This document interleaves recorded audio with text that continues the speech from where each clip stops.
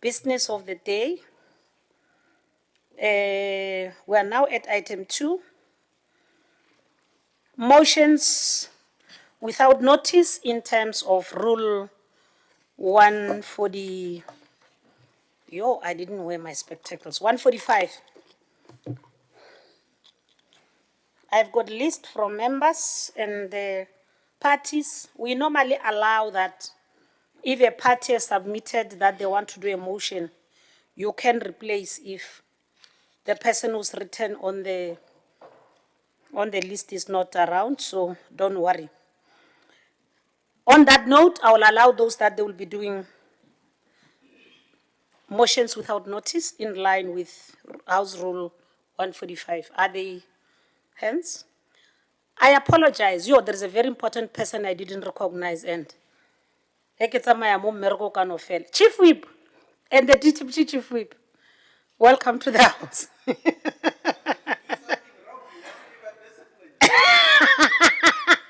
These are the very important people that as and when there are problems, I always run to them.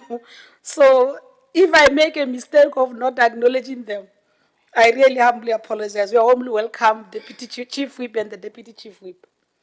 Premier, you have been already acknowledged. I told them that you are running the province, so running a province is not the same as you are running one department. Honourable members, we are now on item 2, motions, not motions without notice. Are they motions without notice? Honourable Sipuru.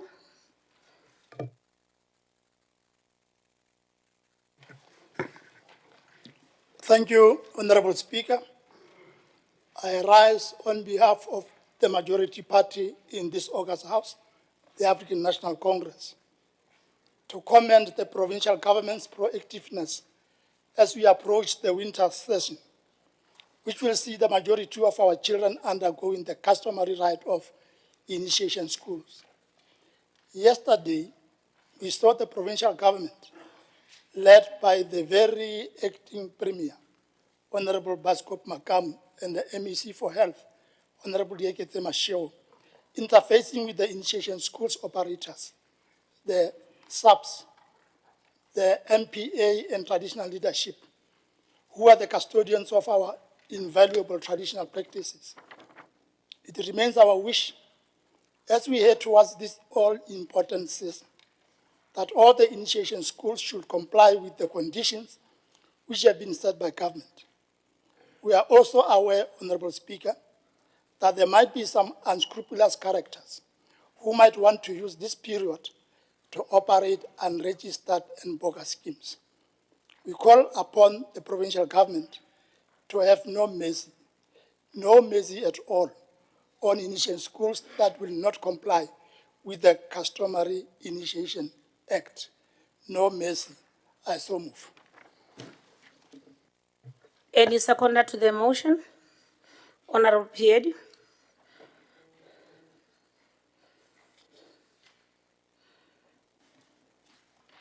Thank you very much, Honourable Speaker.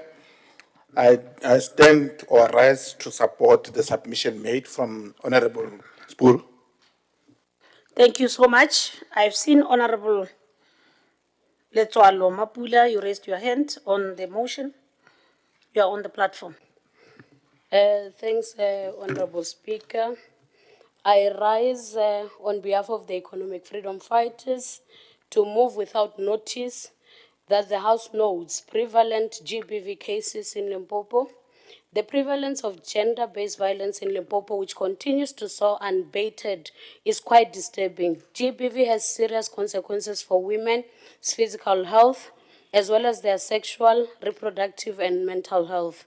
It is a fundamental violation of women's rights, human rights, and has adverse economic and social consequences on women and children in communities. Gender-based violence is a significant issue in South African society, in particular Limpopo. Not only does it have devastating private and social effects, but it also has a sizable economic impact.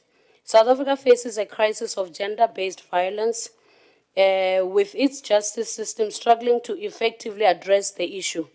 Despite declaring GBV as a national emergency, conviction rates remain low and survivors often face systematic failures and challenges in accessing justice.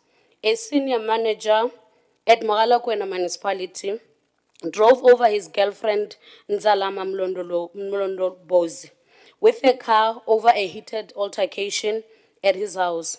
She subsequently died from the severe injuries caused by this painful and unthinkable ordeal meted to her by a man who was supposed to have protected her. Regrettably, the perpetrator of this horrendous crime is still walking on the streets when he was supposed to have been in prison cells. Honourable Speaker, the justice system continues to fail women and children in this country.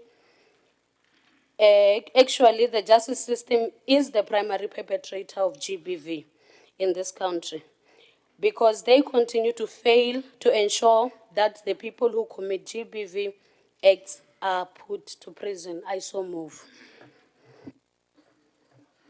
Any seconder to the motion?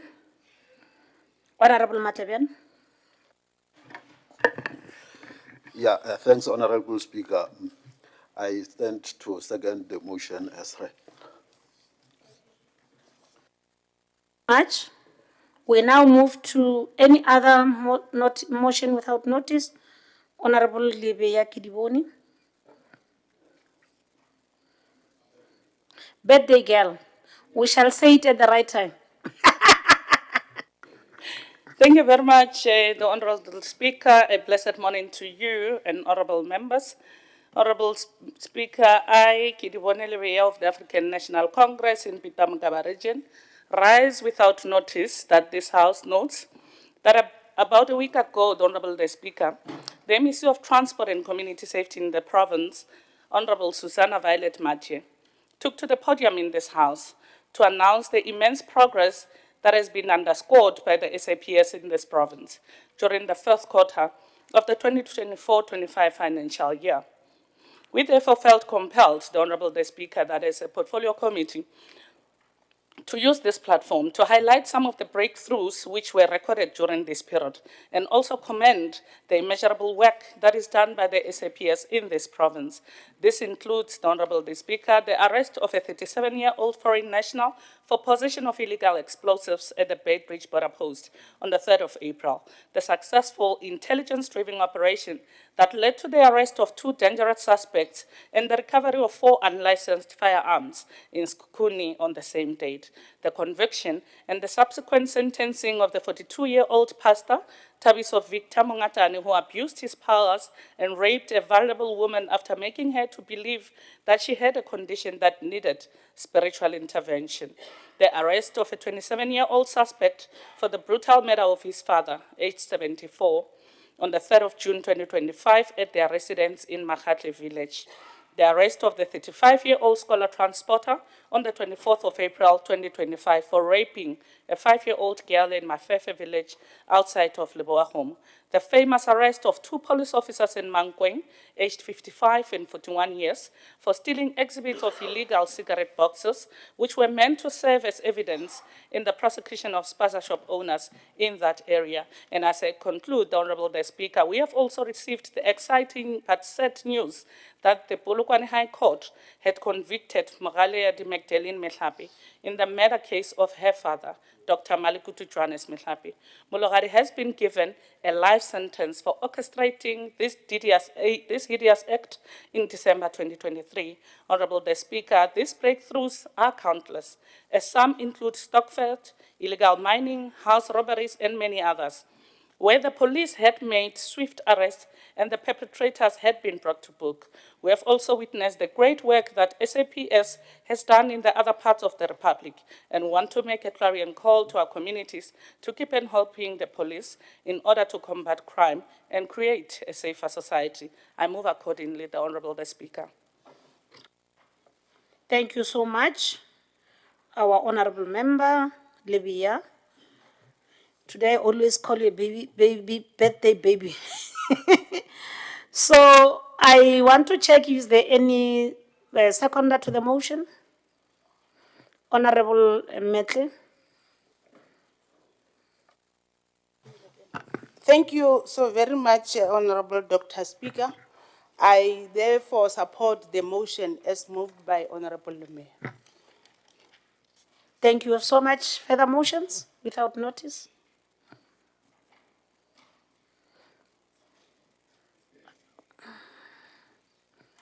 EFF and ANC, have you decided to not to proceed? Yeah, Honourable Limpopo.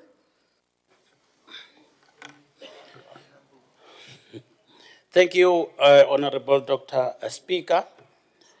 I, Nempomboloni TC, rise on behalf of the African National Congress in this August House to welcome the announcement by President Matamela Cyril Ramaphosa to form the National Dialogue as a platform to address some of the pertinent challenges facing our nation. We also want to congratulate the individuals who have been drawn into the eminent persons group who are charged with the responsibility to take this process forward.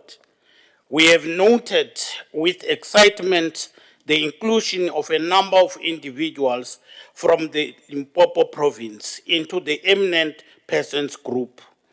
His Excellency Bishop Barnabas Likanyane, the leader of the Zion Christian Church, His Grace Bishop Engenas Likanyane, the leader of St. Engenas Zion Christian Church, Mrs. Khutazo Mchana, a Grand Slam tennis champion who hails from Sishiu within Polokwane municipality, Professor Irinengwe Kuru, a former activist and educationist who has served the people of this province with the highest distinction.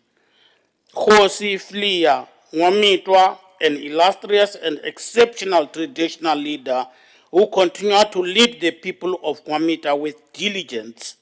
We have noted with contempt allegations by some quarters of the political spectrum that these individuals are somehow sympathetic or have historical relations with the African National Congress.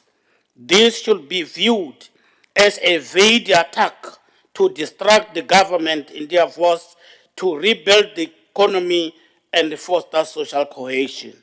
As a nation that is centered around debate and negotiation, we are optimistic that this platform will help our government to craft the much needed solutions to some of the challenges that we have. I so move.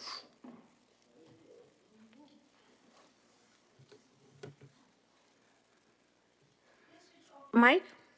Thank you so much. Any seconder to the motion? Honorable Mabucha. Thank you very much, Speaker.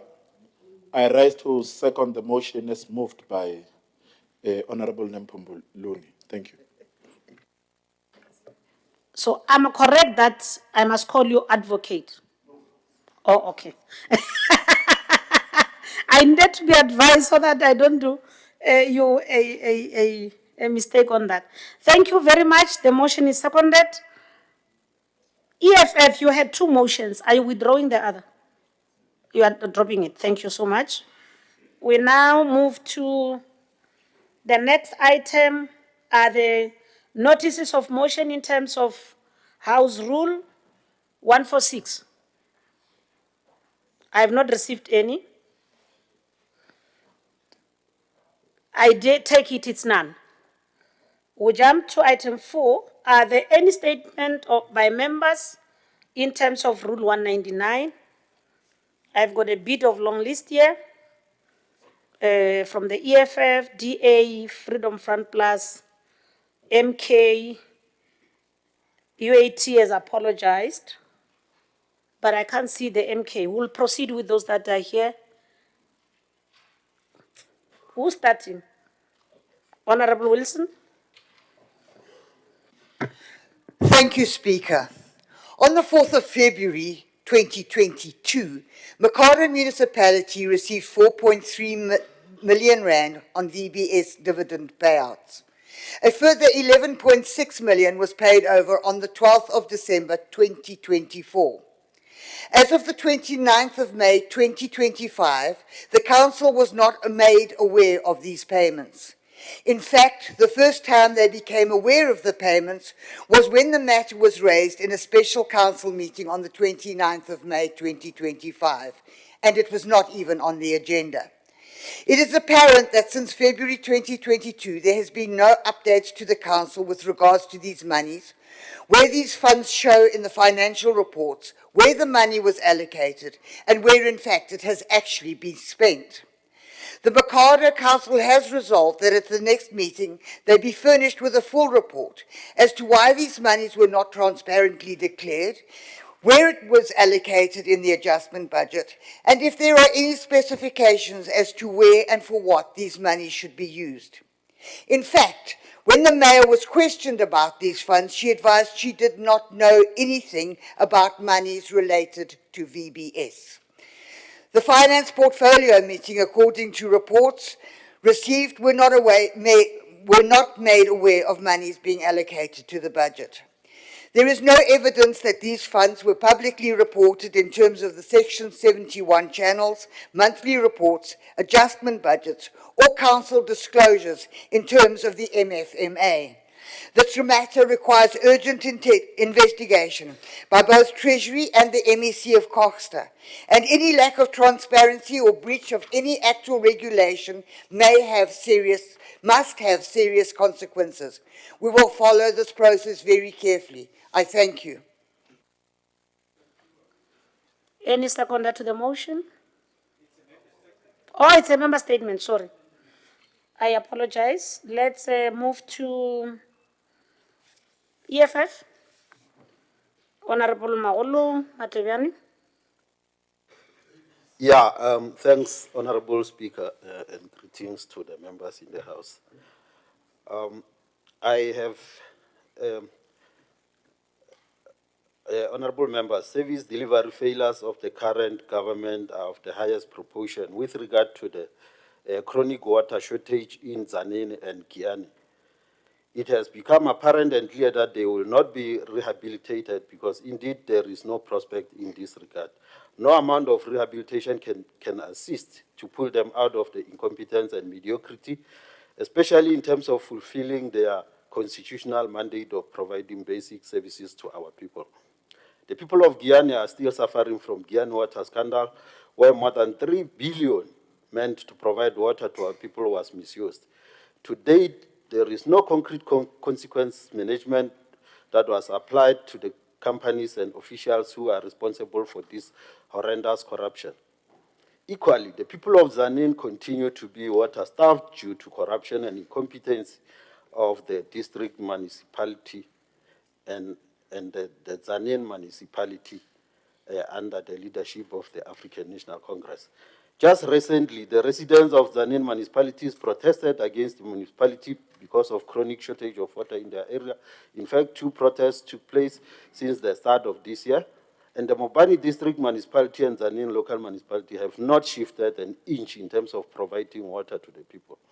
This is a serious water crisis, and it has become clear that the government does not have the capacity to provide basic services like water to the people. I thank you. Thank you so much. We'll now go to Honourable Small.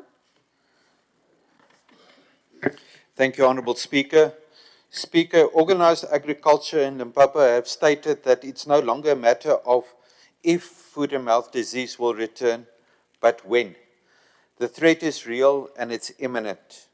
In March, I wrote directly to the Honourable Premier, alerting her to rampant, unmonitored smuggling near Mapungubwe National Park alongside the Zimbabwe border. These are not small operations. They are run by sophisticated, organized criminal syndicates, reportedly even using drones to watch us and evade detection. Most alarming is the smuggling of goats from Zimbabwe known to foot and mouth disease carriers.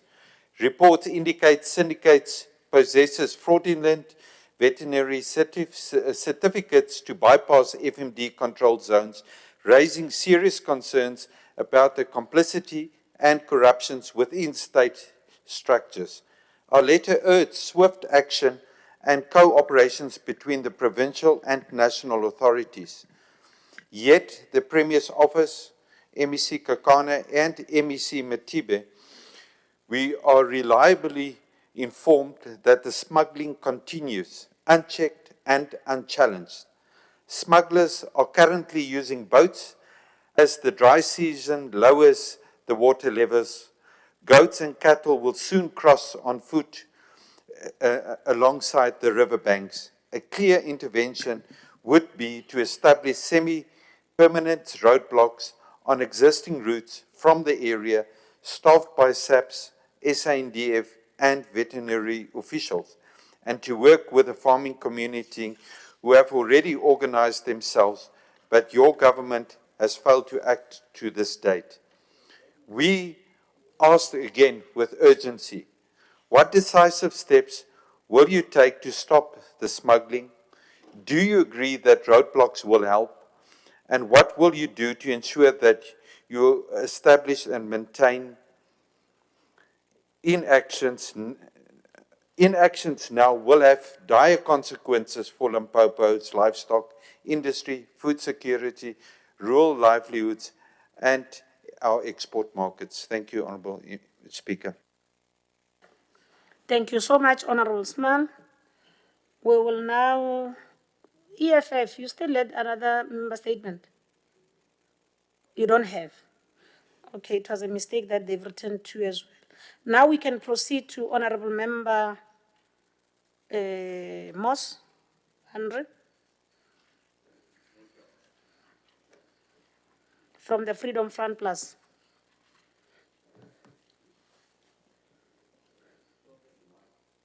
Oh. Thank you, Honourable Speaker. The Freedom Front Plus welcomes the guilty verdict handed down to the three accused in the brutal murder of Mr. Nicky Jansen van Rensburg, which took place on 7th October 2022 at his farm in Rutan, Limpopo. I was present at yesterday's court proceeding to support the family and loved ones of the deceased during the attack. Mr. Jansen van Rensburg's fiancée, Mrs. Veronica Grobler, and a young boy were assaulted, tied up, and forced to witness the horrific events as it unfolded. On the 21st of August 2023, during the court proceedings, the defense sought to have the case dismissed, alleging insufficient evidence. However, the late Honourable Marcel Maritz, then MPL and provincial leader of the Freedom Front Plus, intervened by contacting the Waterberg District Police Commissioner to ensure that the investigation was completed and all relevant evidence submitted.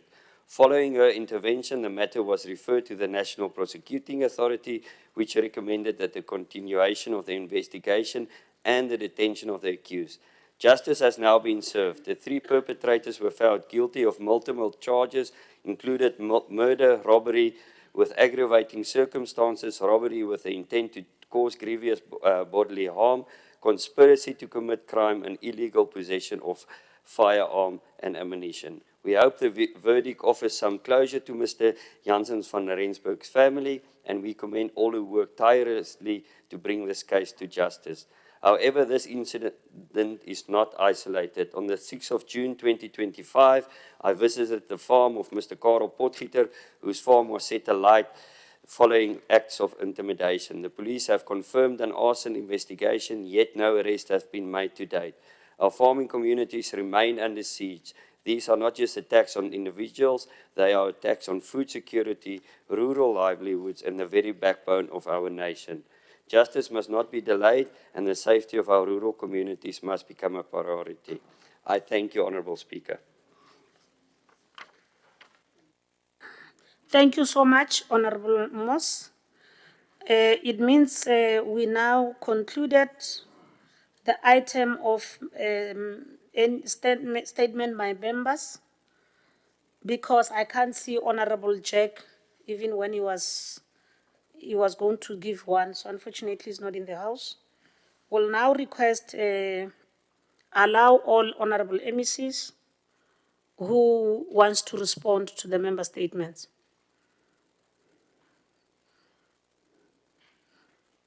Before the acting premier comes, is there any other MEC who wants to make a comment? Acting premier, let me allow other MECs to start, then you will close.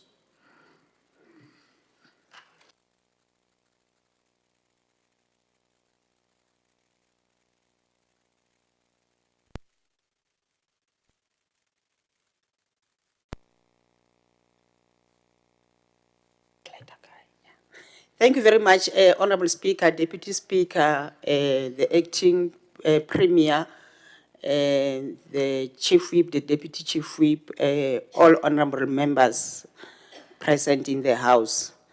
Let me take this opportunity to indicate that the question as raised by Honourable Smale on the issue of the smuggling of goods and animals. We are making sure that as the department, as already alluded to, Department of Agriculture and Rural Development, together with the Department for Leaders, we are working closely with the interministerial committee, of course, constituted by various ministers, your Minister of Defense, Minister of Home Affairs, and to a certain extent, the Minister of Health, who will work closely with the Border Management Authority to make sure that they address the issue of the smuggling of both the goods and animals to other countries or across the borders. And also the usage of the drones, of course, as introduced by the very same interministerial committee together with the Border Management Authority. They are doing a significant strides to make sure that those who are found wanting in terms of the law, they are incarcerated. So far on the issue of the selling of the veterinary certificates, similarly by the veterinary extension officers, the matter will be investigated. But what we want to bring forth to the House is that the veterinary extension officers are hard at work to make sure that they control the movement of animals from South Africa, also across the border gates, those animals to Mozambique and also Zimbabwe. So in terms of the raw and exports market, I think in that breath, we are also doing a significant strides to make sure that as and when our extension veterinary officers are monitoring the control of animals, we are as well make sure that we initiate the issue of the vaccination, of course, of the very same animals, our cattle, so that our farmers will be able to make sure that they qualify or they meet the standard of both the South African global agricultural practice and also other practices that will require the export of markets from our own country domestically together with the international markets. Thank you so much. Ra leboga Honourable MEC Kekana for taking that response. If we sana any other response from other MEC, I will now allow MEC for CoGHSTA, who's the leader of government business. If there are others that were raised for other MECs who are not here, you will as well take that. Now we recognize you, Honourable Basco Makamu, the acting premier. Thanks very much, Honourable Speaker, and greetings to the Deputy Speaker, colleagues, MECs, the Honourable House, the Chief Whip and the Deputy Chief Whip of the Legislature. I'm here to come to respond to a statement as made by Honourable Wilson about Makado local municipality, one of our best municipality in the province, about the non-declaration of the proceeds that the municipality got out of the liquidators of the VBS. The amount that the only concern which is being raised here is that the mayor did not know, but also it was not included in the budget adjustment. But I think for the fact that the honorable member is making a statement about that amount is that that money is known by the public and it's a public money. Definitely that money will be part of the report of the municipality, and we can assure that we will also want to go and check why it was not necessarily declared when an adjustment budget, because on the revenue part of the municipality it should have been appeared. But as I'm standing here, Honorable Speaker, I may not necessarily, because even the Honorable Member was also talking in terms of the report, which I'm not favored with. I may not necessarily know the details, but we take the matter, will be able to investigate, and will be able to make sure that the money get to be declared in the books of the municipality. Honorable Speaker, Honorable Makulu is talking about the shortage of water in Giani and Zanin. Fortunately, I'm coming from Giani. I'm aware of the water. I always have a constant contact with the executive mayor of Mopan. The shortage is not necessarily about corruption, as it is mentioned here. It's about the capacity and the resource. Hence, we know that there is a project of bringing water from Nandoni to support the water in Guyana.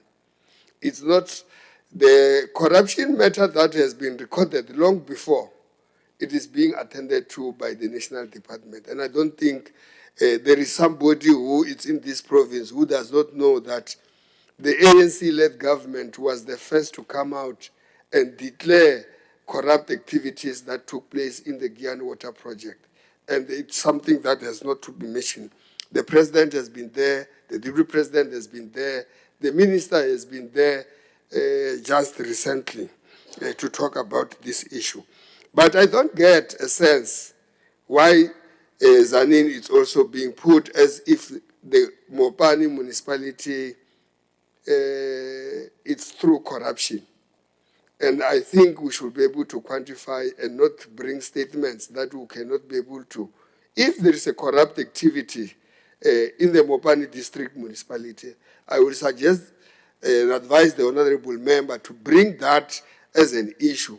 But you know, Limpopo as a province, the nature of how water, generally with the dams, together with the underground, we are a drought province, which may sometimes mean we may not necessarily have.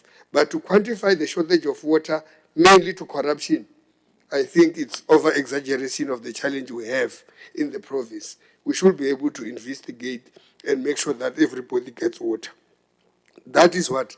Honorable Speaker, I listened and tried to want to figure out the member statement made by Honorable Andre Moss from the Freedom Front Plus. I could not get a sense of the instructive part of the member statement to the executive. What is it that we... But we also appreciate that he was part of the proceedings yesterday in the hearing, as the members have got the responsibility to support our communities. And we will want to say we appreciate that he was part of the court yesterday.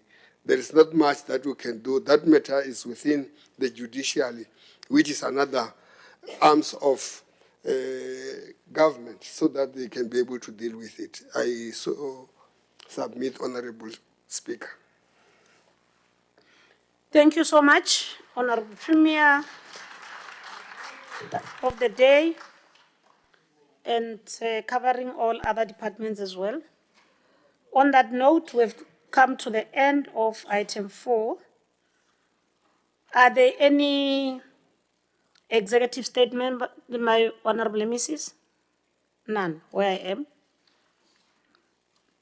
Please, leader of government business, in future, if members want to make statements, we need to be informed on time so that we just don't get surprised when people raise hands. That's why even all other parties, they do submit their motions.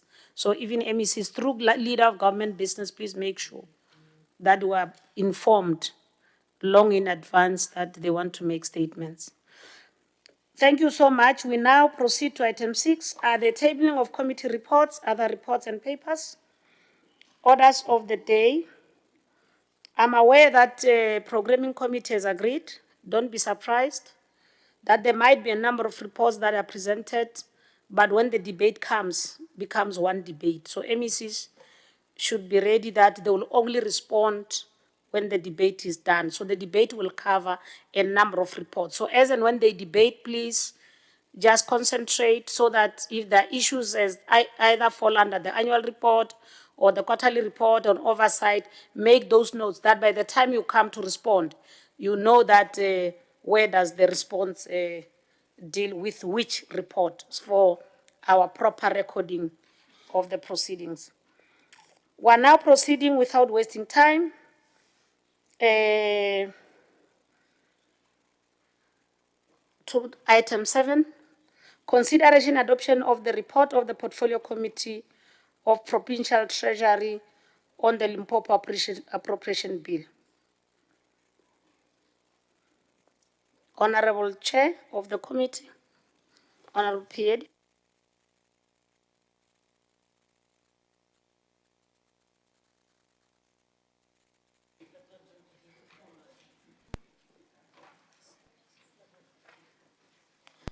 Thank you very much, Honourable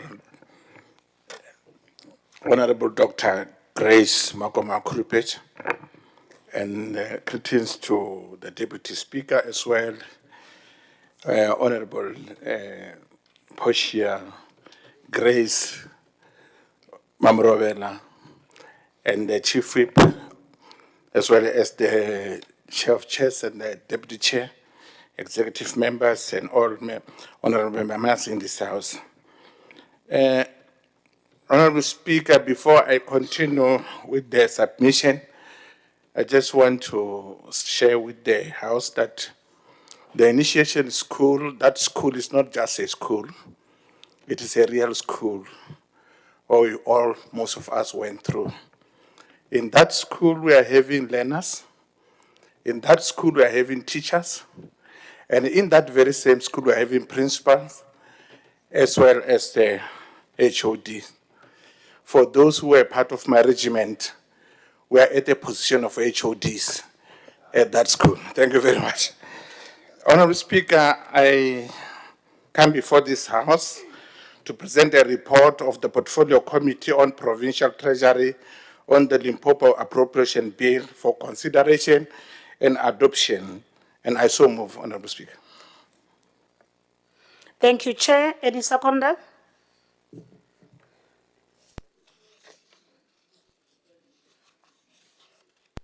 Any seconder, Honourable Nechifefe? I didn't want to miss the surname proper.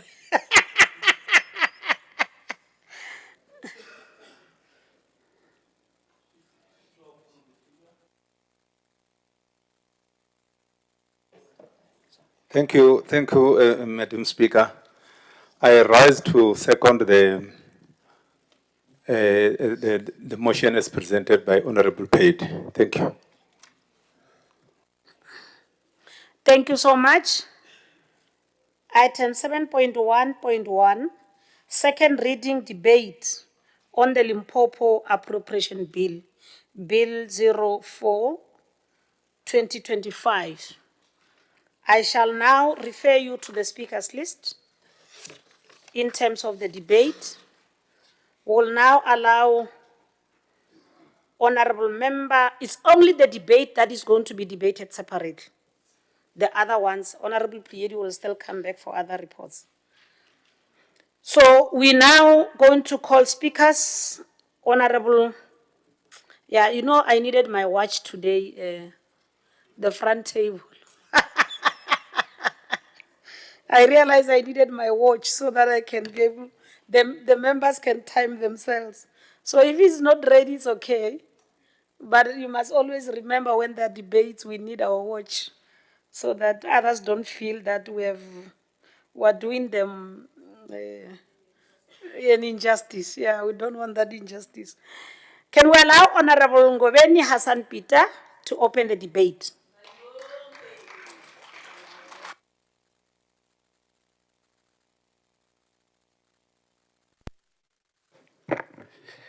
Thank you very much, Honorable Speaker, Dr. Makoma Makurupechi, the Deputy Speaker, Honorable Dewo Mamaravela, the Acting Premier and the Leader of Government Business, Honorable Biskop Makamu, Honorable MECs, Honorable Chief Whip and the Deputy Chief Whip and members of the Wipari,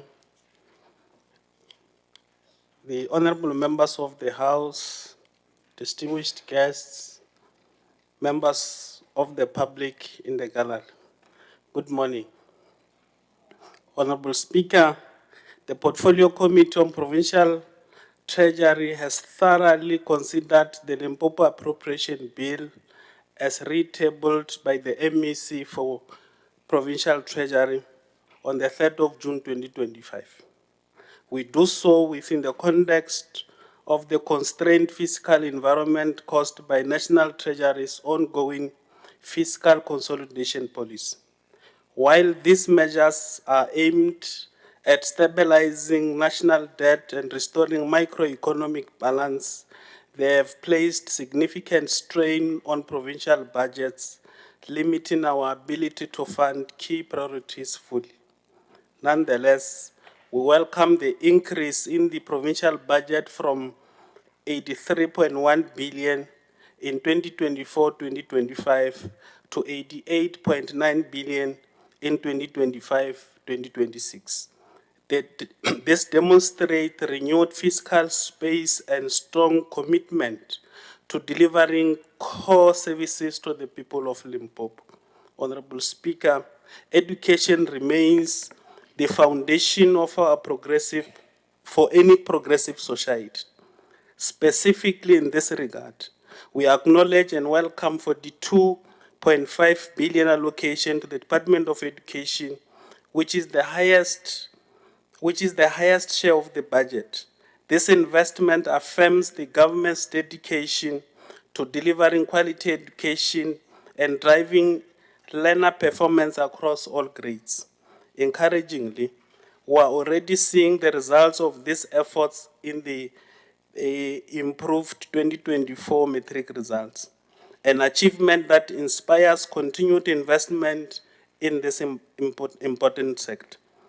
In the end and in essence, and through this budget, we must ensure that every learner in Limpopo has an equal opportunity to succeed, whether they are in Vembe, Mopani, Skukune, Waterberg, and Capricorn.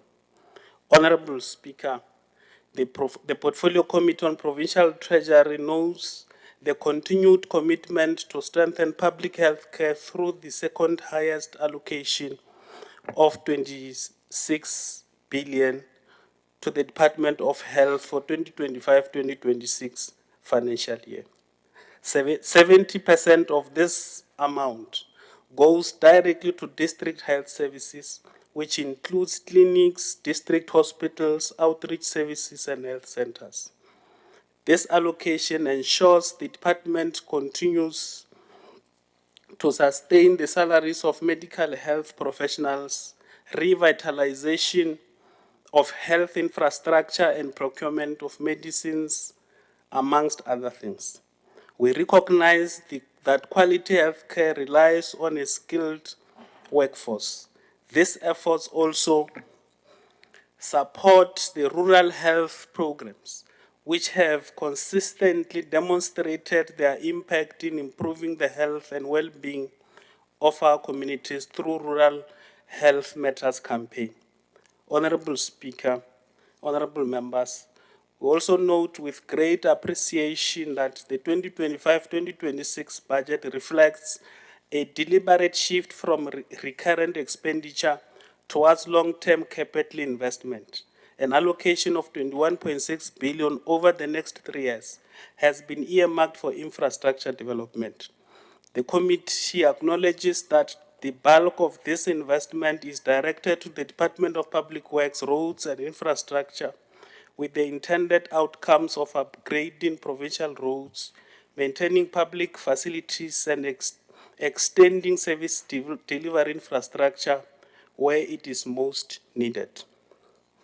To put it more dramatic, it is our conviction that this budget will help complete Road D3150 from Morebeng in Capricorn to Sohoses and Mupani, and many other incomplete roads in the province.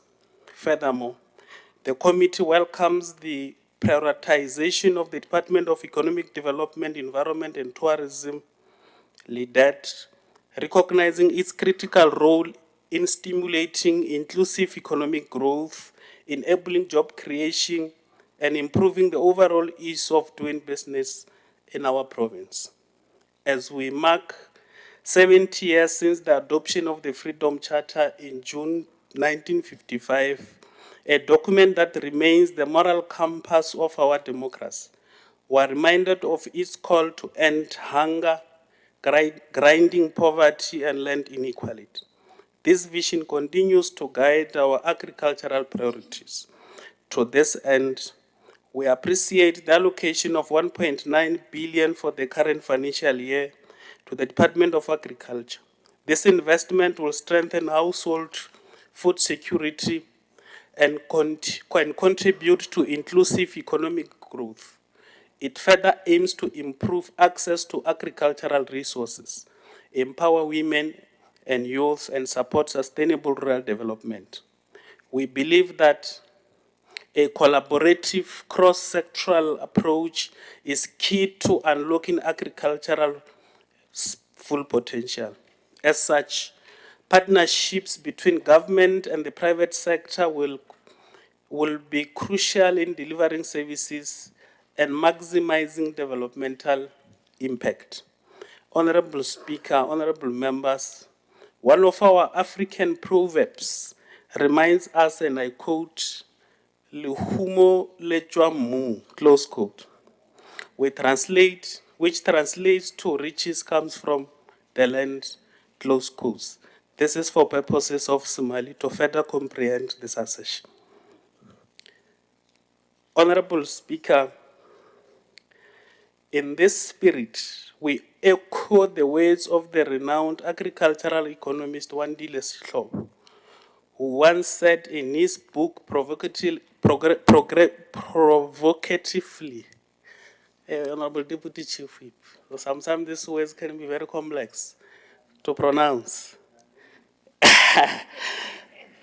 who once said in his book provocatively entitled "A Country of Two Agricultures," and I quote, "Growth in agriculture is 2 or 3 times more effective and in reducing poverty than an equivalent amount of growth generated outside agriculture," close quote.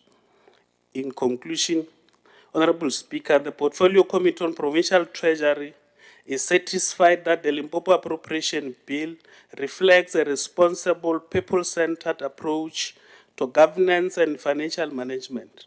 We therefore recommend that this Honourable House considers and adopts this bill. I so move, and thank you very much. We must take it from the Deputy Chair of Chairs. You are still left with 1 minute and 43 seconds. So I do have the watch myself. So I'm just saying they've done the watch. It's just not visible to you. But at least he was able to complete within time. Honourable Small, is it you who's taking the debate?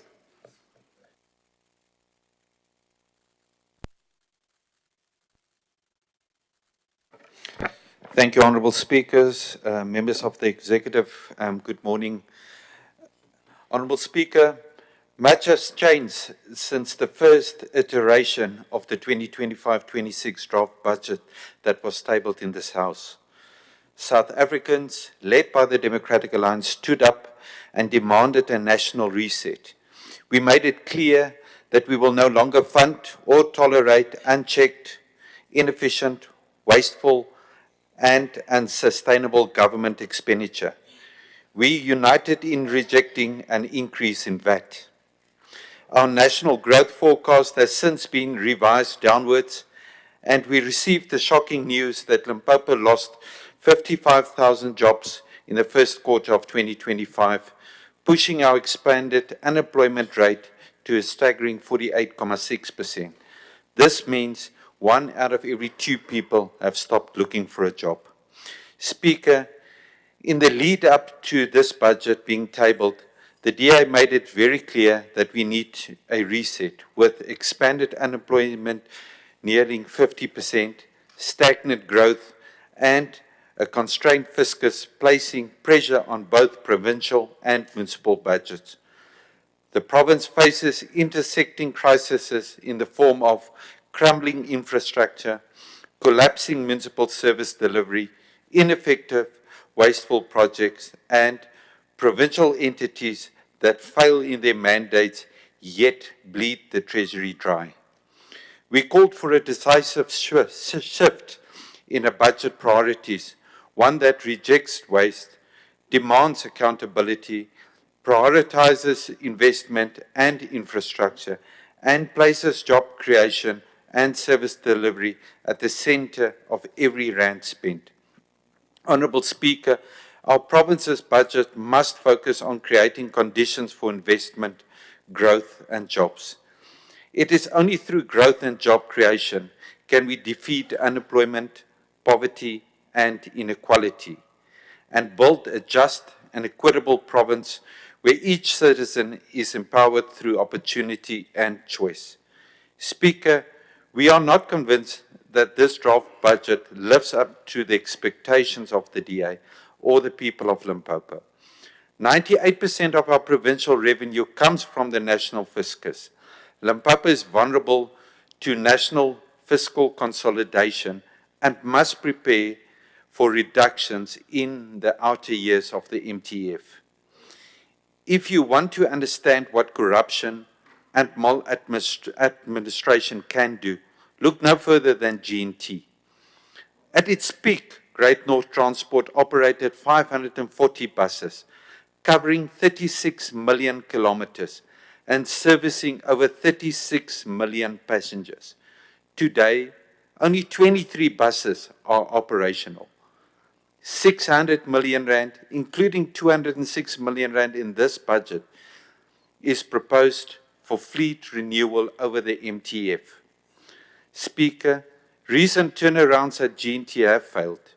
With removing those responsible for the corruption and the collapse of G&T and the inability to turn the matter around, we must question the efficiency of those allocations. We also question the 730 million rand allocated to LEADER for the MMSEZ, FTSZ, and other catalytic programs, especially in relation to the MMSEZ, where the north side remains ungazetted as a SEZ. The southern side operator is under performance review. Procedural flaws, litigations, and unresolved EIAs persist. Community and environmental opposition remains unaddressed, and there is little evidence of a reliable investment. We note the 958 million rand allocated to ROL, but question its capacity to deliver.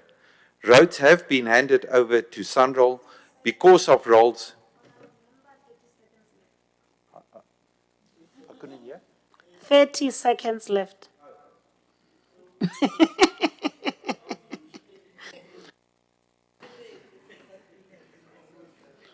Thank you, Honourable Speaker. Will it bring improved infrastructure maintenance and expansion and the result of increased investment in the province and job creation and poverty alleviation? We will nonetheless exercise our oversight and ensure accountability. We, however, support the budget as presented by the MEC. Thank you so much. We'll now, sorry, honorable members, I will interject you when I see the time is. Honorable Letswalo says, Mapula gratitude. I love the gratitude one. Thank you, Honourable Speaker. Erinegeren Dao, members of the legislature, MECs, Honourable Speaker, distinguished guests, and also the people of Limpopo. Mawe Kipikar, the appropriation bills are essential for managing public finances, but they face several weaknesses related to their implementation and oversight. These include challenges with underspending, the potential for irregular and wasteful expenditure, concerns about debt service cost, outstripping allocation for critical areas, and the need for stronger consequence management and accountability, especially in areas like infrastructure spending. A recurring problem is that allocated funds are not always spent as intended, leading to underspending and missed opportunities for service delivery and economic growth. Infrastructure spending is also often cited as an area where allocations are not fully utilized, impacting service delivery and economic development. Weak accountability undermines the effectiveness of the budget process and can foster a culture of impunity, making it more difficult to address corruption and misuse of public funds. Under the ANC government, Limpopo province faces significant challenges in effectively managing and utilizing conditional grants, including delays in recruiting staff, procurement issues, and poor reporting and misleading reporting, leading to reduced allocations. These challenges impact various sectors like education, health, infrastructure, resulting in delays in project completion, poor service delivery, and unmet needs within the province. Of the total MTEF allocation, 110 billion plus over or 82% is directed towards funding public ordinary schools education to cater for over 1 million learners in no-fee public ordinary schools in line with the national norms and standards for school funding.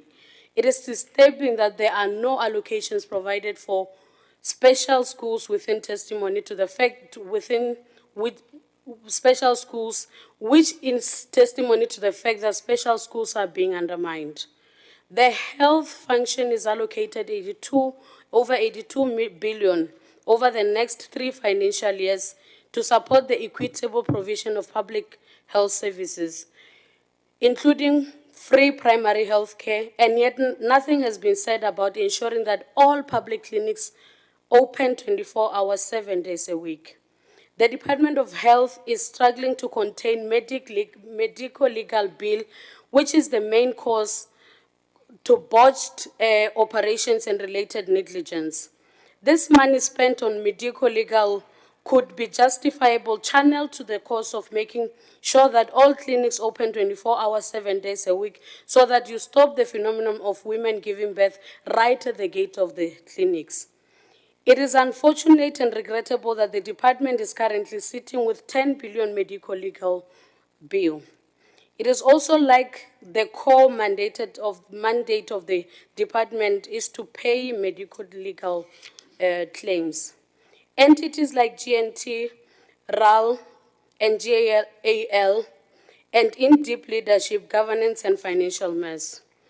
Lack of superior logic continues to fail the government, especially on the governance entities, which naturally are expected to be self-sustainable. Honourable Speaker, the department's 2025-2026 financial allocation also include over 958 million set aside to transfer to Road Agency Limpopo to improve the provincial road network. Despite this allocation, Limpopo province continues to face significant road infrastructure challenges, particularly concerning the extensive network of gravel and the high cost of upgrading them. The province has faced a backlog in upgrading roads and maintaining both paved and gravel roads. We continue to see massive deterioration of the infrastructure in Limpopo under the watchful eye of the government. Honourable Speaker, Gezwadzo.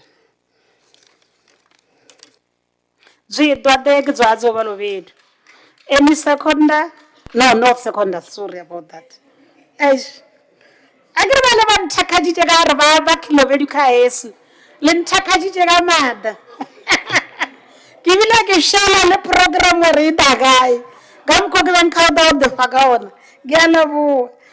We now go to item 4. I mean, there's the closing debate by Honourable P.A.D. Solomon. Chairperson.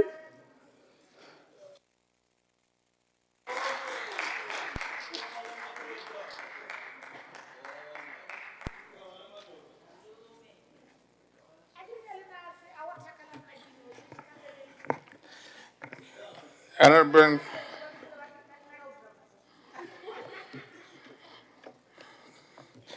I'm still allowing the Honourable Speaker to enjoy the language. Thank you very much, Honourable Speaker, but I can also tell you that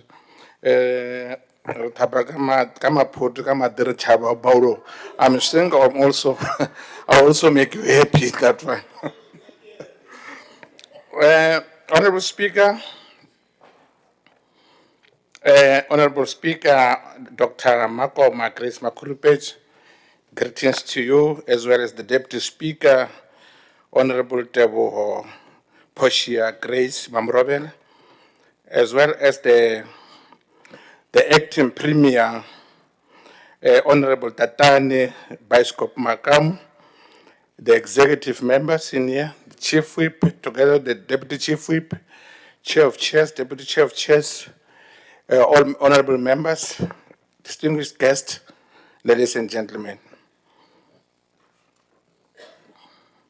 Can I also pass my greetings to the opposition party or leaders of the opposition party who are within our midst in this city? Honourable Speaker, today's sitting is taking place few days after the MEC responsible for Provincial Treasury retabled the Limpopo Appropriation Bill, Bill 4 of 2025, which its mandate is to provide the appropriation and allocation of money from the Provincial Revenue Fund for the 2025-2026 financial year. Once more, Honourable Speaker, the first reading of the bill was tabled on the 25th of March 2025 in line with Section 164 of Standing Rules and Orders of the Limpopo Legislature, which puts sole responsibility on the MEC for Treasury to introduce the money bill by delivering an introductory speech in the House accordingly. The Speaker of the House therefore deferred the bill to the Portfolio Committee on Treasury for further processing in line with Section 165 of Standing Rules and Orders of the Limpopo Legislature. The committee met with the Department for Provincial Treasury in order to be briefed on the bill and its principles. Once more, Honourable Speaker, the provincial budget for the financial year 2025-26 amounts to 88.9 billion rands, as Honourable Ngobeni has said, which includes the equitable share allocation of 77.6 billion rands and the provincial conditional grant allocation of 12.3 billion rands. The retabling must also be seen as an event wherein we remind ourselves about the number of regrettable activities that took place after the first reading by the Minister of Finance. Because we are coming from a history of listening to the people, Honourable Speaker, our Honourable Minister has also taken the heat and the plight of the people, and the withdrawal of the budget was also made.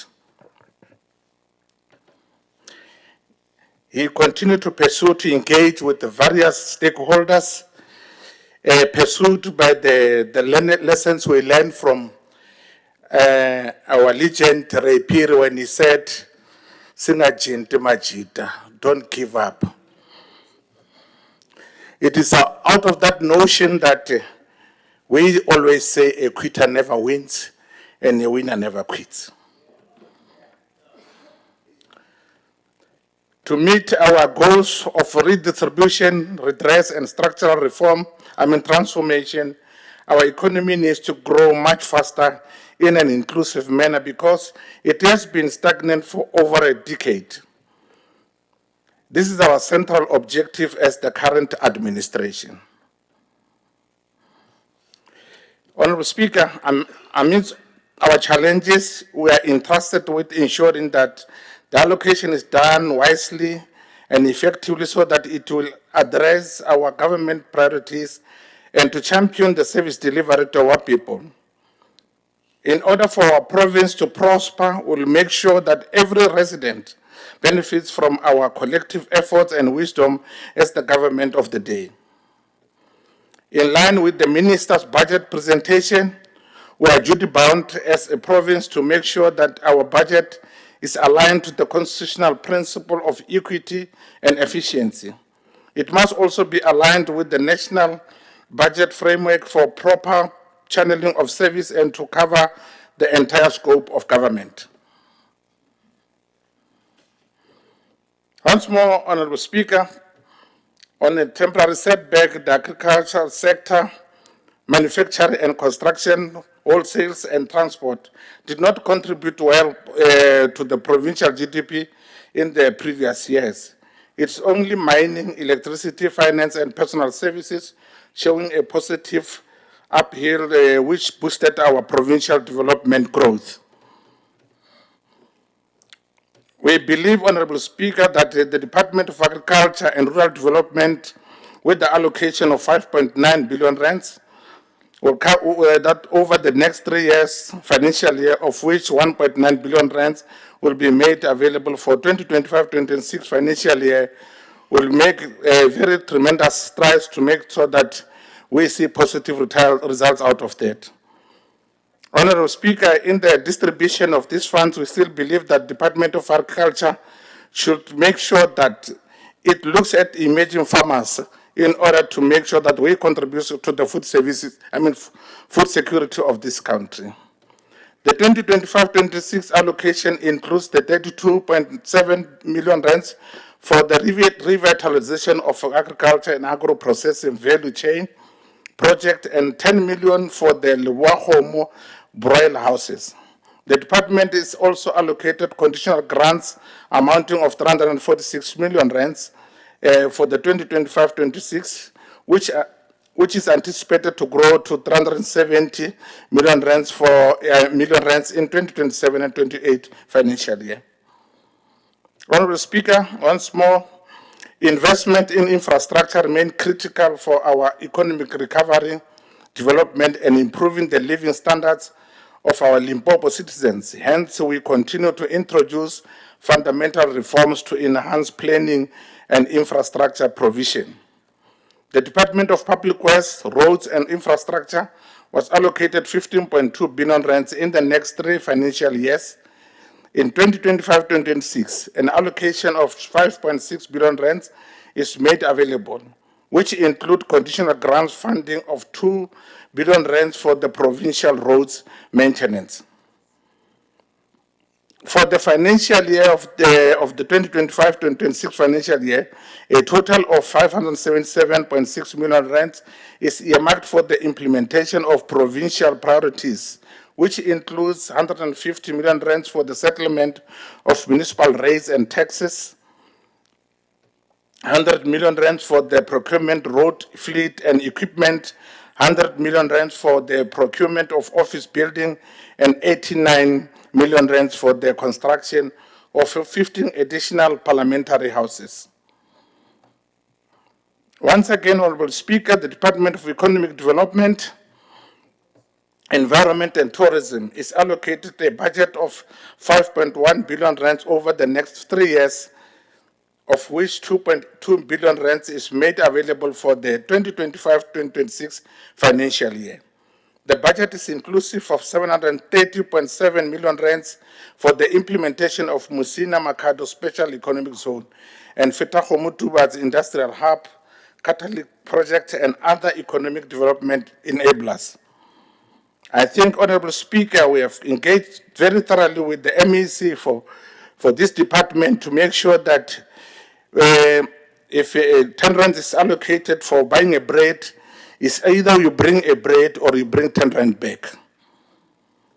There is a total of 206.6 million rands allocated to Great North Transport in 2025-2026 financial year for the acquisition of buses to provide much needed relief to the existing aging fleet, enhancing operational efficiency and passenger experience.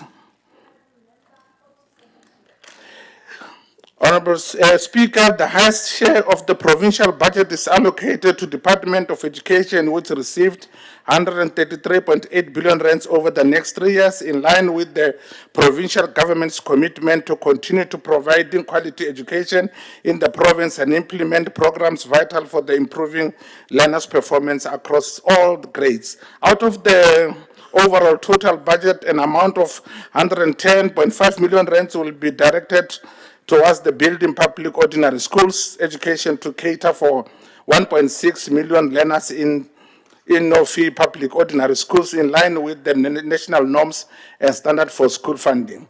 This budget is, in conclusion, Honourable Speaker, the Department of Local Government Traditional Affairs has also been allocated money to make sure that we work with the chiefs and improve their offices, as well as buying them fleets and other important items, including furniture. Thank you very much, Honourable Speaker. Thank you so much. Raleboga, we shall now call upon the Honourable MEC, Provincial Treasury, Honourable Magwai, to respond to the debate by honourable members. Honourable Magwai.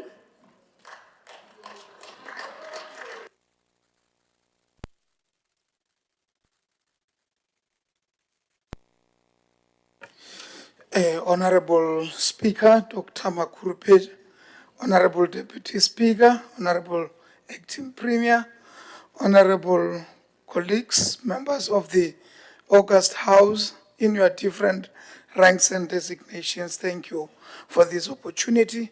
Perhaps one should just first acknowledge and appreciate that indeed, as per our optimism, yesterday in the NCOP, all the 9 provinces voted in favor of the adoption of the 2025 fiscal framework and revenue proposals, 100%. On the other hand, the National Assembly, it was a 2/3 majority, a unanimous adoption of the same, against only 88 who voted against and only 2 who abstained. And this thing that we used to talk about, that with cooperation, this country will always move, and it is moving. And then with the approval of this framework, of course, by both houses, the budget process will move as planned. And I believe in the next week or so, the Division of Revenue Bill and the Appropriation Bill will be passed. And this will ensure that the implementation of the much desired projects is fast-tracked and cash flow will move. So we appreciate and really believe that all what has been pessimistically looked at in our country is a thing of the past. South Africa is in good hands and it will move. And coming back to the matters raised here, I really appreciate all the inputs. There is not much for me to do other than to acknowledge some of the advice and counsel. I do take note that there is this issue of GNT. I believe together with LIDET and Transport and Community Safety and all stakeholders, we should find a permanent solution for this one. As in the case of other things that have happened will always overcome as we are overcomers. So we are very thankful to all the inputs given about the budget and the move to adopt the appropriation bill and move us further and await that the whole budget process is concluded and that Limpopo will become a winner. We are taking note of the call for accountability. Yes, this is what we have always wished for, and we believe it is doable. We have taken good counsel from the members of the committee and members of this August House, and we believe we will overcome, and we are overcoming, and we will always win, and Limpopo will be the most beneficiary of this win. I thank you, Honourable Speaker.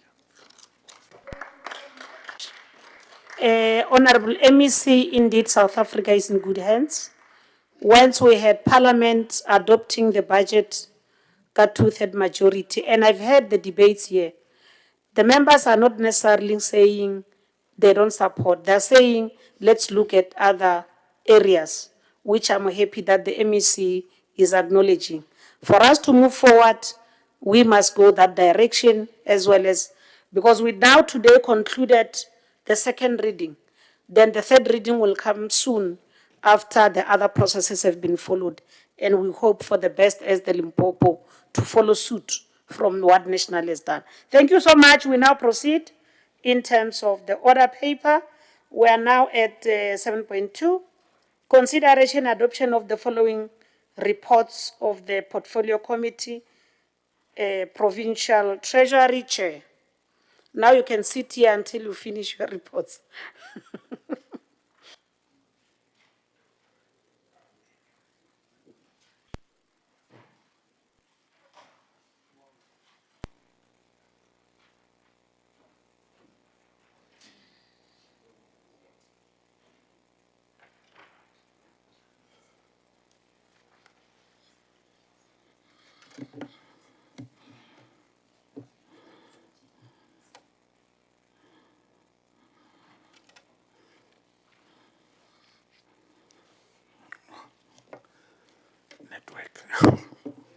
Just pardon me, Honourable Speaker. You see this thing of technology. Can I have the other phone for the network?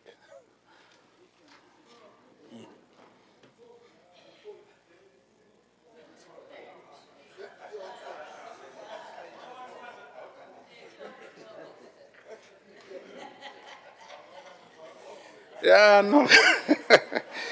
I knew that I would be in trouble when coming to the Deputy Chief Whip. I want to hotspot, Honourable Speaker.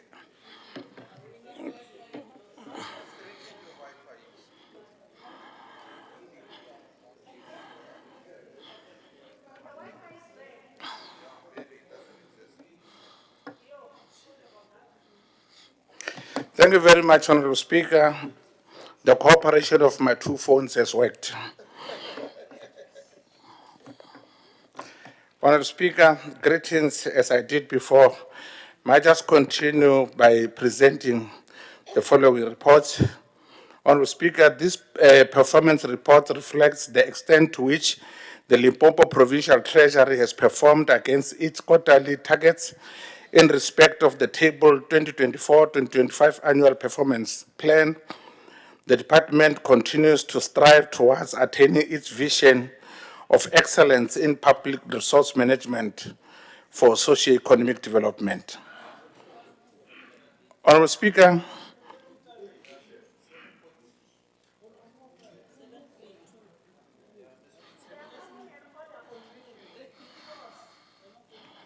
oh.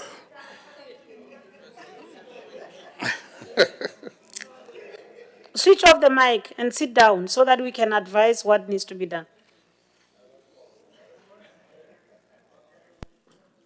You are on 7.2.1. Your duty is to move for the adoption of 2023-2024 fourth quarter report. Thank you very much. Sorry for fast forward planning. Honourable Speaker, As Portfolio Committee on Treasury, we hereby submit the reports for the 2023-2024 fourth quarter report from the fourth quarter report, as well as the 2023-2024 annual report. May I continue with other reports, Honourable Speaker? Oh, thank you. Sit down there. Can we please call a seconder for the adoption of the reports of the Portfolio Committee of Provincial Treasury 2023-2024 fourth quarter report? Honourable Dr. Silani.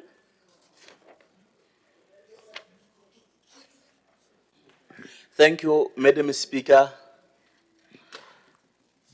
I hereby seconding the chairperson of the Portfolio Committee for Department of Treasury. Thank you. Honourable Chair, you can proceed to 7.2.2, 2023-2024 annual report. Thank you very much, Honourable Speaker. I also, on behalf of the Portfolio Committee, submit a report on Provincial Treasury for the 2023-2024 annual reports. I so move. To the report, Honourable Mukweli. Thank you, Honourable Speaker. We second the report as presented. Thank you. Thank you so much. We will now move to consider 7.3, consideration of the report, consideration and adoption of the report of the Provincial Treasury Portfolio Committee, 7.3.1 to 2024-2025 first quarter report. Honourable Chair.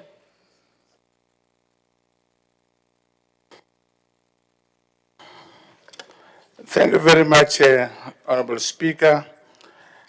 I stand up before this House again to present the 2024-2025 first quarter report for consideration and adoption. I so move, Honourable Speaker. You can go now back to your seat, Honourable Piedi.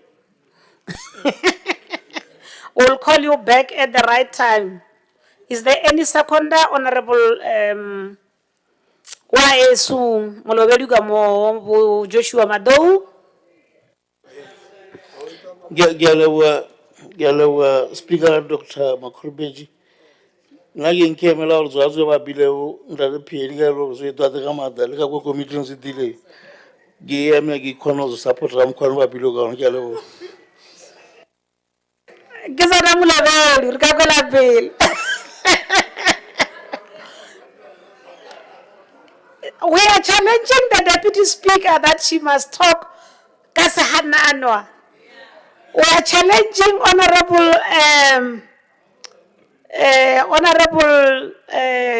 Majomani Mola. Sfanless Kulume Missy Sports. Sfundesa Kuluma. Is an official language in this house. We need all these languages. You see, always Honourable Wilson, Pratt, Larry Nabo. So thank you so much. We'll now go to the speakers list, honourable members. The speakers list is as follows. Honourable Dr. Silani Che Bonini David is the one opening the debate.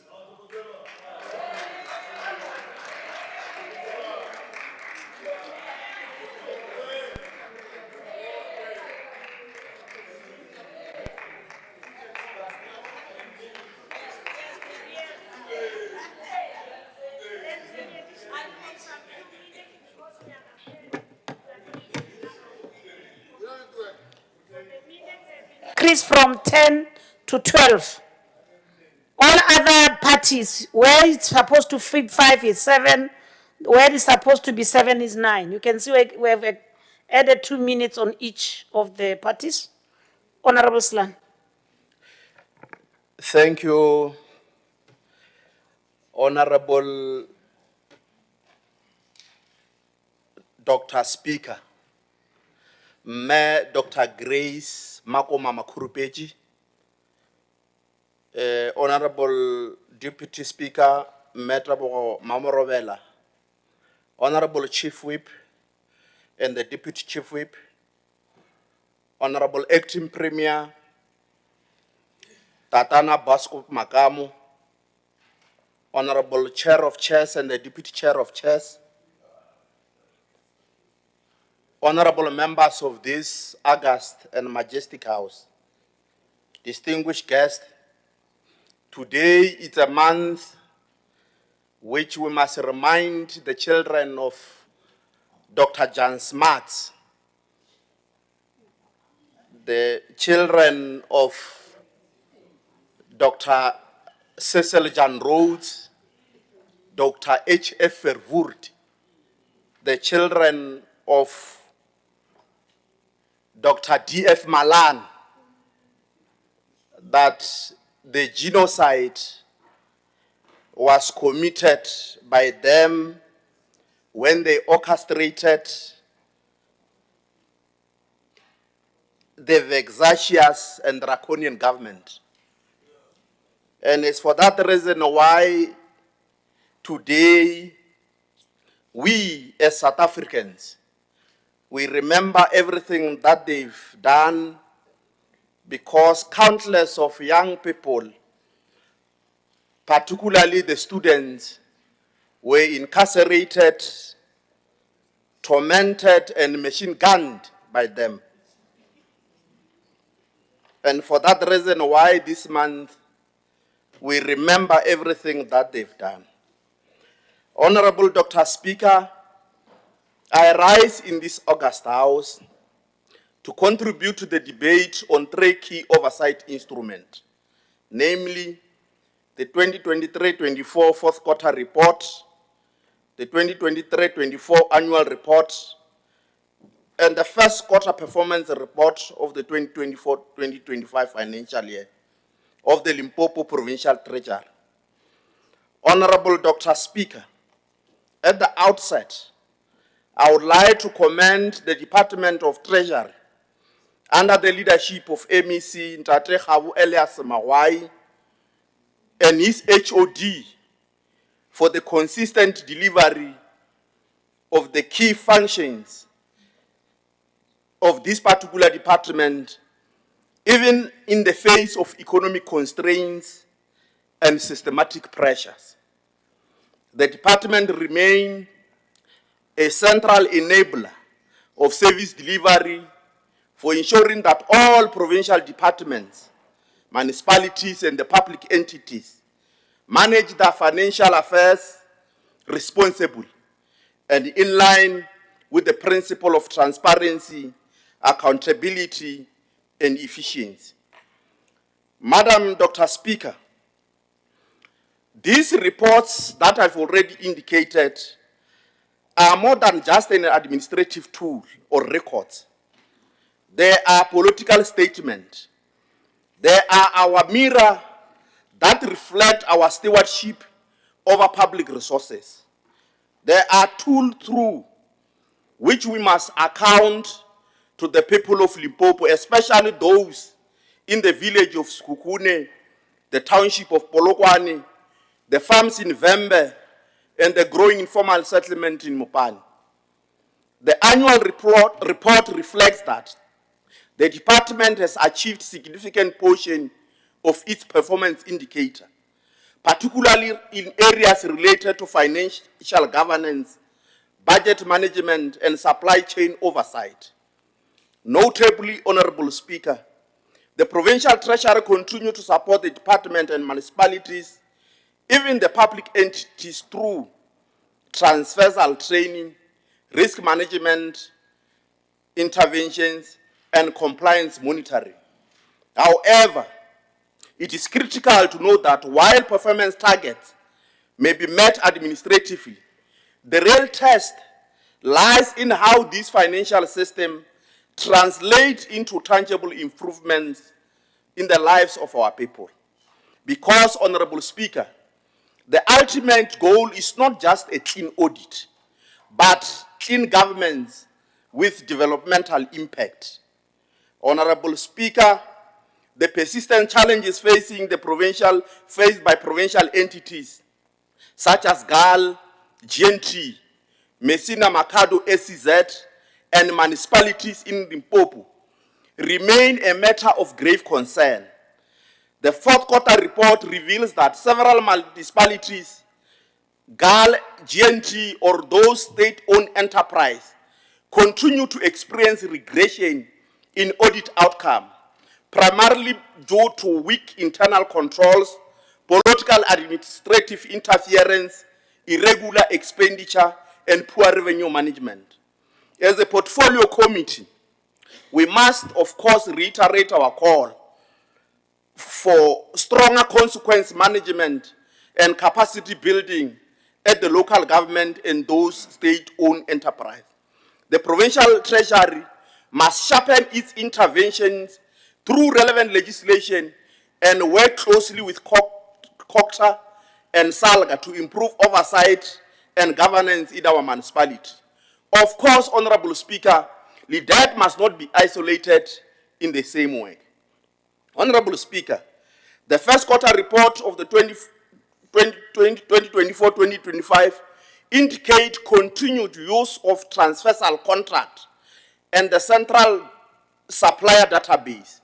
While this mechanism aims to standardize procurement and prevent abuse, it must also serve, as we've already indicated, that it must serve the developmental goal. Honourable Speaker, the time has come to make public procurement a tool for economic justice. Whilst making public procurement a tool for economic justice, we must ask ourselves the following question. How many youth-owned enterprises are accessing procurement opportunities? Are rural township, women-led business being empowered through Treasury policy? Is local content being prioritized? Necessary because the provincial treasurer must do more to track procurement impact in order to publish the supplier data so that this particular data is accessible in format and guard against any form of manipulation from supply chain management processes. This can also, Honourable Speaker, restore the confidence of our people. Honourable Speaker, the provincial treasurer role in coordinating the budget is foundational. We acknowledge the efforts to align the departmental spending with the Limpopo development plan and key priorities such as infrastructure, youth employment, education, and health. However, Honourable Speaker, we must reflect on the effectiveness on this particular alignment. The question remains, does our budgeting respond to the crisis of unemployment, poverty, and inequality? Are we investing adequately in rural development, township economies, and TVET infrastructure to stimulate economic growth? These are the questions that we must from time to time ask Treasury, especially when they are aligning their budget. Honourable Speaker, we are debating this report in the context where our economy is under severe strain. Youth unemployment remains dangerously high, inequality is deepening, and the pace of inclusive development is too far slow. Our understanding is that budgetary allocation coordinated by the Treasury must respond to this particular reality. The Limpopo Development Plan and Limpopo Provincial Growth and Development Strategy must guide expenditure priorities, not for political convenience or historical sluggishness. It is in our interest to see the budget alignment with a catalytic infrastructure project, the revitalization of industrial parks, the support of TVET colleges, and the investment in agriculture, and moreover, the township enterprise development.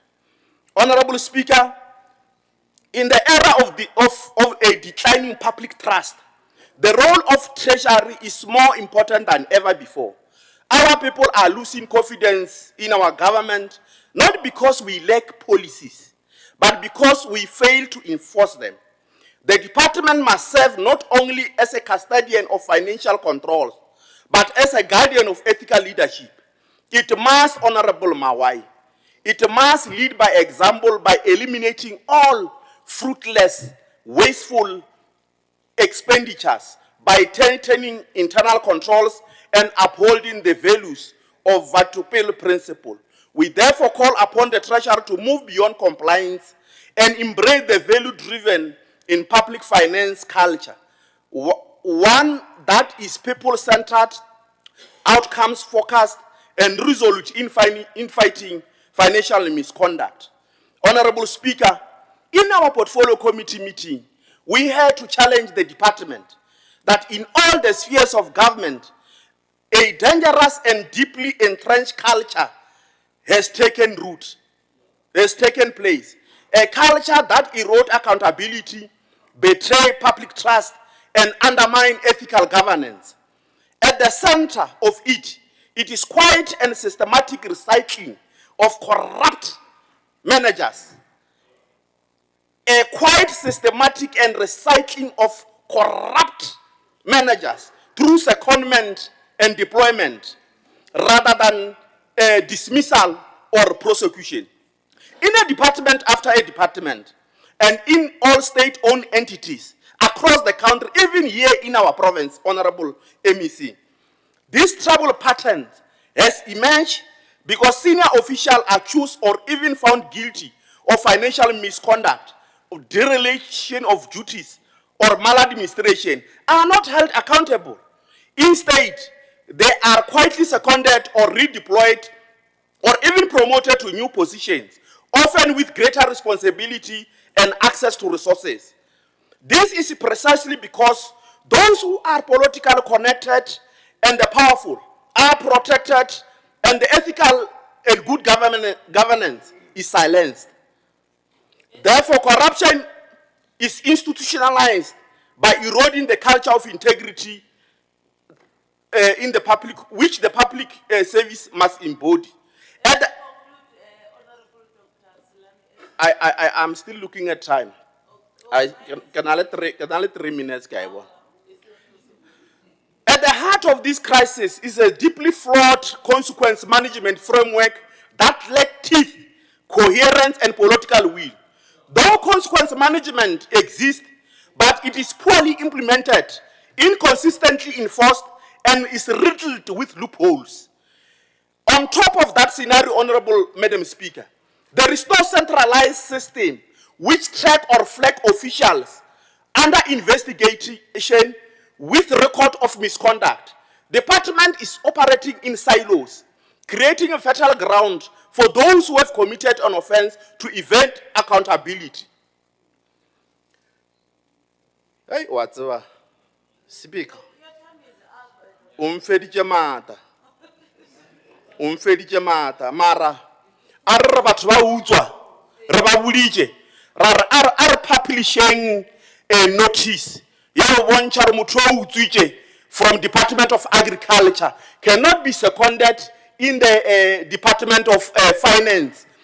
Anybody who is found to be corrupt cannot be seconded, cannot be redeployed necessarily because he must account before being seconded or before being given a green pasture. That was our argument. Dango. Thank you very much, Honourable Dr. Silane. I shall now call upon Honourable Jacobus Small.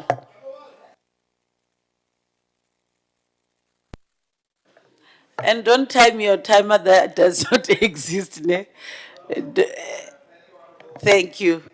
Thank you, Honourable Deputy Speaker. If I could second the previous speaker, I would second the previous speaker, and I would hope that a lot of these members on the executive listen very closely to what was said today. Honourable Speaker, In our South African context, the proper and ethical performance of our treasuries can mean the difference between good and bad governance. It was our Minister of Finance and our National Treasury that resisted and blew the whistle on state capture. But here in our province, it was the failure, at least in part of our own treasury, the collapse of its regulatory and oversight functions that made it into an enabler of the crisis which saw this province being plundered under administration during 2011. May this never happen again. Honourable Speaker, as the DA, we welcome Treasury's return to a clean audit for the 2023-24 financial year. Following the regression in the previous financial year, it is important that Treasury leads by example. We are not less concerned at the report's 22 attempts made to defraud Treasury through the Logis system in December 2023. However, fraudsters were able to gain access to the user IDs of 3 staff members and that they were able to access the system externally. We note that these attempts resulted in 1.9 million rand being fraudulently paid to illegitimate service providers, and we are concerned by the statement in the annual report that the prospects of recovering this money are very slim. As the Democratic Alliance, we will not rest until this breach is fully explained, these monies are recovered, and action is taken if it is found that there was internal collusion. We also call on a full update from the Hawks onto this matter.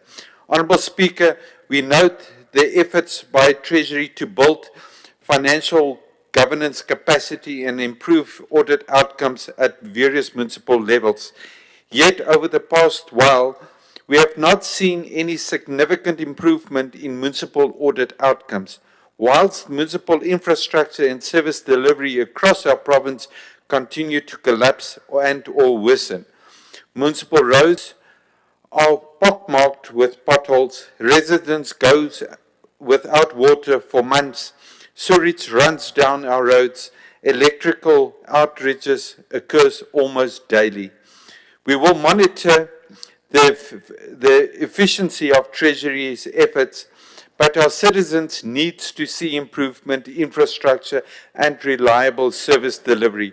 How can we expect investment, economic growth, more jobs, and the creation of a more equal society when we continue to fail to fix the most basic spheres of our systems of government?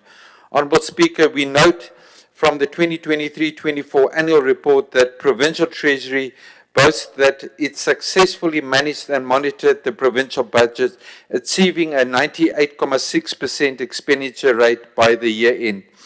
But this 98.6% expenditure rate does not measure the efficiency of what was spent. As the DA, we question whether our provincial administration has the will and the ethical commitment to ensure that every rand is spent in the best interest of our people of Limpopo, or whether it is more committed to ensuring the continued enrichment of our cronies within the outside of government, whether it truly aspires to capable governance or is more concerned with deploying some of those cadres. We don't see many positive results from the nearly 80 billion rand spent on the 2023-24 financial year. What we see is increasing misery, increasing unemployment, increasing poverty, increasing inequality. Speaker, we note the reports, particularly the 23-24 annual report for the Provincial Treasury. As the DA, we understand the importance of a strong and ethical Treasury, and we will continue to protect our Treasury from the predators in and outside of our provincial administration. But we will also need to see real value for money and the efficiency of how that money is being spent.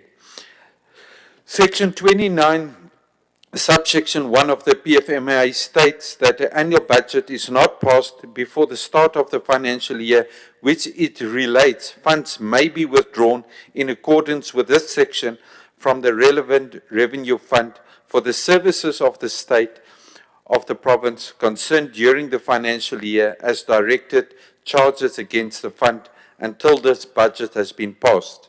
This is where we found ourselves for in the first part of this quarter.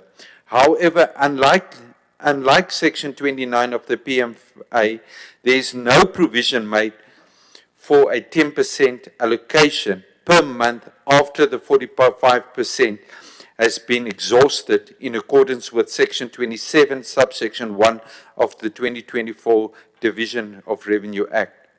Although department has not yet exceeded the 45% threshold, we still want to caution against any unnecessary spending due to possible late equitable transfers from National Treasury. The Democratic Alliance are convinced that Limpopo Treasury is managing the situation and has been transparent in its reporting to the Portfolio Committee. Thank you, Honourable Speaker. Thank you very much, Honourable Jacobus Smali. I shall now call upon Honourable Letsoalo Mapula. Gratitude.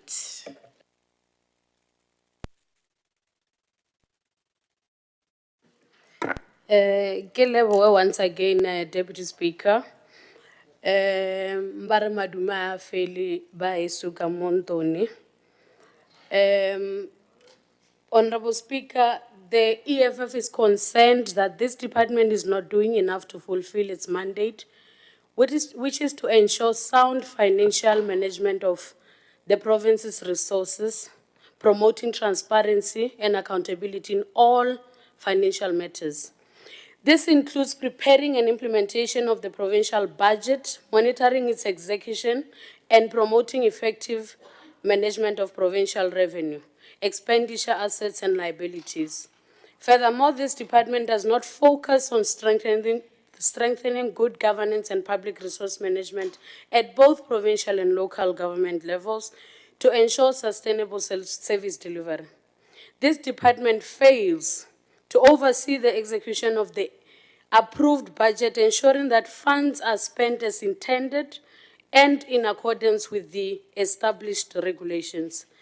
Furthermore, they do not strive to ensure that the provincial departments and public entities are transparent in their financial operations and effectively managing their revenue, expenditure, assets, and liabilities. The Treasury must provide assistance to provincial departments and public entities to improve their financial management capabilities. Can the MEC tell us why GAL and RAL continue to struggle under his watch? What is the department doing to ensure financial sustainability for RAL, GAL, and GNT, which are still facing financial difficulties caused by poor governance and leadership? Government entities are expected to be self-sustainable, generate revenue, grow the economy, and create jobs for the people of Limpopo. Sadly, in Limpopo, entities continues to milk government fiscals through unsustainable bailouts. Honourable Speaker, this department must also ensure the provincial departments and public entities adhere to the Public Finance Management Act, PFMA, and other relevant regulations. The provincial government continues to be scandalized by vacant critical posts in the department itself, which remain unfilled as it may impact negatively on the functionality of the department, especially on support systems offered to various departments, state-owned entities, and municipalities. Local government support is lacking, and if the status quo remains, and the constitutional right of the people will continue to be infringed upon. There is serious deficit in terms of sustainable fiscal policy in the provincial government, which the Department of Treasury failed to spearhead and implement for the smooth running of departments. What is the turnaround strategy of the department to ensure that the entities are financially self-sustainable and they are rescued from total collapse? The greatest weakness of this government is to make promises that they never come to pass when all people desperately need services. Do all the departments in the province have infrastructure maintenance strategy? If not, which department have maintenance strategy? And which ones does not have strategy, and why? Infrastructure development contributes to the economic growth in that, for example, people use road networks to go to work every day and be productive for the growth of the economy. So we stand here as the economic freedom fighter, an educational tool to the government run by the ANC. It cannot be done. It cannot be done. Honourable MEC, are we singing? Are we singing, Honourable Premier? Yes. Through you, thank you, Honourable Speaker, for the protection against the Premier, acting Premier. So through you, Honourable Speaker, we advise the Honourable MEC to adhere to the call of the legislature, which is to make sure and ensure that we are an accountable government that relates and revisit in terms of the regulations that we are set to deliver. I thank you.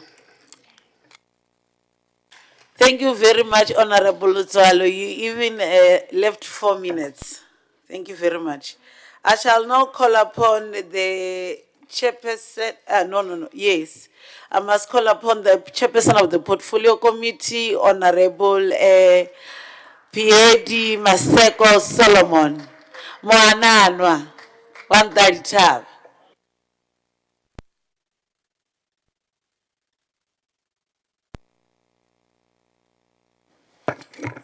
Thank you very much, Honourable Speaker. I think after this sitting, I'll be called the man of the match. Honourable Speaker, without much ado, as I receive my warm greetings, may I just go straight to the report, Honourable Speaker. This performance report reflects the extent to which the Limpopo Provincial Treasury has performed against its quarterly targets in respect of the tabled 2024-2025 annual performance plan. The department continues to strive towards attaining its vision of excellence in public resource management for socio-economic development. And the good work we are talking about, Honourable Speaker, is done under a very watchful eye of Honourable MEC, who is capable of doing his duties. Honourable Speaker, these reports are in line with the mandate bestowed upon the National Assembly and provincial legislatures by the Constitution to conduct oversight over the executives of the government departments authorized by the Section 114, subsection 2, as well as Section 133, subsection 2, and Section 133B. The report further considers the performance of the Department of Provincial Treasury in terms of compliance with the Public Finance Management Act, Act number 1 of 1999, Treasury regulations, as well as rules of the House. Honourable Speaker, the committee noted that one capacity building program was implemented. An information and technology program steering committee was held in compliance with the corporate governance of information and communication technology policy framework. The committee commends the department for having achieved 100% payment of suppliers' valid invoice paid within 30 days.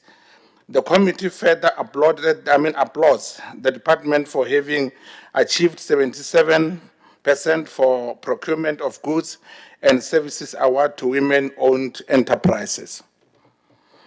Nevertheless, Honourable Speaker, I just want to warn the departments not to disregard other participants in these economic spheres, and therefore should not be a winner-takes-all type of an approach. Honourable Speaker, in the annual reports, 3 research documents were produced to align with the provincial fiscal policy, an assessment on revenue was conducted to ensure collection of said target. During the quarters under review, 3 consolidated provincial in-year monitoring reports were produced in line with Section 32 of the Public Finance Management Act, and 27 infrastructure assessments were also conducted in the department with infrastructure budgets, and 10 infrastructure assessments were also conducted in prioritized municipalities. The committee furthermore noted the 26 municipal state of finance reports were also assessed. In other words, Honourable Speaker, the issue of saying the department is disregarding its responsibility in applying oversight over the municipalities is unfounded.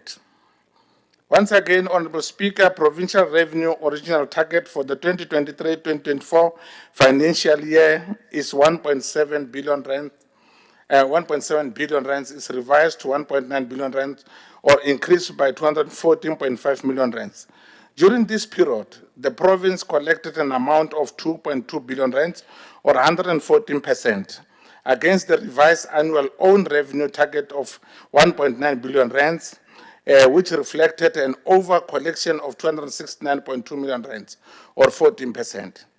The over collection is from the interest received on bank balance by the Provincial Treasury, online report betting taxes by LIDET, tuition fee recovered by agriculture, pension fees recovered by health, and sale of assets by health and public works. The collection is below that of the previous year corresponding period of 2.4 billion, or 109%. Honourable Speaker, the provincial infrastructure expenditure is at 7.7 billion rands, or 98%. This is against an adjusted budget of 7.9 billion rands. The provincial infrastructure expenditure recorded the following as at the 31st of March of that financial year. That will be the 2021-2022 at 91%, the 2022 and 2023 at 92%, as well as the 2023-2024 at 98%. This will already reflect a tremendous improvement on the side of the department. The provincial expenditure performance for the current year has positively increased in both value and percentage compared to the previous financial years.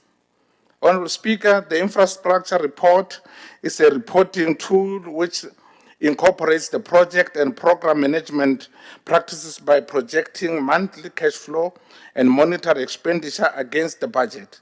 It allows for designated departments to establish a cost envelope which sets a tolerance in which actual expenditure performance must be contained. The infrastructure adjustment budget was structured to address a number of inconsistencies regarding the reporting patterns of some departments. The challenge, however, is that the infrastructure report model in the segment of EPWP requires extensive details and continuous updating, which majority of the departments are still struggling.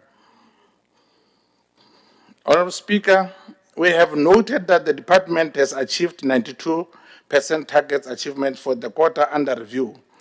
There are noticeable improvements in in the implementation of the mitigating measures identified in the provincial risk profile. The committee noted that 100% of provincial irregular expenditure condonment requests were considered in terms of National Treasury irregular expenditure framework. The committee further noted the department has approved organizational structure consisting of 537 posts, out of which 374 or 69.6% were appointed. To this end, Honourable Speaker, 163 or 30.3% posts were vacant. As at the 1st of March 2024, a total of 28 posts were filled and 27 posts awaiting assumption of duty. There must be programs in place by the department to offer support to municipalities as well. Once again, Honourable Speaker, the department is in a process of finalizing appointments of new staff to improve service delivery.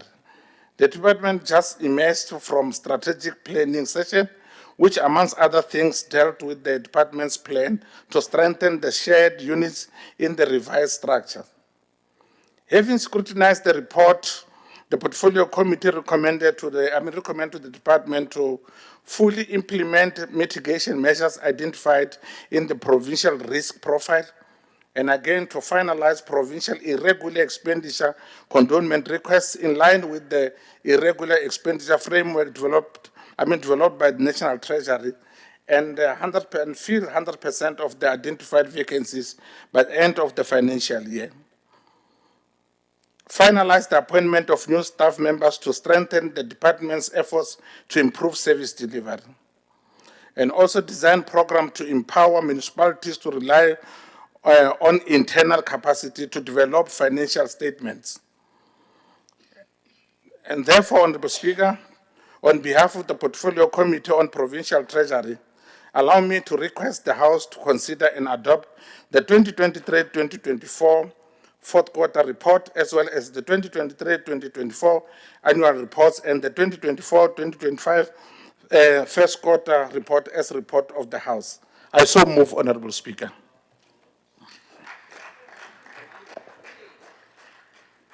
Thank you so much.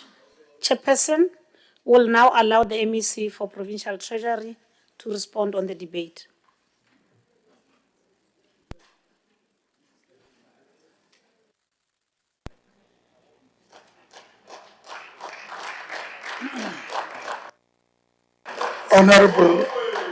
Honourable Speaker, we want to express our appreciations once again to the oversight work of the committee, and we have taken note of all the matters, some of which we believe honourable members will still find out. It should be noted that we do both portfolio and transversal work of the finance department as it is, and of the departments that we support. And as a result, for example, the public entities that are frequently being referred to here are overseen by their mother departments, and we look at them as a whole. Of course, in the spirit of collaboration, we work together, and most definitely, we are on course with different departments that are affected to work together to ensure sustainability of those entities that have been referred here, most importantly, GAL and GNT. I must indicate, however, that we can do as much as we do, but one of the things that we will not claim to be doing is to then take the place of other players and then play that role.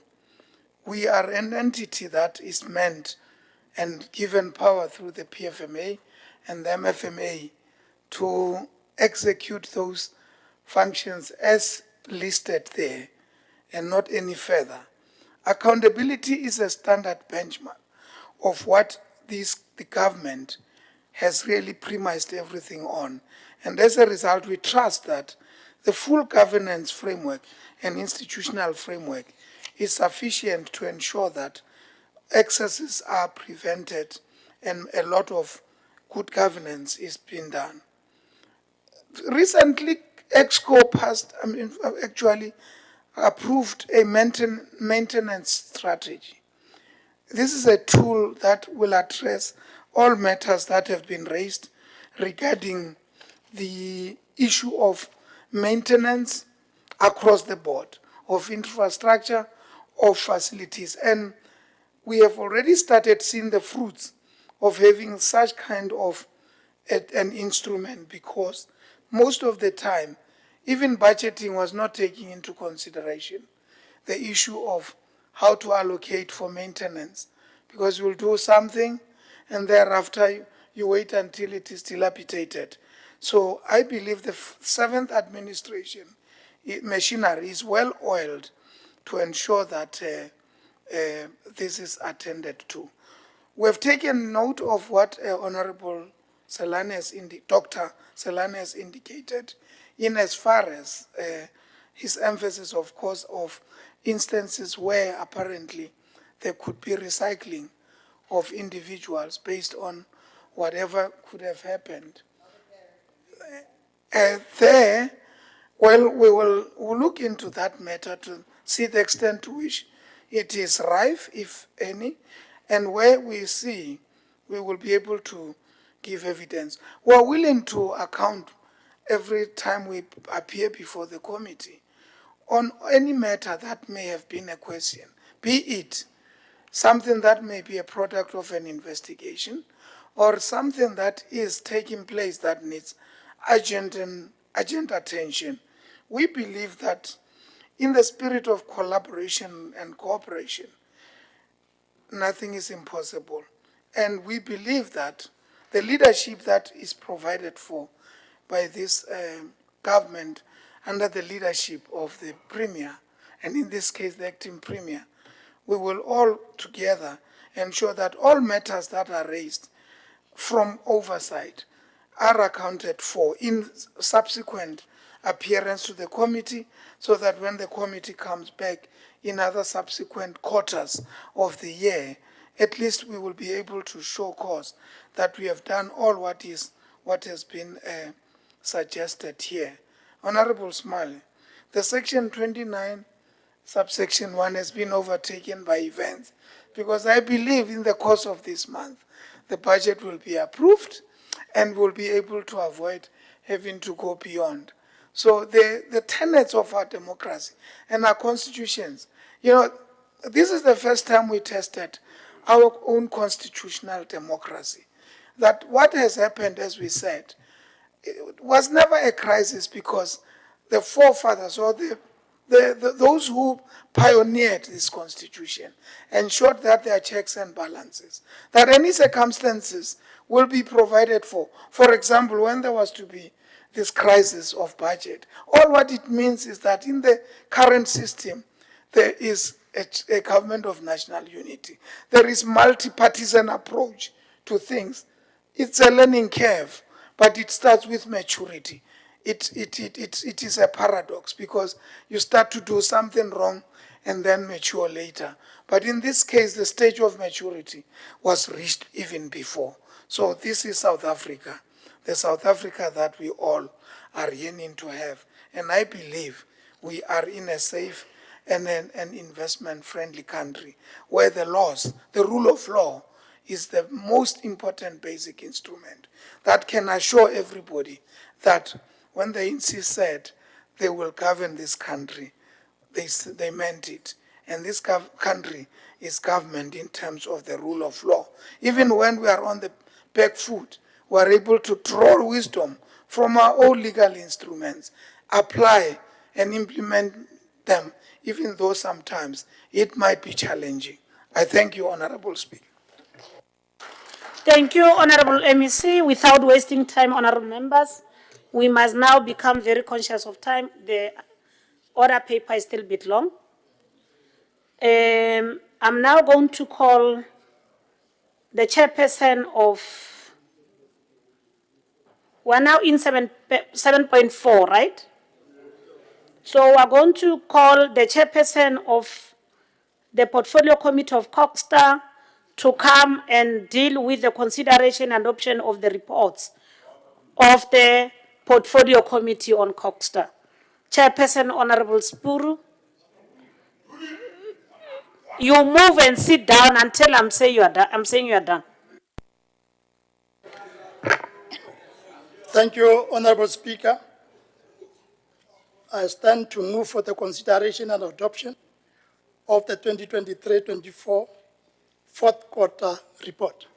I so move.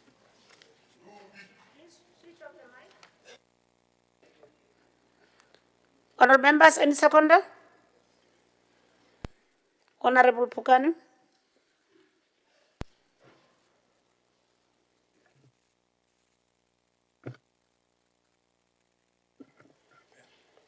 Thanks, Honourable Speaker.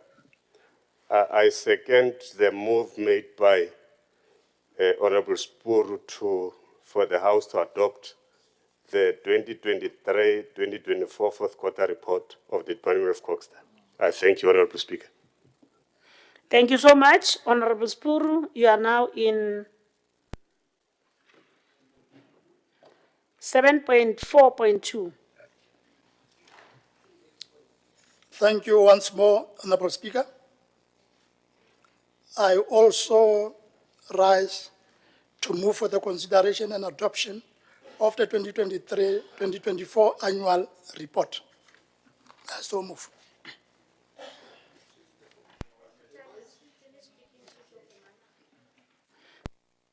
Or any seconder? Honourable Matauch. Thank you very much, Honourable Speaker. I second for the adoption of the annual report for 2023-2024, as moved by the Chair, Honourable Spur. Honourable. Re tla ithuta sona ra se utlwisisa hantle. We now move to item 7.5, consideration and adoption of the following reports of the Portfolio Committee. CoGHSTA Committee Chair. 7.5.1. Thank you, Honourable Speaker, the Dr. Yamangwalo. I further move for the consideration and adoption of the 2024-2025 first quarter report. Thank you. Thank you, Chair. Any seconder? Honourable Sani. I'm trying to look for the same. I missed the same name somewhere. Honourable Member.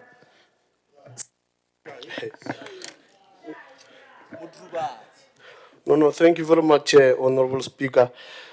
I rise to second the consideration and adoption of the 2024-2025 first quarter report for the Department of CoGHSTA. Thank you. Thank you very much, Honourable Shai, for the secondment of the report. We now move to 7.5, 7.6. 7.6.1, Honourable Chair, consideration of the adoption of the reports of the following committee on CoGHSTA Chairperson, the Oversight Committee, the Oversight Meeting. Thank you, Honourable Speaker. I further stand to move for the consideration and adoption of the oversight visit to Sikukuni, Fetakomutubatsi local municipality on the set date. Thank you. Thank you so much. We now move, we request the seconder, Honourable Mantata Mahasela. Okay. Thank you, Honourable Speaker, Dr. Grace Liangwa. Kia peka stokwa. Kirata ulevu wa Honourable Speaker, na kweli mpine yona, lina kishishinya chedi buletu ki Honourable Spur, mudula stulo wa committee ya CoGHSTA. Kia lilevu wa batu ba isu.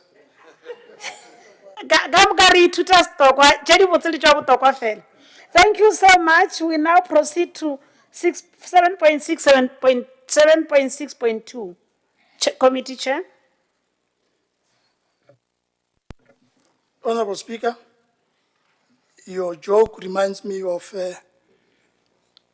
the interaction between the Batoko when we were still at school and Balobedu.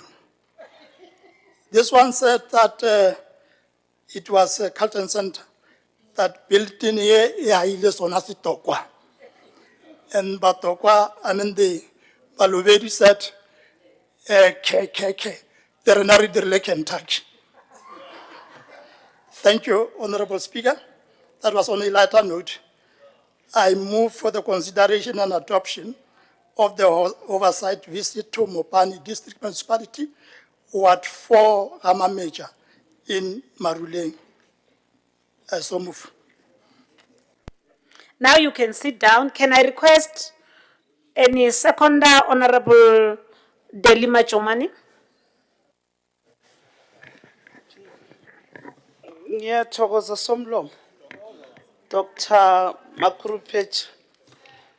Ngisukuma la ukuseconda le report epresentwe uchairperson from the Portfolio Committee of CoGHSTA. Ngiyathokoza. Nathi siyathokoza, siyabonga. Thank you so much. We shall now go to the speakers list. In terms of the speakers list, Honourable Machete Petole Pesi is the one who's opening the debate.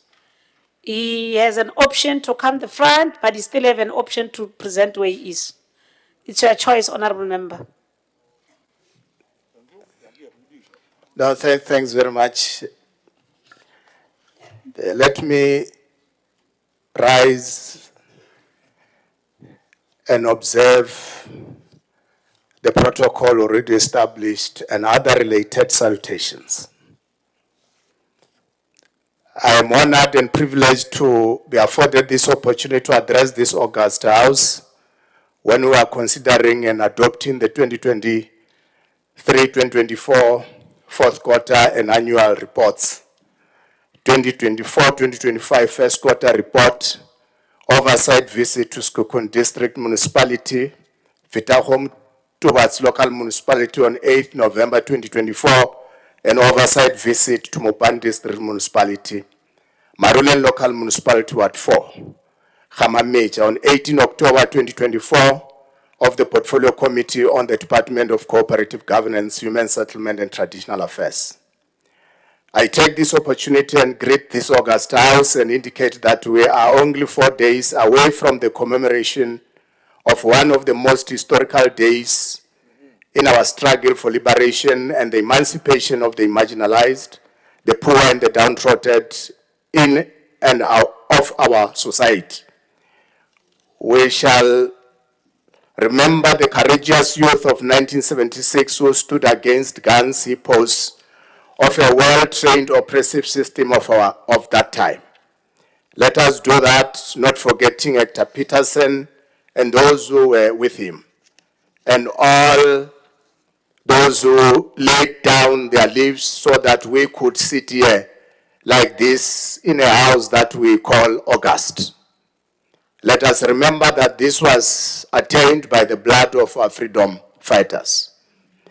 It is us, the ruling party in Limpopo province, the African National Congress, through our manifesto, which is a public declaration, that we entered into a contract with the people of this province that we will provide quality basic services to them.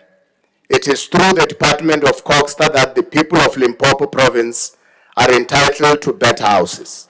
They are entitled to municipalities that are functional and efficient and can provide quality basic services to them. They also are entitled to live in traditional leadership areas of jurisdictions that operate the way corporate governance does. Though Section 114 of the Constitution of the Republic of South Africa as amended, the legislature must ensure that all organs of state in the province are held accountable and should maintain oversight over the executive authority. Hence, we present this report today. Oversight and monitoring the Department of CoGHSTA's performance on service delivery is a constitutional obligation of the Portfolio Committee on CoGHSTA. We are employed by Section 26 and 27 of the Public Finance Management Act, Act 1 of 1999, to make sure that there is accountability in this department and other departments. At the end of fourth quarter, the 31st March 2024, the department had spent 94% of all its allocated budget in its 4 key programs: administration, integrated sustainable human settlement, cooperative governance, and traditional affairs. That is, it had spent 2,847 3.456 billion of its allocated budget of 3.020.715 billion. This is a pleasing overall budget performance which must be commended. But there are individual programs that did not perform satisfactorily, and the department is encouraged to intensify performance on those programs. For the department to achieve this, we have administration programs which support the core functions of the department. This program had spent 92% of its budget by the end of the fourth quarter, with a performance of 53.3%, and has not yet achieved 50% women on SMS. And I think it should be related to senior management. And we would want to indicate that a revolution cannot triumphant without the emancipation of women. The department is advised to develop a turnaround strategy for this program. On integrated sustainable women settlement, the department has an achievement of 44% of its performance targets, having spent 96% of its budget. The purpose of this program is to ensure the provision of housing development, access to adequate accommodation in well-located areas, access to basic services, and access to social infrastructure and economic opportunities. This program is responsible for upgrading informal settlement and facilitating a process that provides equitable access to housing in an integrated and sustainable manner. This program had 18 performance indicators and targets in the quarter under review, and 8 were achieved, translating to 44% achievement. The department failed to achieve 10 targets, which translate to 56% unachievable targets. The department included the indicator, number of integrated implementation programs for priority development areas completed per year, which was due for the third quarter, but their reports indicate that the priority development areas were completed during the 2022-2023 financial year. This is the 8th year since community residential units or social housing units in Marapo, Lepalale were under construction. The project, which started during the 5th administration, overlaps with the 7th administration. The department is still citing poor performance by the principal agent and the contractor as reasons for no completion of the project, which is in its 8th year without any sanctions taken against the contract. The department should provide progress on constructing CRUs in Marapon, Chikota, Talana CRU projects. It was previously reported that 20 units in the Marapon CRU projects were completed. Our people need houses, and they need them as in yesterday. And this is where the department is faced with challenges. Housing projects like Marapon community residential units, All-State temporary accommodation, and Vankar temporary accommodation in the Waterbed district, Talana community residential units in Mopan district, Begersford community residential units in Skukun district, and Chikwata community residential units, and Vanetia mine community residential units in Vembe district projects were embroiled with challenges involving contractors' capacity, delays from contractors, non-payment of subcontractors, and subsequent delays and vandalism. Our people were becoming anxious and agitated until we went to do oversight visit, and we gave them hope. But we know it is houses that they need. The department has taken over from project managers in those projects, and the challenges are beginning to be addressed, and the department is hands-on, and there is progress in the projects. Our people will get the houses and they so desire, that they direly need. Climate change is a challenge in the whole world and is causing natural disasters that are a common feature of late, caused by concomitant inclement weather, which comes with strong winds, heavy rains, and hailstorms. There are floods, roofs are blown off, windows and roofs are smashed by the strong and heavy hail, and the damaged food, clothing, and bedding is putting a strain on the plans to provide housing for our people. This demands that the disaster management plans, disaster management teams, and disaster management budgets are adjusted and mobilized. This has an impact on the departmental capacity to accelerate the provision of houses to our people. The most unfortunate part is loss of life as a result of the effects of climate change. On cooperative governance, the department carried out its mandate as directed or mandated by Section 154 of the Constitution of the Republic of South Africa. It acquired 100% achievement of its plans targets. At the end of the fourth quarter, the department has spent 99% of the budget allocated for this program. On institutions of traditional affairs, we have demonstrated our appreciation of the pivotal role our traditional leaders play in the lives of our people. The department, by the end of fourth quarter, had spent 88% of the budget allocated for this program with a performance of 100%. The program had 6 performance targets and achieved 5 of them. This translates into 83.3% achievement. This performance is appreciated and the department is encouraged to do more since this translates into services to our people.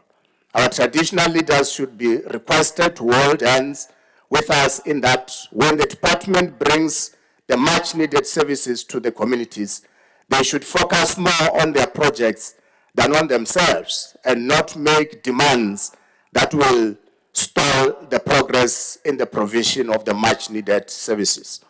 We need to hold hands with our traditional leaders in educating our people about climate change and how to assist in making sure that it does not get worse.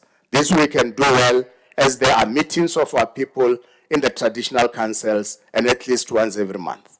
Our traditional leaders should be implored to assist the department by not allocating stands in low-lying areas, areas which are known to become streams and rivers when it rains, and on wetland.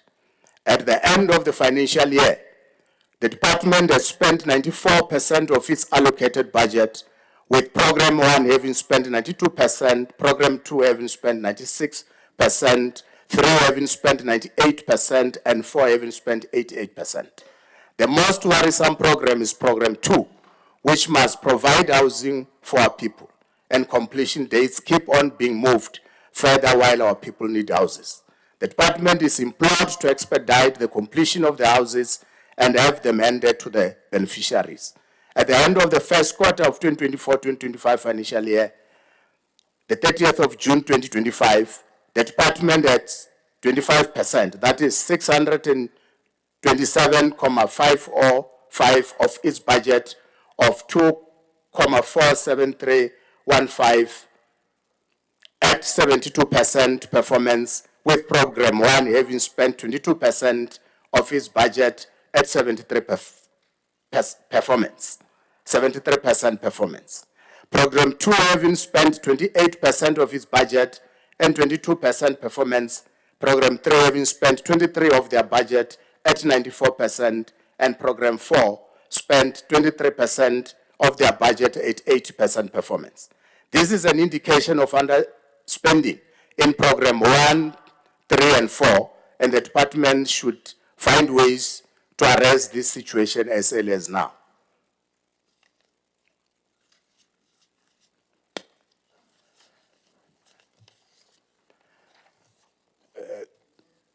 No, thanks very much. The municipalities has failed to consult with traditional leaders, a concern they emphasized while appreciating the CoGHSTA Portfolio Committee's engagement and respect for their leadership. So, thanks very much.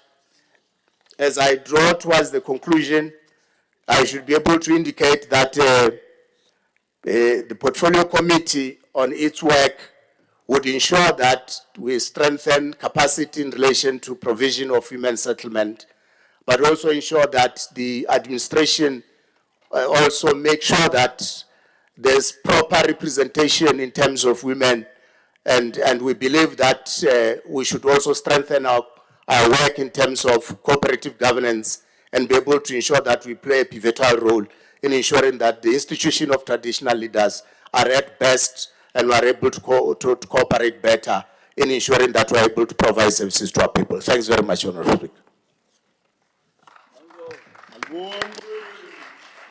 Thank you so much, Honourable Machete. We now proceed. Honourable Wilson. Evelyn Rain. I like the Evelyn one.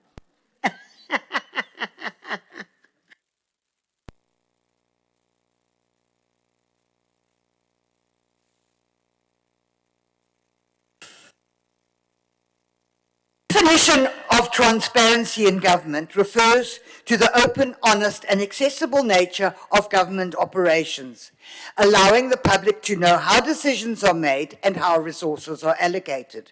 It is about making government information readily available to the citizens and enabling them to participate and hold their government to account. When reviewing the AG report, quarterly reports, and having attended oversights with the department, I must say, someone has not disclosed to the MEC or his department what transparency means. Their transparency is murky at best. Lack of transparency creates an impression that the water is muddy and that there are ulterior motives in non-disclosure of facts. Even the Auditor General raised this concern. In Programme 2, Human Settlements, the AG states that there were no processes to consistently measure and report achievements against planned indicators, and that supporting evidence was also not provided for auditing. The report advised that the indicators and their related targets were not measurable, resulting in an inability to test reliability. The notes state that as this is a key program for the department, there is an increased need for transparency. This has affected service delivery. It was clearly apparent on our visits to Alto Estates and Marapong CRU. The presentation received from the department at the council was far from the truth when we reached the sites. To advise us that these projects would be finalized by the end of June and end of August were blatantly untrue. The contractor confirmed this. These projects are 10 years old and will not be completed in the near future. Water infrastructure was not in place. 3/4 of the units at Marapong were incomplete. Road budgets have been cut back and not started. And with only 2% of the budget left, this project is in trouble. The AG was clear. CoGHSTA has not met compliance with key legislation in 3 very key areas, namely expenditure management, strategic planning, and performance management and procurement and contract management. Speaker, how can this be? Non-compliance with supply chain management regulations resulted in irregular expenditure of 1.1 billion rand. The main contributors were that functionality criteria were not objective. Bids were not evaluated in line with the terms of reference. The bid adjudication panel undertook business without a quorum present. Winning bidders unfairly passed the administrative compliance and bid conditions requirement. Furthermore, bidders were not evaluated properly on the functionality, and the bid adjudication committee did not apply proper due diligence when examining and adjudicating the results of the bid evaluation committee for compliance and with laws and regulations. These are not muddy waters, Speaker. They are smelly waters, and they smell fishy. With regards to cooperative governance and oversight of our municipalities, equally disturbing, Speaker, the stagnant performances of our 7 municipalities as per the AG's consolidated report on local government for 2023-24 do not inspire confidence. According to the report, outcomes remained largely unchanged, and a tolerance for transgressions, excessive spending on consultants, and poor performance continue to persist. This is not new. This has been going on for several years now. But where is the consequence management? We applaud those municipalities that got clean and unqualified audits. However, 10 municipalities received qualified audits, and the embattled Tabazimbi municipality a disclaimer. No surprise. 93% of the municipalities had material misstatements in the financial reports due to a lack of skills or vacancies. Limpopo municipalities then collectively spent 278 million rand on consultants. Despite that expenditure, 20 municipalities still submitted financial statements with material misstatements that fell within the scope of the work supposed to be performed by the consultants that they paid millions for. Areas of concern raised by the AG include non-compliance with procurement and contract management legislation, resulting in a regular expenditure of 2 billion rand, mainly because the procurement processes were not followed. Again, more municipalities adopted unfunded budgets. Municipalities incurred 2.1 billion in unauthorized expenditure. 3 Waterberg municipalities owe Eskom a combined 454 million rand and risk being removed from the Eskom debt relief program. 4 municipalities disclosed going concern uncertainty and 149.5 million in fruitful and wasteful expenditure. The delay in water infrastructure projects deprived communities of an adequate water supply. 3 reservoirs that were due to be finished in November 2021 remain incomplete, as are projects in other districts, but budgets are all spent. 34 of the 40 had material irregularity notifications issued in the province, amounting to financial losses of an estimated 1.43 billion. The DA is concerned about the MEC for CoGHSTA's lack of transparency in the gradual and systematic collapse of our municipalities. The AG specifically noted that MEC Makamu did not table the 22-23 consolidated report on municipal performance in the provincial legislature, as is required by law. The report on those municipalities that had failed to adequately address our audit report findings was tabled, but the provincial legislature has yet to make any resolutions based on the observations of that report. Day after day, the poor people of Limpopo do not get water. I have submitted numerous complaints about the Vendubi District Municipality not delivering water at Mikado. Palabora's mall burned down because of lack of water in the town, and nothing was done to address this disaster. Pleas for the submission of reports by all water service authorities, as per the Human Rights Report, have come to nothing. Lo and behold, the 5 municipalities who did not submit financial reports in time include Vendubi District Municipality and Palabora. Surely, MEC, the time has come to put these municipalities under administration. Do the officials not respect your position? Or is it lack of oversight? Or simply cronies who are not qualified for their jobs?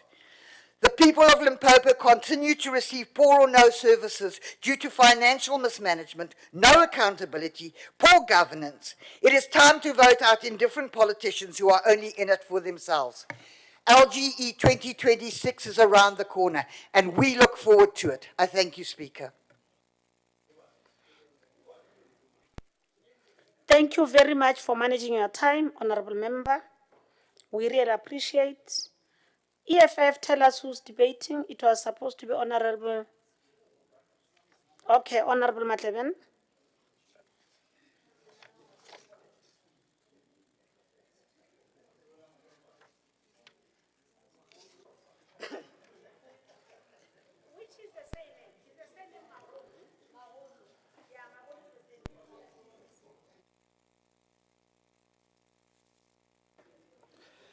Yeah, thanks, Honourable Speaker. Greetings to MECs available and other members in the House. Honourable Speaker, the current government has a tendency of covering up corruption, but unfortunately for them, criminal activities do not rot. The problem in the department is mainly caused by failure to comply with the supply chain management processes and not being sufficiently transparent on the reporting of the progress on projects. Now, where are the investigations reports by the SIU or public protector on Duwaziland, VBS, Tatana, Marapong, CRU, and INSEG? The 33 million advance payment made to the contractor in the Marapong CRU in Lephalale is still not accounted for. These are all standing matters, but the government want us to forget them by sweeping them under the carpet as they remain unresolved. Equally, we are in the dark when it comes to the progress made on litigation cases that arose from the Khatle Commission report. Honourable Speaker, we are very much worried that the department fails to ensure that there is consequence management for officials responsible for this financial misconduct, financial mismanagement, irregular, fruitless, and wasteful expenditures, and those misappropriated funds are recovered. This is the reason why these anomalies continue to recur and soar in the provincial government, because officials know that they will do funny things and nothing will happen to them. MEC, to MEC, can we get the breakdown of houses built as well as those that were rectified? There are many officials suffering from mental health and depression in the department, and yet the department is not doing anything about that. The depression is caused by politicians who want officials to sign for wrong things and become the scapegoat when corruption is exposed.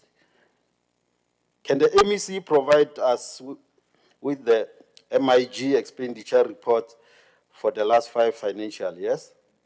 The department should acquire land to fast-track the upgrading of informal settlement like Mahlakung in Lephalale and many other around the province. Honourable Speaker, one of the reasons why municipalities fail is because the department is not ensuring that the municipalities employ qualified CFOs, technical service managers, and planning managers with the requisite skills to perform their responsibilities and not rely solely on consultants for functions they were hired to perform. That is an absolute failure of the cadre deployment policy of the ruling party in the province. And what councillors do not consult the traditional leaders, as it was apparent in the visit to the stated area. They are not consulting them on the projects or meetings to be held at the villages and communities of the traditional leaders. Traditional leaders must be accorded the respect they deserve as the important stakeholder in these relations.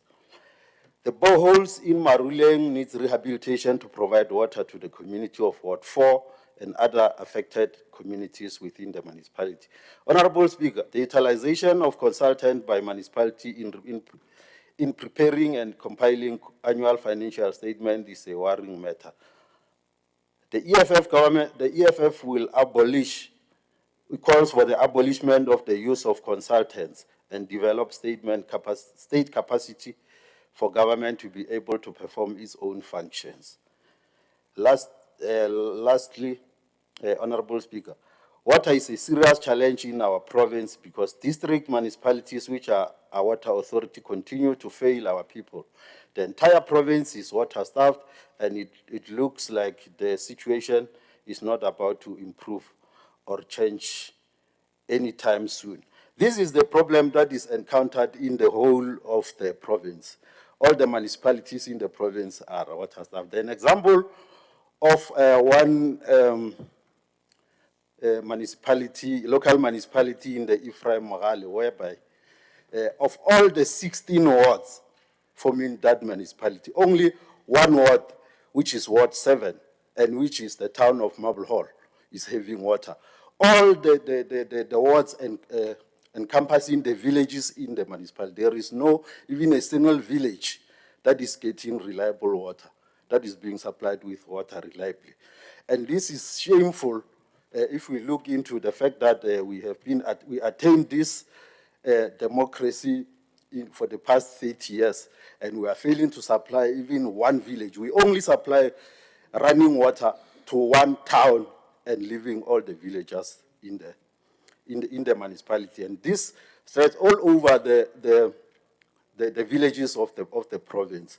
We need to take proper care of that before we mess up. I thank you.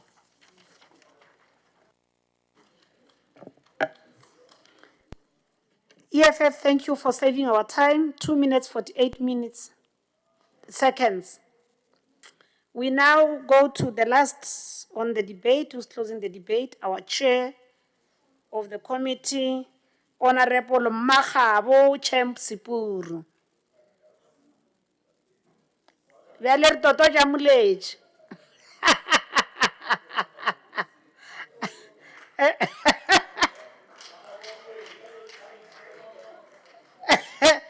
Toto Jabana Bamtalo.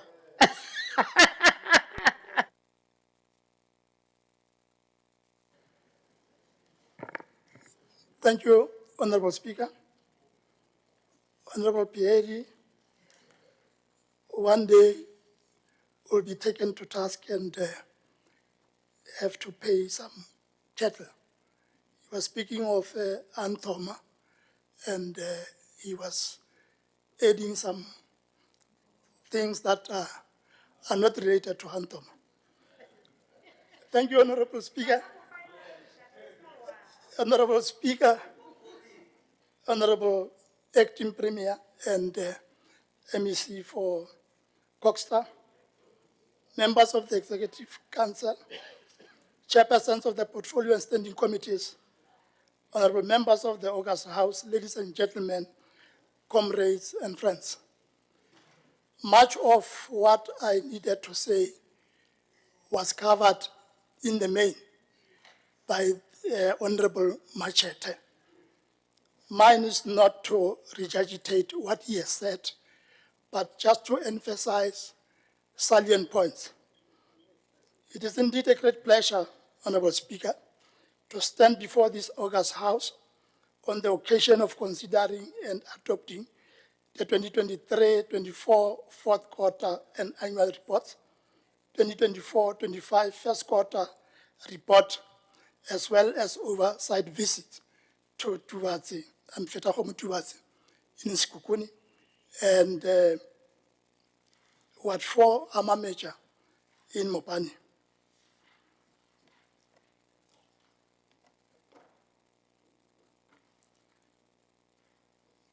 Honourable Speaker, technology wanted to derail me. Unfortunately, I was alive to the challenge. Honourable Speaker, I would like to take this opportunity to remind this August House that on the 7th of June 2025, just a week ago, we laid to rest the former Speaker of this provincial legislature, Dr. Genuani Farisani. In his tribute, His Excellency, the President of the Republic, Honourable President Cyril Matamela Ramaphosa said, and I quote, "We are to bid farewell to Dean Genuani Farisani. His life bears witness to the mission of Christ espoused in the Gospel of Luke chapter 4. That says, the Spirit of the Lord is upon me because he has chosen me to bring good news to the poor. He has sent me to proclaim liberty to the captives and the recovering of sight to the blind, to set free the oppressed." And he concluded by saying, "We have lost an extraordinary man who has led the liberation struggle." As highlighted by Honourable Machete, the work of the Dean and the youth of 1976 cannot be completed unless and until we as the provincial legislature, through various portfolio committees, are able to ensure that the executive authority is held accountable. Honourable Machete has detailed the achievements and the budget. On administration, the department has failed to achieve its employment equity target of 50% women on SMS. And we are urging the MEC to expedite the filling of posts to reflect this equity target. The 96% expenditure on the budget on integrated sustainable human settlements is not in tandem with the performance. And as the portfolio committee, we are urging the department to move with speed in providing houses to those in need. Floods that have ravaged most parts of our districts impacted negatively on the department's capacity to accelerate the provision of houses to our people. This called for the adjustment and mobilization of the disaster management plans, disaster management teams, and disaster management budget. A non-cooperative governance and the institution of traditional affairs, the department has done well by achieving 100% each. And I thought the August House will be happy with that by show of clapping hands.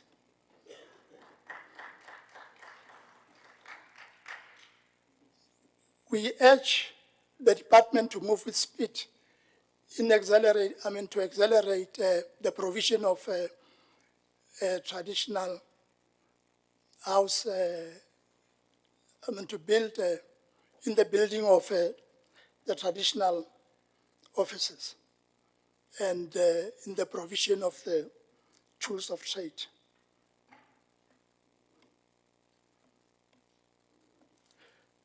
Madam Speaker, we undertook visits to Fetahomutubazi and Ward 4 of Marule. The purpose of the visit to Fetahomutubazi was to assess for ourselves the damage, the extent of the damage of the floods. And we have realized that the local sphere of government is not helping in this regard, and would urge the Provincial Department of CoGHSTA to help in this regard. We had challenges at Hamashishi, Hamatlakwane, Moyhook, Mandas Hook, and River Cross. And as I'm speaking, there are still the damage that occurred there is not yet repaired. On Ward 4, the situation is dire. Of the 9 boreholes, only 1 was functional. And then they needed to be attended to so that people can have access to water. Remember, those people of Ward 4 are sharing water with animals at Lepelle River there. So as the provincial government, we need to help in that regard, and we are urging the department to take #Inwamate Friday to the area as a matter of urgency, and to attend to other challenges that were raised there. The other challenge that we encountered was access, internal access street, wherein the ordinary people used pick and hammer to construct the road. So we need the intervention in that regard, because there were a lot of stones and rocks that could not be removed by bare hands. Honourable Speaker, This brings us to the end of our presentation, and I thank you. You have broken the record. 2 hours, 40 minutes remaining. Well done, Chair. Well, now, 2 minutes, 40 seconds, yeah. So others are learning.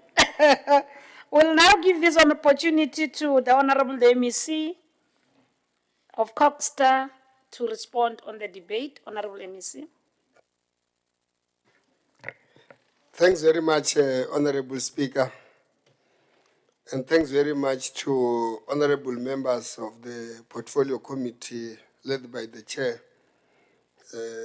Honourable Siporo.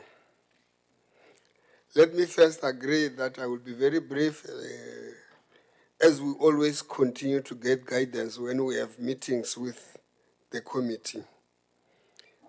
Let me acknowledge the issue of not meeting the target in terms of the appointment of female in the senior management or women in the senior management of the department. But I must indicate, Honourable Speaker, that we are on course. We just recently, the people who will be starting from the 4 positions in the senior management, 3 are women and only 1 is a man, will be starting the 1st July 2025. We are going to make sure we achieve that. We have listened to all members who spoke about our performance in terms of the CRUs, starting with Marapong, Chikota, and Talan. And we should be able to indicate that consequence management, it could only be that people did not read the entire report. There are people who have been charged and went to appear through disciplinary process, and the verdicts were given on the Marapong performance. And they will continue to commit that we continue to make sure that we complete these projects as they are. We have listened about our performance on disaster management, and we have made announcement in this August House that we are taking the matter seriously, and you have seen our influence through the Executive Council that disaster is becoming a business of this Executive Council. Hence, we put aside about 500 million from the Executive to deal with matters of disaster. I will also want to touch the issue of the Khatla Commission implementation, and I should be able to make the House understand that ours as a provincial government is to take a decision on the recommendations that have been made. We don't have any power to decide who should be a Hoshi or not a Hoshi in a particular royal family. Once the commission is done, we should be able to do. And that is exactly what we are doing. It's families which are fighting amongst themselves, not necessarily with the government, but with themselves. On the issue of municipalities, I have listened Honourable Wilson, and I think she selectively spoke of a particular municipalities and left some of the municipalities which maybe will impact on the leadership of the Democratic Alliance. I don't know why of all the municipalities which were performing or not performing, you did not mention selectively Mudimo Lemukopong, which was under the leadership of the DA, which got the debt there somewhere around 300 million. Today it's over 1 billion, which has been incurred in that municipality, and you don't talk about sound financial management in that particular municipality. I'm worried as well that Tabazimbi, we are told here that we should be able to act and put other municipalities under administration or in intervention. We have intervened. You were here when we intervened with Tabazimbi, which was, of course, not only your challenge, but it was mainly in the hands of the DA the majority of the time in that aspect, and the governance collapsed, and we intervened that. We should be able to talk about the use of consultants. And we have got a plan as a department. Together with MEC Mawai, we have been meeting with municipalities, and the reduction of the use of consultants is visible and tangible in the province, and we are working on the very same matter. I will also want to acknowledge the visits that has been made by the department, more especially in Maruling, in Ward 4, the issue of the boreholes. I will interact with the district municipality to make sure that they get to be refurbished. I'm not so sure if it is correct or factual that in all the municipal wards in Mablu, in Ephraim Mukhale, it's only the town which has got water. I was there at Malivita, we were together at the particular time. Water was there, but it was not necessarily enough during 2 specific times. But to put the facts here as if there is no water in all the villages of Ephraim Mukhale is not necessarily correct, and I will submit, Honourable Speaker, that we should be able to state the facts, because here we should be able to intervene where there are challenges. I was saying, I was with the said honourable member in Malivita. You may not know Malivita because it is not far, it's far from where you stay. We were there, water was there, and they will be able to, not enough, but I was saying, these are the facts. You may not have been to Malivita, unfortunately, but it's the area where we were ourselves. I should be able to indicate, Honourable, that the guidance we got from the members will be able to take it forward and make sure that the department improves as we are trying to improve. Thanks very much, Kyalebo. Akensa Tatan Makamu. Honourable members should not be surprised when they see acting premier and other MECs, especially Honourable MEC Radzilani, Honourable MEC Kekan. Both of them, they're supposed to join in a meeting. They told me the meeting is on online. Possibly they will still come back to the meeting. I don't think they're leaving for good, so don't be surprised when you see them. But you can see as well my whole presiding officers team has apologized for many different reasons. Honourable Ngobeni has left with Honourable Metle. They're going to the same meeting. They indicated that if our meeting don't finish, the 2 o'clock meeting needs them in Pulukwane. That's why they've left. The Deputy Speaker has got some family emergency as well as Honourable Mukuni. So, but we're still here, we still correct, we still proceed. So I hope, leader of government business, please make sure you do necessary arrangements that as when the debates are made, the responses of the expected departments are done accordingly. Thank you so much, and I hope the Chief Whip was engaged on the matter. Thank you so much. We now proceed with item 7.9. 7.7. Thank you. I'm very happy that members are really concentrating. We're now at 7.7. Honourable Small. Yeah. Chairperson, just on a point of order from your side, normally the leader of governor's business, if the relevant MEC is not here, acts on that behalf. And I see that we're going into space where the actual MEC and the leader of government business is not here. I don't know if the reins has been handed over to one of the other MECs, but you need to indicate who will respond in that regard. Otherwise, we might have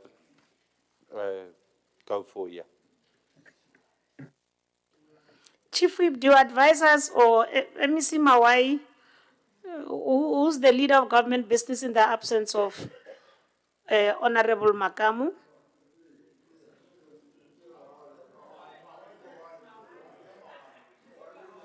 So he can't point finger and look at other person. It's given, Honourable. We are the MEC for Treasury. It's given that in the absence of MEC Makamu, in terms of protocol, you are next in line. Okay. Can we now proceed?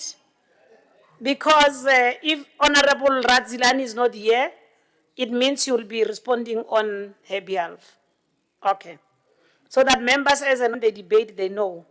Thank you very much, Honourable Smart, for taking the matter. 7.7, consideration and adoption of the following reports of the Portfolio Committee of Social Development. Committee Chair, Honourable Mate. Do you mind? You can, yeah. You have the same special treatment like Honourable Machet and Honourable Moale, but it's optional.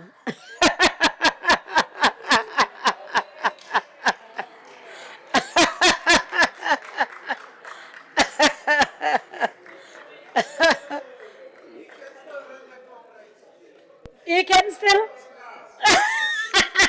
No, Honorable Matter like exercising. For him, it's better to exercise. Yeah. Thank you very much, Honorable Speaker, and greetings to all members. I hereby present the 7.7. Yes.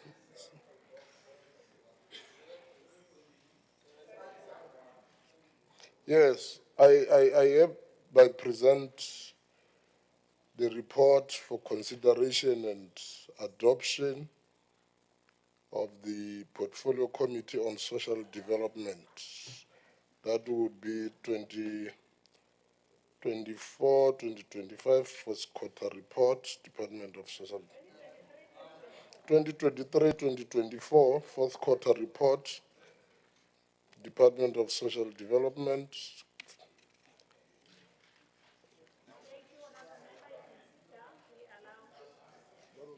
Off and sit down. Will you switch off and sit down? Not on the chair of the Premier, unfortunately. You can use any other chair, but not the Premier's one. Thank you so much. Can we get seconder for the report, Honourable Mdaka? Nakhensa mana na Speaker Dr. Makoma Mkrupeji. Ni imela ku sekretary lesiboshiweke mtshamo wa xitulu wa Committee ya Social Development bona tatana Simon Mati. Nakhensa.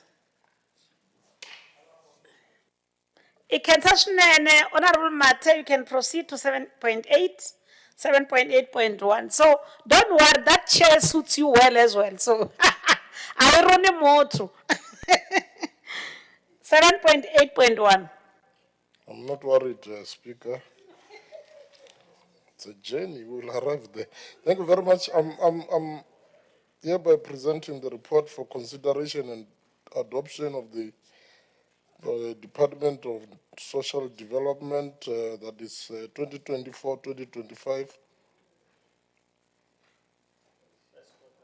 First quarter report.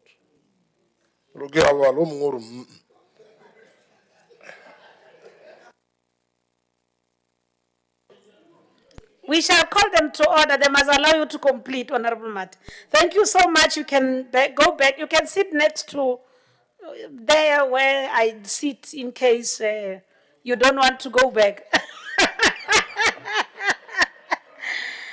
Honourable members, we now shall go to the speakers list.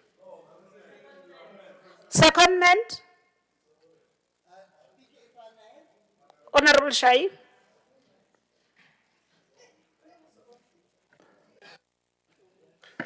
Thank you very much, Honorable Speaker.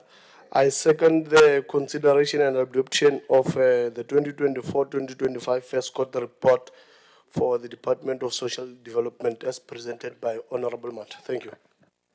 Honourable Wilson has got an objection. Yes. Thank you, Speaker. On 7.8.1, 2024-2025 first quarter report by Department of Social Development, please note that the DA will not ratify or submit the submission of that report. Thank you, if it can be on record. Order. Order. Order. Allow the chair to raise the matter.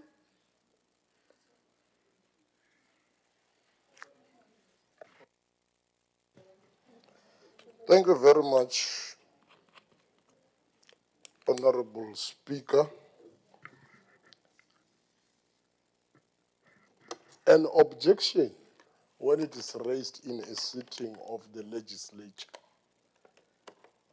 it needs to be objective, not subjective, objective. And you don't object in the sitting of the legislature as a political party, but you object as a member of the legislature. You don't stand up here and say, as the ANC, I'm objecting. And you don't object to a report of a committee which you were never part of. I cannot stand here and object to a report of SCOPA. I'm not a member of SCOPA. When those that I'm a member, they are a member of the legislature with me from different, either useful or useless political parties, are part of a committee that has adopted the report. But you are not there, you come here, you say you object. That is satanism. It's satanic in nature.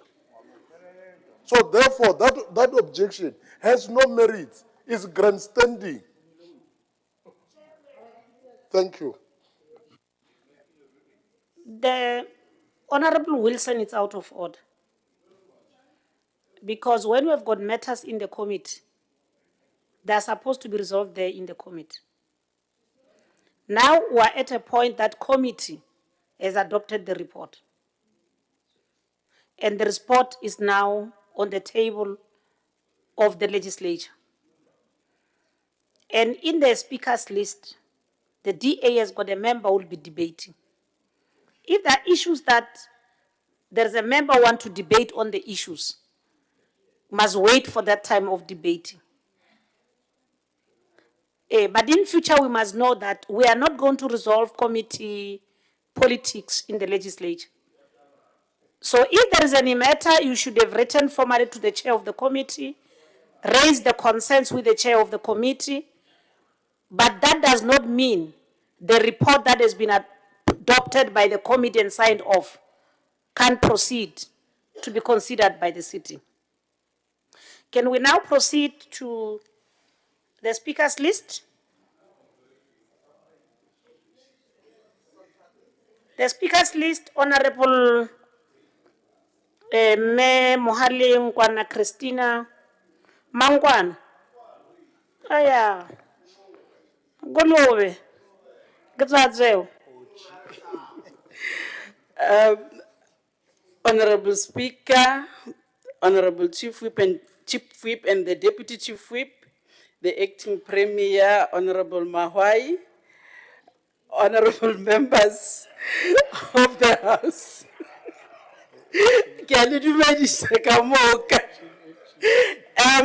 Honourable Speaker, in the previous years, quarters, the Department of Social Development struggled to meet the target of having 50% women representation in senior management positions.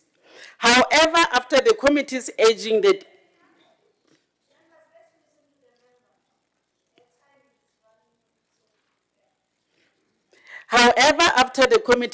the department managed to make it to 52% representation, although it was short-lived. We sincerely ask the department to adhere to the regulations and ensure there is 50% representation of women in senior management posts. The African National Congress has consistently championed quality and advocated for women representation in leadership and management roles. This reflects ANC's long-standing commitment to empowering women. Honourable Speaker, I would like to commend the department for consecutively upholding the 2% employment of people with disabilities. On 2,800 people employed by the department, 59 of those people are persons living with disabilities. We note all the efforts made by the department in ensuring that members of the vulnerable groups that include women, children, older persons and people with disabilities are well catered for. Honourable Speaker, out of 18 findings by the Auditor General, audit findings, 15 matters were resolved, meaning 83% of the matters were resolved. The Portfolio Committee on Social Development requires the department to hasten the process of solving the outstanding matters as noted by the AG. We would also like to applaud the department in adhering to the requirement of paying invoices within 30 days from the date of receipt.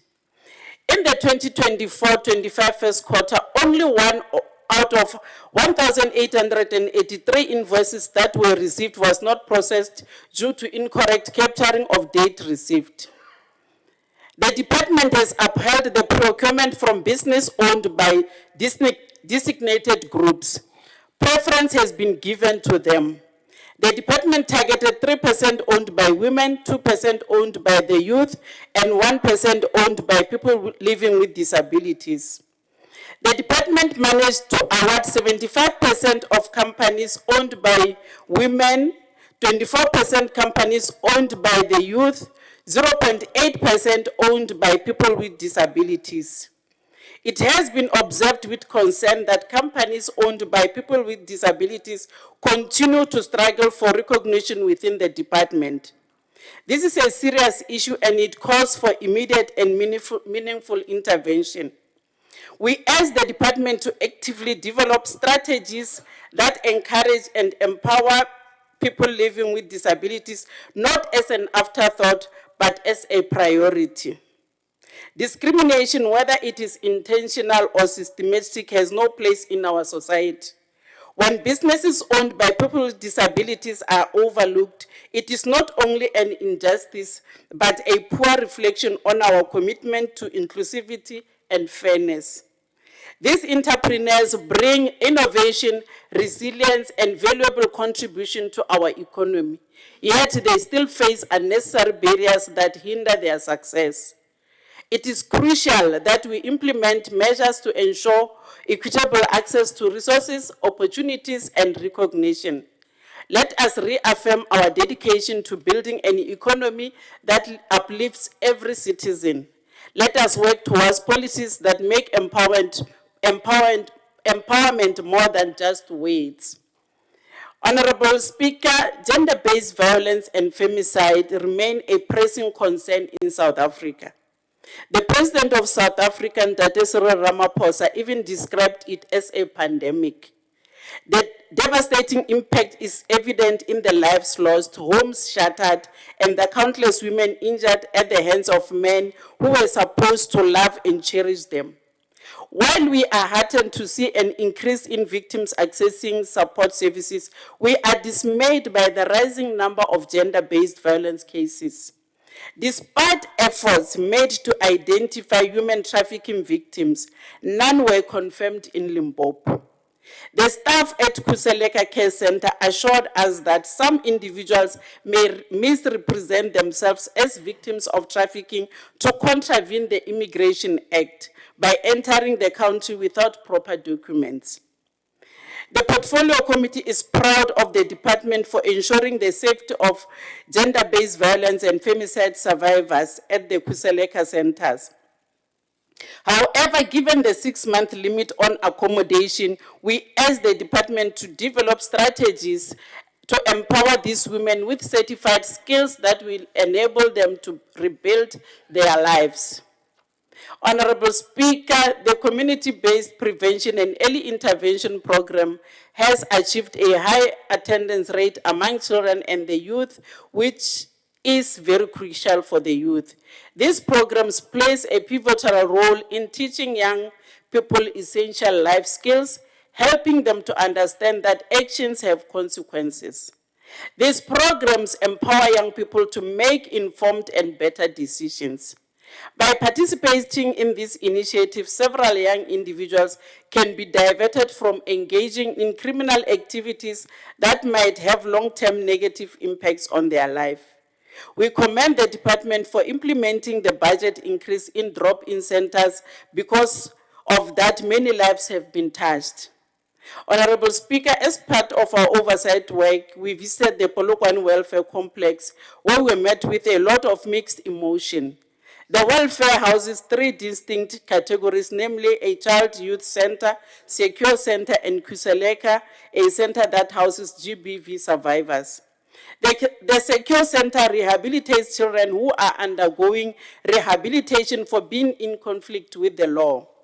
Honourable members, we would like to applaud the department's outstanding work in ensuring they provide a safe haven for vulnerable children, including survivors of gender-based violence and young people in conflict with the law. However, we noticed a pressing concern amongst many. The welfare is severely understaffed, particularly in terms of psychologists.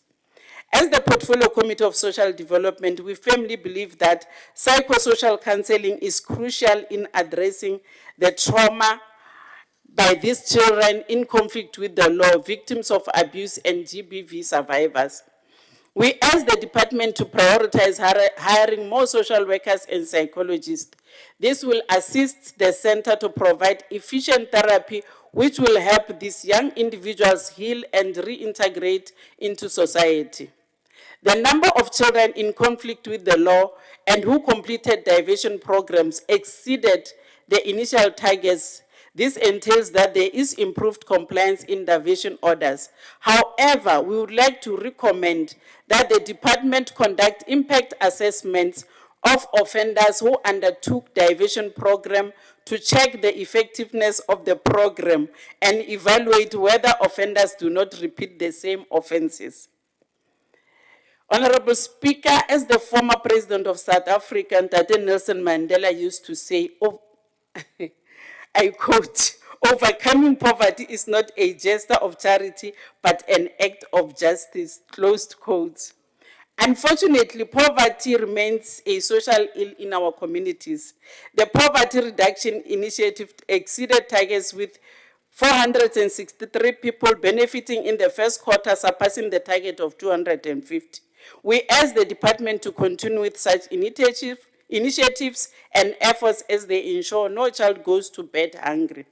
We are dismayed by the decrease in household accessing food through DSD food security programs due to the absence of food parcel contract. We ask the department to speed up the appointment process of a food parcel contract to ensure that no person goes hungry. On a positive note, the number of people accessing food through DSD-funded centers far exceeded targets. We applaud the department effort and recommend continued support to ensure that no child goes to bed or school hungry. The department reported significant participation in its youth skill development and entrepreneurship program, facilitated by strategic partnerships and various stakeholders. Notably, 1,011 youth benefited from skill development initiatives, while 8,020 participated in youth entrepreneurship development programs. Furthermore, women empowerment programs demonstrated increased engagement attributed to collaborative efforts with key partners. We acknowledge the department's progress and recommend continued outreach to youth and women to maximize impact. In conclusion, Honourable Speaker, we ask the department to continue with its commendable work, which is addressing the challenges, gaps identified, ensuring that no one is left behind. Together, we can build a society that is more just, equitable, and caring. Care level. Thank you so much. We now proceed to the DA. I think they've replaced Honourable Wilson is the one that is taking the debate.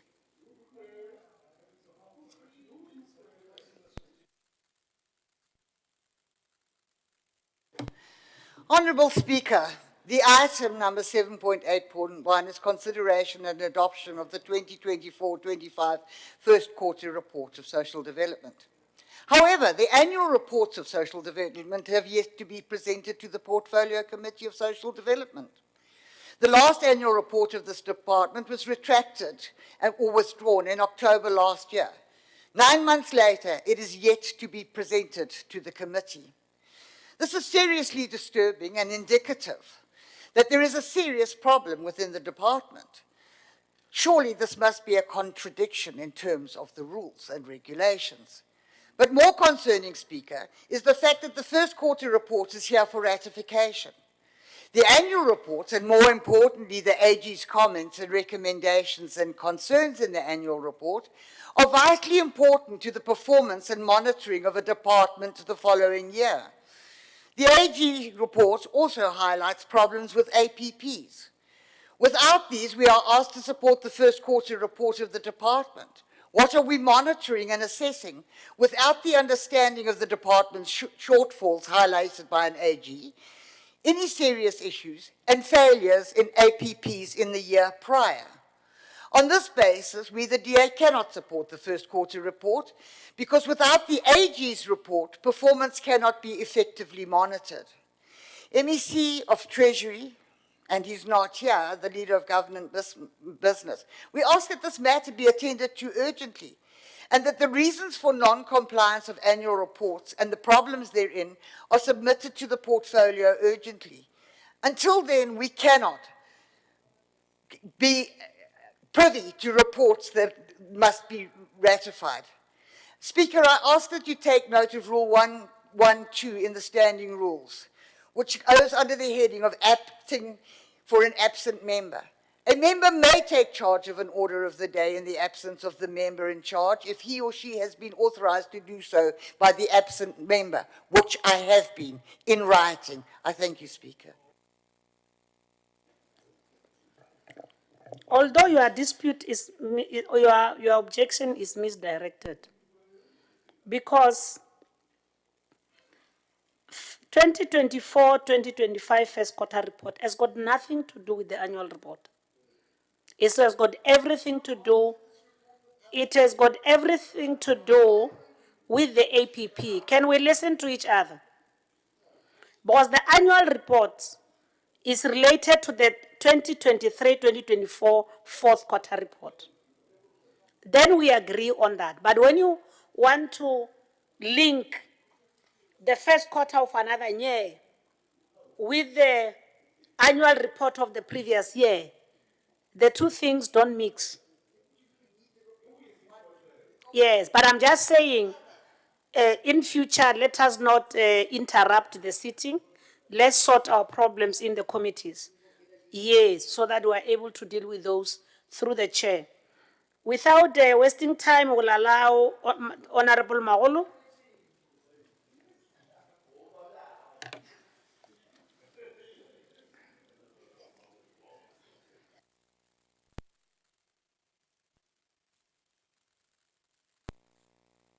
Your 9 minutes starts now.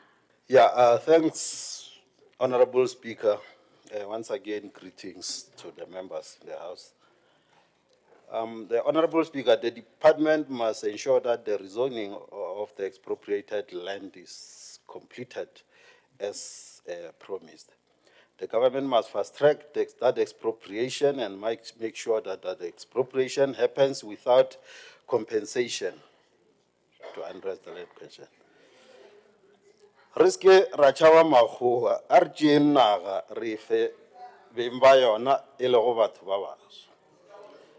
Honorable Speaker, it is disheartening that companies owned by the people with disability are still struggling to get recognition and not being appointed as the service providers in the department. The government continues to segregate against the marginalized group. They suffered discrimination under apartheid government, and they are now suffering discrimination against the new dispensation. As it stands, there are no workshops available for persons with disabilities and those aspiring to become entrepreneurs. This marginalized group in our society are on their, as government continue to sideline and ignore them. Honorable Speaker, there is lack of continuous training of NPOs. There is no sufficient training of NPOs on compliance matters to ensure that they sustained improved provision of service, especially to vulnerable people. The vulnerable groups in society are human beings, and therefore they must be treated like the way the other people are treated, all of us, are treated.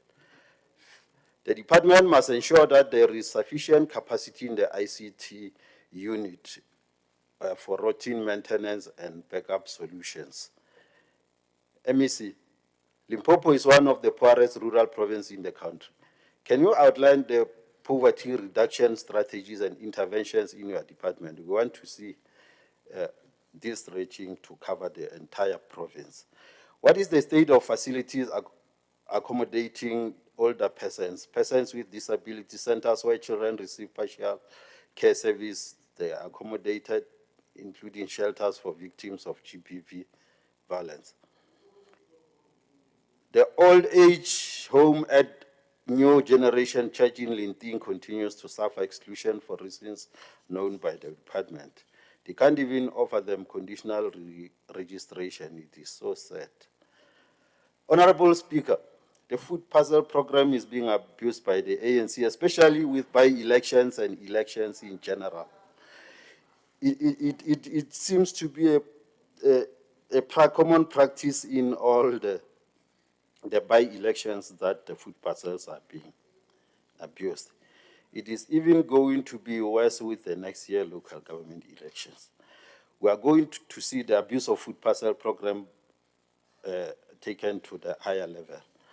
The department must measure in place to ensure that the qualifying beneficiaries get what is due to them.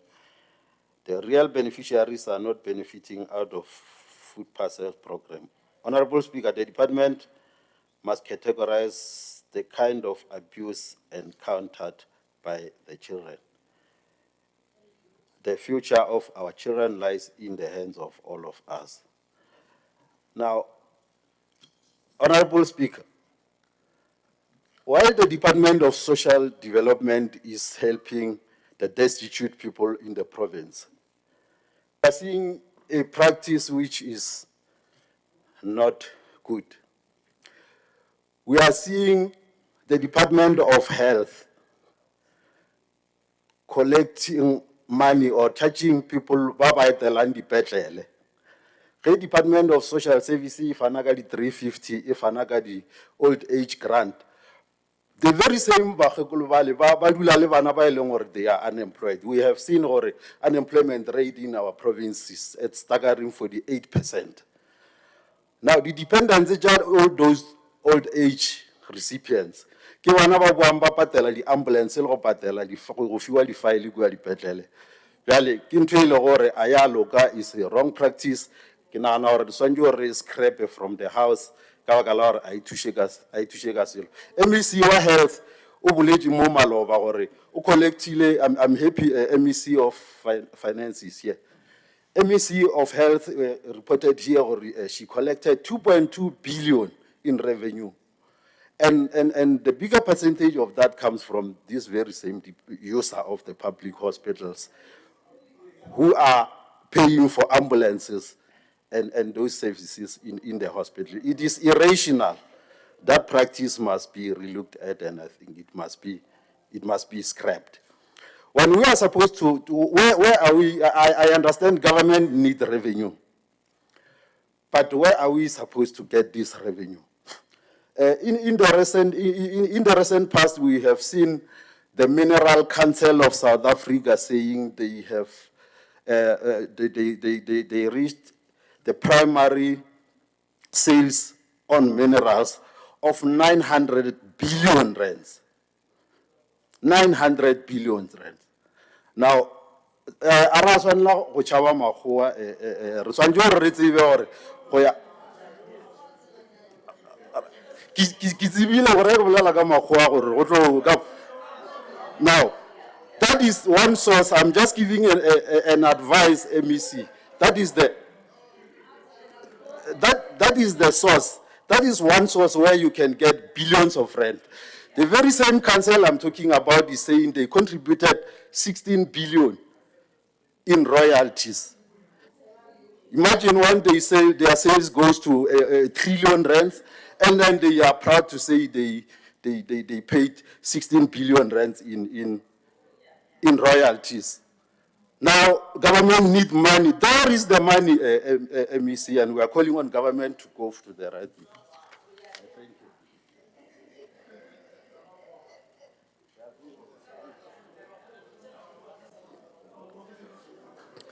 Thank you so much.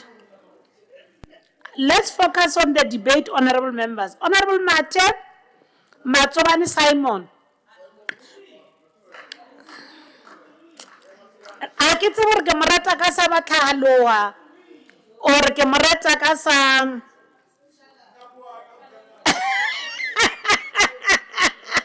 o tla re botsa serato re mo rata ka se sefe. Honorable Simon Matsobani Mate. Thank you very much, Speaker. My full name, as reflected in my ID, is Mate Simon Matsobane Rismat. Hey. Chair, I have 10 minutes or so, but I think my previous speakers made my work very easier. I don't think I would need it. It's unfortunate I was not delegated to be the deputy MEC and respond to them. Firstly, we work very well. I want this House to note that as the Portfolio Committee on Social Development, we work very well with Honourable Marx. We work very well. But today we are surprised that somebody that we have never seen in any of our meetings comes here and speaks things that we don't know as the Portfolio Committee. Secondly, Speaker, I would advise all political parties to follow the examples of the African National Congress to ensure that there are some competency tests for people that are candidates to come here. Because when we speak on issues of elderly and destitute, what do we have to do with expropriation of land? You come here, we speak social development, we speak HIV/AIDS, we speak visits to treatment centers, which you don't even attend. You come and speak about expropriation of land. We need competency tests. You come and speak about minds and realities. Man. There is money that you are going to be getting tomorrow, Maol. You must work for it. You will be getting money tomorrow. No, you must attend these oversight visits so that you see these centers. That today, theoretically, you come here and proudly speak about them, and you have never visited or attended any oversight visits. I'm debating. I'm not talking. I'm debating. There is a difference. Honourable Speaker, we want to indicate to this House that the report has shown that elderly persons that are able to access our residential facilities have not necessarily surpassed the initial target, but at least there's been a slight increase in the first quarter of the relevant year. 2 weeks ago, Honourable Speaker, the Portfolio Committee on Social Development visited an old age home called Skutupu Old Age Home, which is situated in Zebediel. Madam Speaker, we were pleased to find that our senior citizens are well cared for. Although the infrastructure surrounding the old age home is abandoned and dilapidated, which attracts criminal elements, this poses a significant safety risk to both our elderly and the staff. The old age home provides a clean and safe environment for its patients. We commend the department for ensuring the well-being of our senior citizens. However, we urge the DSD to address infrastructure issues and consider replacing the beds in all age homes.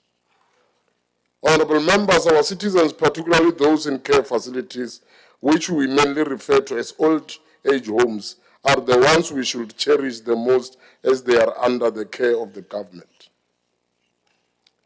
Services to people living with disability, and I'm one of them, and part of the things that we do is not only to take advantage of our disability and wants to source tenders.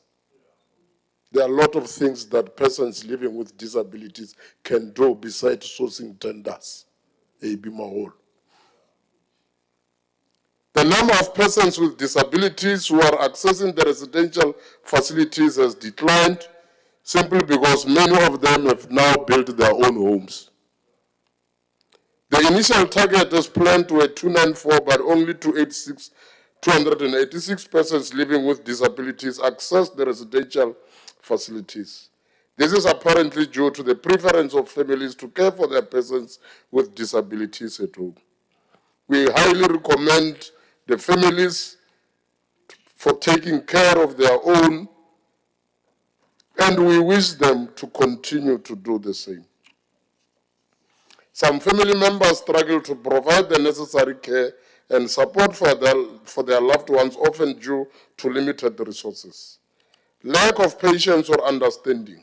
In some cases, people living with disabilities are only kept at home, not out of love or the desire to care for them, but rather for financial gain, such as relying on the disability grants.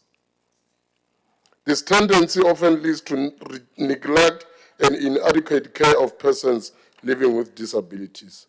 Honourable Speaker, we are pleased with the turnout of persons with disabilities in accessing services in protective workshops. This shows and ensures us that the Department of Social Development is indeed headed towards the correct direction. Honourable Speaker, on sub-program relating to HIV and AIDS, which you only know your status once you have tested. I so wish we can have a testing next week, Tuesday, all of us here. I have tested, I'm negative. It says non-reactive. It doesn't say negative, it's non-reactive. Agree, Ms. Simasho? Yes. Our beneficiaries receiving social and behavior change programs in all quarters. The initial targets were greatly surpassed. This proves that a lot of people have been willing to get help and break the stigma. The higher turnaround was achieved through the strengthened collaboration and partnership with various stakeholders. On psychosocial support services during the 2023-24 fourth quarter, the numbers drastically dropped, but they immensely increased during the first quarter, 2024-25 first quarter. The committee would like to recommend the department's continuation in strengthening their relationship with the Department of Health, as they are the ones responsible for referrals. And we therefore want to ensure that such a relationship be intensified. Due to the rising incidence of disasters in the province, the number of people relying on the Department of Social Development Social Relief Program has significantly increased. To date, 2,508 people have benefited from social relief programs, surpassing the initial target of 1,047. As the Department of Social Development mandate is to help those in need, we commend the department for not turning anyone who requires assistance away. Children and families, honourable members, if you are all honourable, others I doubt. The number of members participating in family preservation. You are starting with me. You are provoking me. You are provoking me.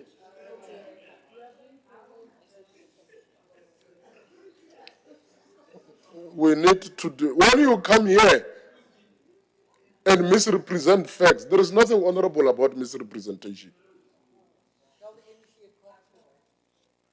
Are you provoking me? Smale, please reprimand her. Because if I decide otherwise, it's got to show well. Yeah, because I'm speaking. Honourable Wilson, the facilitator of the session is the speaker. If there is any matter you want to raise, please raise a hand so that you don't interrupt the speaker on the podium. We are now wasting his 2 minutes. Can we allow Honourable Mate to proceed without being interrupted? Thank you very much, Honourable Speaker, for that protection. We, the department, with the remaining 2 minutes that I have, with other 2 minutes that was wasted by Honourable Wilson, We think that in relation to children and families, Honourable Speaker, the target for the department on the first quarter of 2024 was 16,795, and the department was able to surpass that particular target. We are therefore pleased with the work that has been done. On childcare and protection services, there has been an increase in the number of reported child abuse cases, although it is our wish that no children would experience any type of abuse. We applaud the department for hosting awareness campaigns on child protection. These awareness campaigns hosted by the department gave more people strength to report cases of child abuse. The department reported 34,583 children with valid foster care orders because some were discharged after reaching 21 years of age. The committee would like the department to ensure that children who have reached adulthood under the foster care system receive some sort of support that will assist in living life outside the foster care system. There has been a constant increase in the number of children in child and youth care centers. This means that more children and youth need more and more protection. The number of children united with their families has exceeded the initial target. This is because children and their families were ready for reunification. On substance abuse, which including excessive drinking of whiskey. On substance abuse and prevention and rehabilitation. Honourable members, the devastating impact of substance abuse is claiming young lives and destroying futures. It's a pandemic sweeping across South Africa, including Limpopo. With addiction numbers escalating daily, the crisis fuels crime as those struggling with addiction often prioritize their next fix over everything. It is so heartbreaking to witness our youth, leaders of tomorrow, squandering their potential. But in getting disappointed or heartbroken by our youth, we must also be getting disappointed and heartbroken by our elders. As the future of this province is in the hands of the youth, we must act urgently to address those issues. Madam Speaker, we visited the Seshego Treatment Center. We were impressed by the center's cleanliness and professionalism. It is alleged that Center's kitchen is reported one of the best in South Africa. Observing their progress and listening to their stories was heartwarming. However, given the Center's 3-month program, we asked the department to establish post-discharge support system, including skills training. This will help prevent relapse and ensure their continued recovery. We were heartbroken to learn that the treatment center only caters for adults only, which meant 18-year-olds and above. There are a lot of children suffering from substance abuse, and they also deserve a second chance in life. We beg the department to come with alternatives to cater for young substance abusers. We are pleased to report that the substance abuse prevention program exceeded its quarter first target, reaching 20,504 people, for surpassing initial goal of 11,320. I want to take the remaining 14 seconds, Speaker, and thank you very much. Thank you very much, Tatana Risimani Mate, Ntate Matsobani, Simon Mate Realebo. Can we now allow the MEC, Mawai, who's acting on behalf of the leader of government business, to come and respond on behalf of Honourable MEC Radzilan? Honourable Speaker, honourable members, indeed I'm responding on behalf of MEC Radzilan, and we have taken note of all the comments, especially those that will fall within the ambit of this department. But first to acknowledge that indeed the department is making commendable progress across all areas of performance, as alluded to by various members of the Portfolio Committee. Of course, with regard to the representativity, we can confirm indeed that the department has achieved a 52% representations of women in senior management, and we have taken note of the reference to infrastructure backlog at Sukutupu, among others. That will be taken care of, and the department will be at hand to ensure that it is attended to. And regarding social relief of distress, there is no selective way in which the department is actually assisting in this regard. Instead, the department has responded effectively to all forms of disasters and trauma incidences, as evidenced by the figures confirmed by the chairperson of the portfolio committee. So this increase underscores the commitment of the department to provide immediate relief to those affected. And the department has indeed successfully allocated 70% of business to women-owned companies. Of course, only 0.8% to companies owned by persons with disabilities.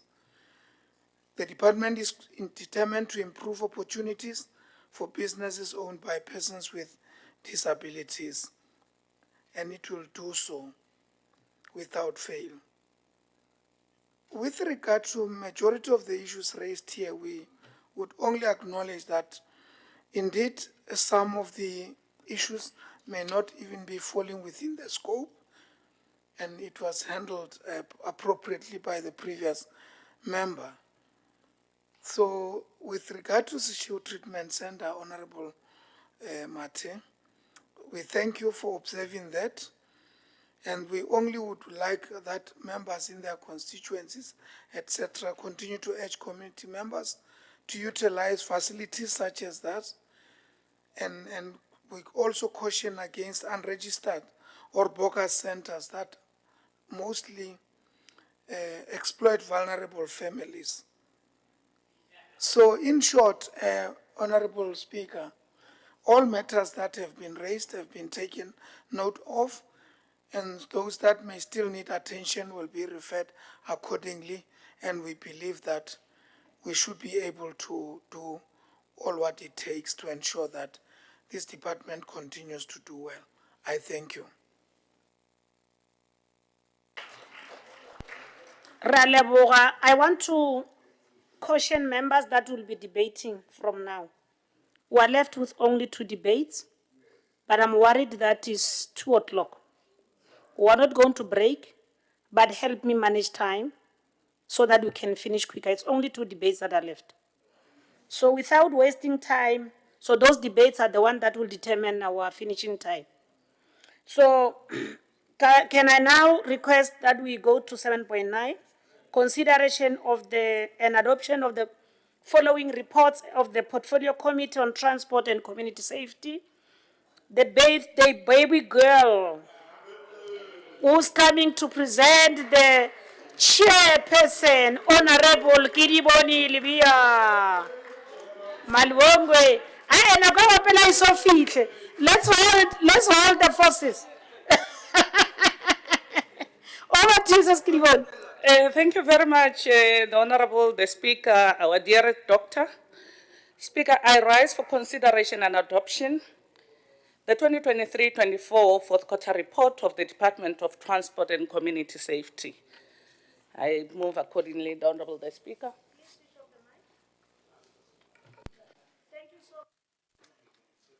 Seconder, Honourable Dr. Slani. Manana Dr. Speaker, lava ku teka nkarhi lowu ni seketela burhangeri bya portfolio committee ya transport. Manana ke di vonele beya na cancer.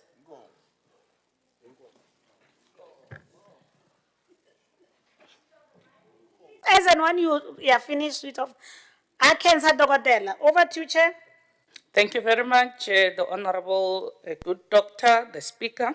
I rise again for consideration and adoption 2023-24 fourth quarter report of the Gateway Airport Authority Limited, GAL.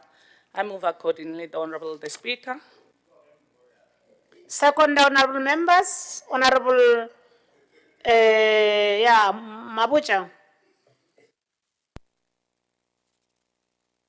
Thank you very much, Speaker.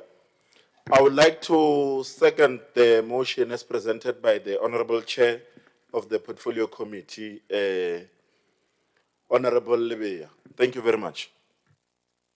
You are welcome, Honorable Chair.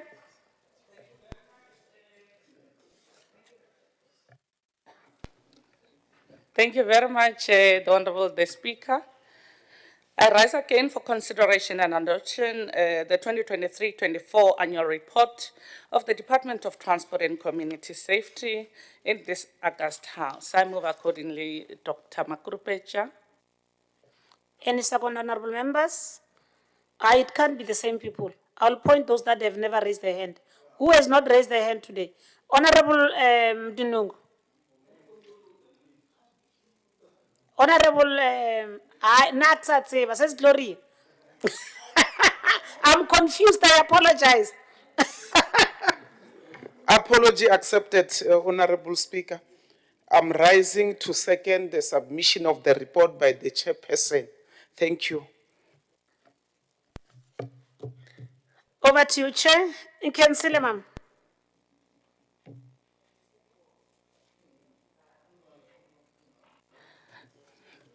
Thank you very much again, the Honourable the Speaker, Dr. Makurupecha. I rise for consideration and adoption in this August House, the 2023-24 annual report of Gateway Airport Authority Limited. I move accordingly, the Honourable the Speaker. Second, hi today wa ke le lebala mara. Says Bella.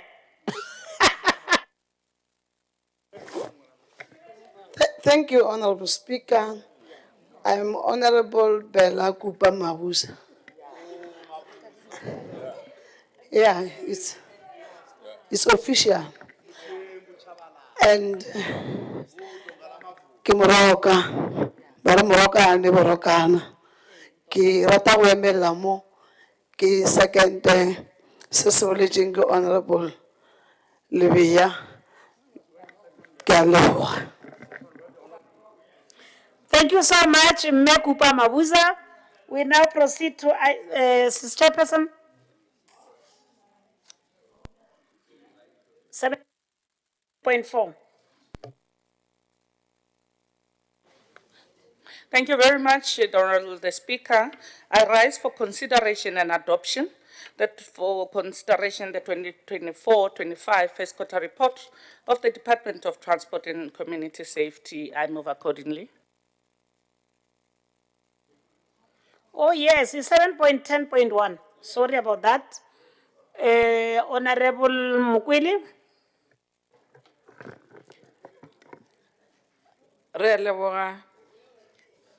Honourable Dr. Makurupecha, Reme Fago, second chairperson wa Portfolio Committee of Transport and Community Safety. Thank you. Thanks. Over to you, Chair.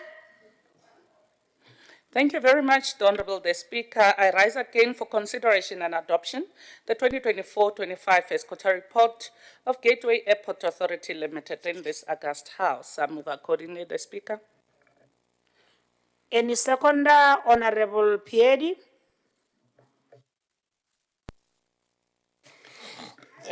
Ke leboga bongaka speakera ke dafa le ka mohana no ta thega puo ya ding puo bua ke modula sethulo bo Honourable ke di bone Lebeya ene nda re le wa rena banana.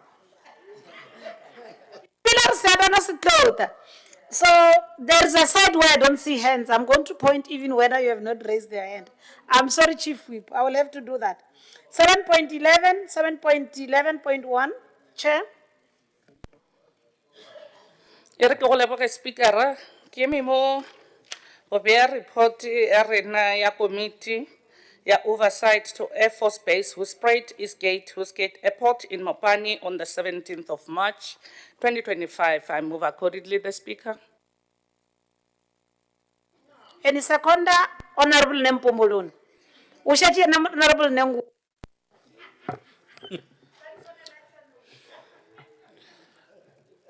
Ndo livua vo dokotela spikara ndo ima apa ndi muhulwane vho Nempumuloni TC ndi tshi khou tikedza zwe chairperson wa portfolio committee amba zwone kha oversight visit ya airport base Houseport Eastgate Houseport Airport in Mopani district on the 17th March 2025. Ndo livua. John, Rodibo Amanda. 7.1.2, Chair. Point 11.2, yeah. And Speaker, no need to consider and adopt the oversight visit to traffic monitoring visit to Capricorn, Skukuni and Waterberg District during the 2024-25 festive season of Group 1. I move accordingly, the Honourable the Speaker. Any seconder, Matou.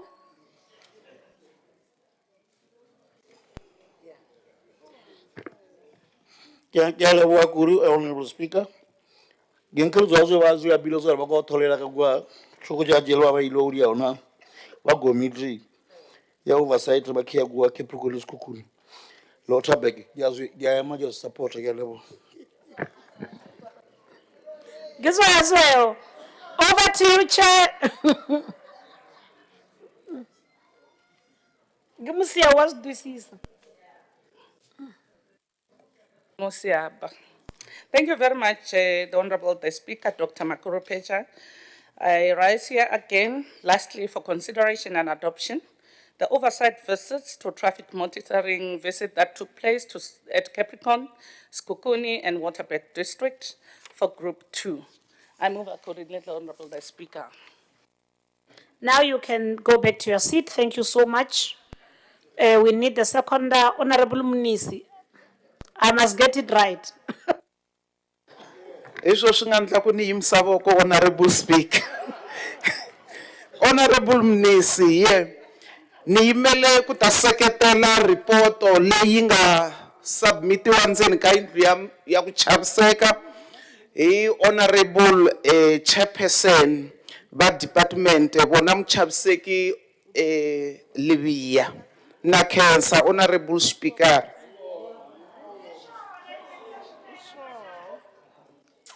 Manana Munisi cancer shnene and na mina ntwani ri kahle ko ni kote ku lunghisa timhaka ta mina. Thank you so much, honourable members. We are now running directly to the speaker's notes. The speaker's list.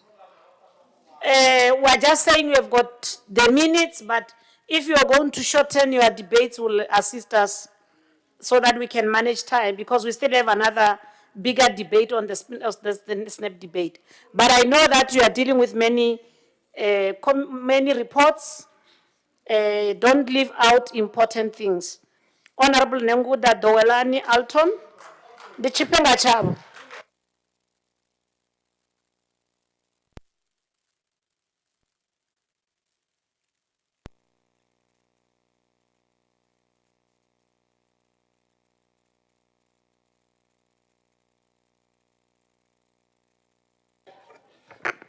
Ndiariwa vo speaker vo dokotela Makuma Makurupeche ndichitama uthoma nga u lumelisa chimebi tshihulwane vo eso Mukhonyana na tshanḓa tsha chimebi tshihulwane vo Munama, honorable members of this august house, distinguished guests in the gallery, ladies and gentlemen, Dimasiari, Ndawiandu.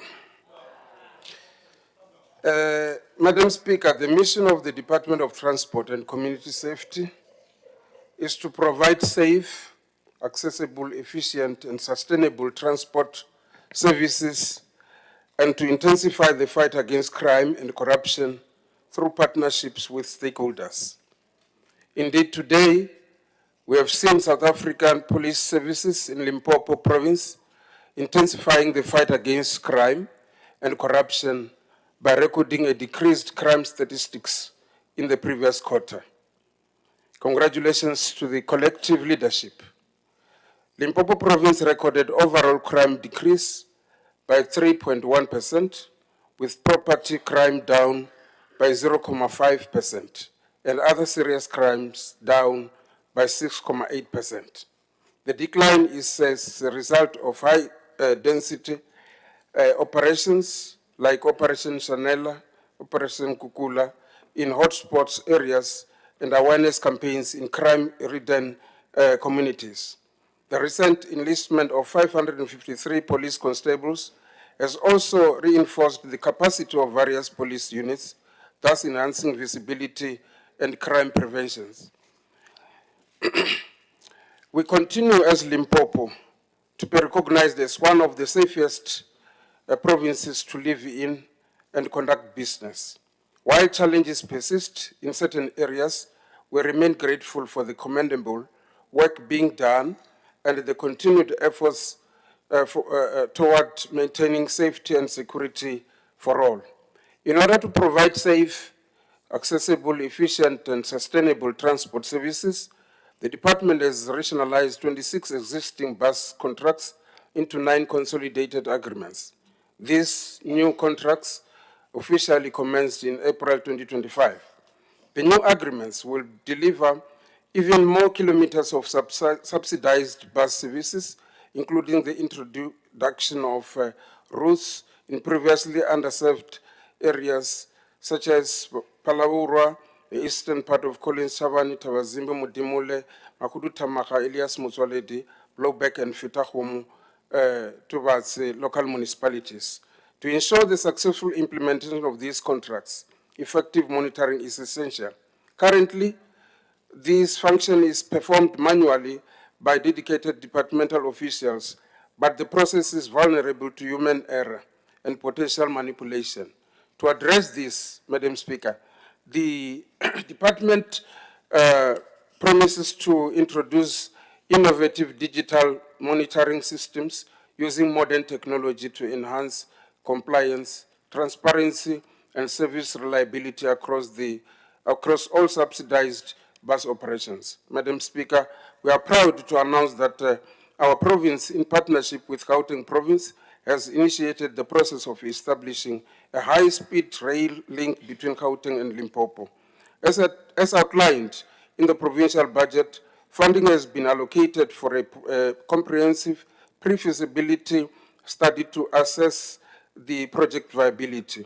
This high-speed rail project promises to be a transformative development, offering commuters greater choice between road, rail, and air travel. Once realized, it will significantly enhance connectivity, reduce travel time, and serve as a catalyst for economic growth and regional integration. Madam Speaker, the department continues to provide funding and strategic oversight to Gateway Airport Authority Limited, a Category 3D public entity. Currently, GAL is not financially self-sustaining. In response, the board has developed and adopted turnaround strategy designed to reposition GAL as a viable and self-funded business entity. As the current board's term concludes in September this year, the department will commence the recruitment process for a new board. This new leadership, together with executive management, will have the responsibility of driving the implementation of the turnaround strategy and ensuring GAL becomes a financially sustainable contributor to the province economy. GAL is a business and it must evolve accordingly. It cannot remain a perpetual liability dependent on public funds without delivering measurable returns. The department remains committed to ensuring GAL becomes a sustainable and economically impactful entity.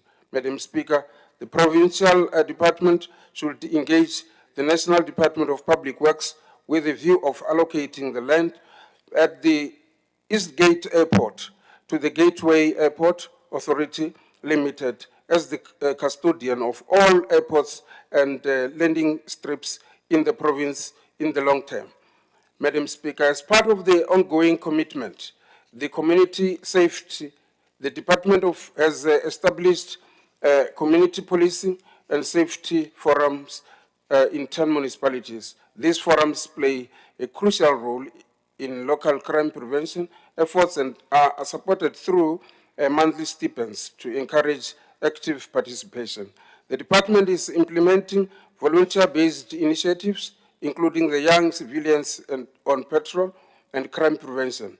Through environmental design programs, these structures work collaboratively with the South African Police Service to safeguard our communities. Madam Speaker, even though there's been a decrease in the number of fatalities in last festive season, most of the accidents were caused by human error, as most of them were caused by overspeeding, pedestrians on the roadway, and reckless driving. It is for this reason that the department is embarking on a 24-hour traffic law enforcement, of which calls for the increase in traffic personnel is made. We had an injection of 147 officers in the last financial year, and this is not enough. And more officers need to be added in order for 24 hours traffic law enforcement operations to be realized. We note further that our motorists are queuing for long when they visit licensing offices, either to renew drivers and vehicle registrations. It is for this reason that the department is embarking on infrastructure investment. The construction of K53 and examiner of motor vehicle pit at Toyando traffic station is at 70% in terms of progress, and Sishihu K53 and examiner of motor vehicle pit is at 47% towards completion. While the finalization of the Toyando taxi rank project has progressed more slowly than initially anticipated, we are pleased to report that the project is now actively moving forward, with the Independent Development Trust playing a central role in its implementation. Madam Speaker, in January 2025, Grobler's Bridge port of entry was temporarily closed due to adverse conditions caused by high water levels as a result of heavy rains. The increased water level has reached a point where it significantly compromises the safe and efficient functioning of the port. According to the research studies, Grobler's Bridge border post is currently located in an area that is a flooding zone and occasionally closes and ceases to operate during heavy rain seasons, often for months. In the year 2000, the border post was closed for a year. However, the Department of Public Works has completed a feasibility study in the new location, and the matter is still under consideration. Madam Speaker, our border posts continue to experience challenges such as shortage of immigration officers, poor ablution facilities, general cleanliness, shortage of water supply. However, the Border Management Authority continues to do a sterling job with the use of drones at Byte Bridge border posts. The drones have been deployed to detect smuggling attempts and intercept undocumented migrants, contributing to the significant increase in illegal border crossing interceptions. Madam Speaker, as I conclude, I wish to extend my gratitude to the members of the Portfolio Committee on Transport and Community Safety under the chairpersonship of Honourable Kilibone Libya for their unwavering commitment to improving services for our people. I thank you. Ndiaribu Ndawendu. Rerebuanga Manda, Honourable Andri Mos.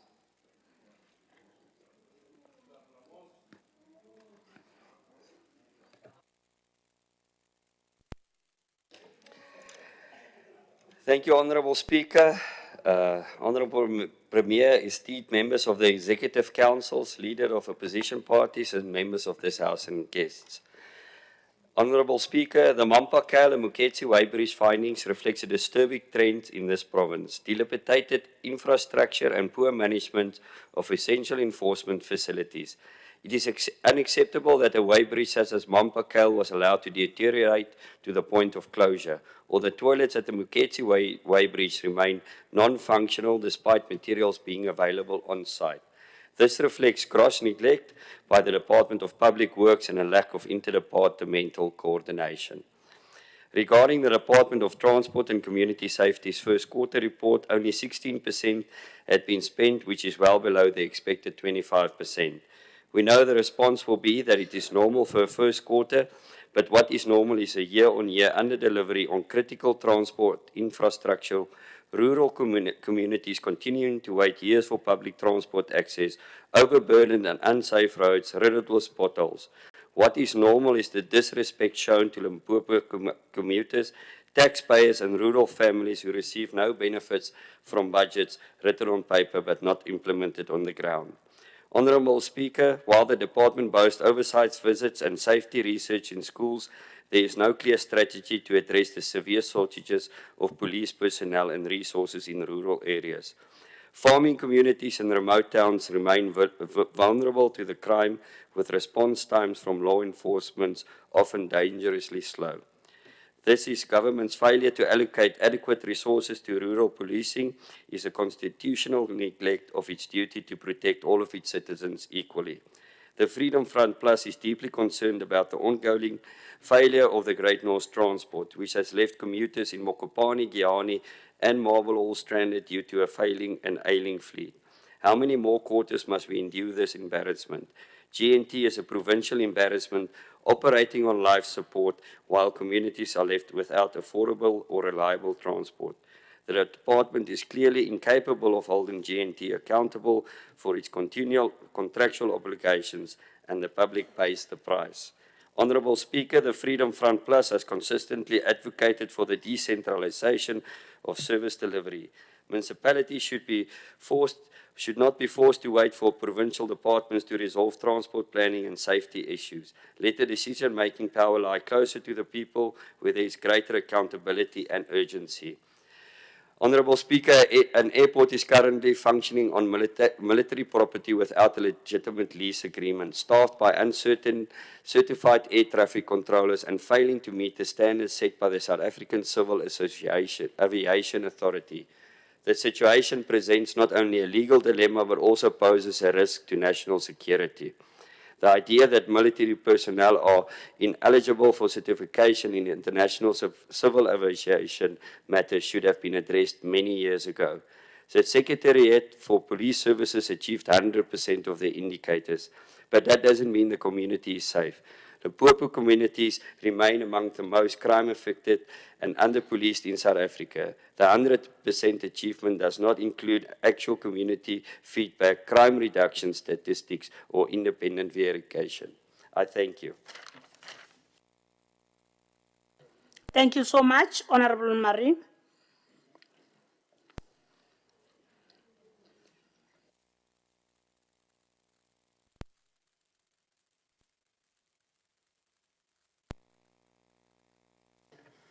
Thank you, Honourable Speaker. Can I please take the opportunity to wish my chairperson a very happy birthday?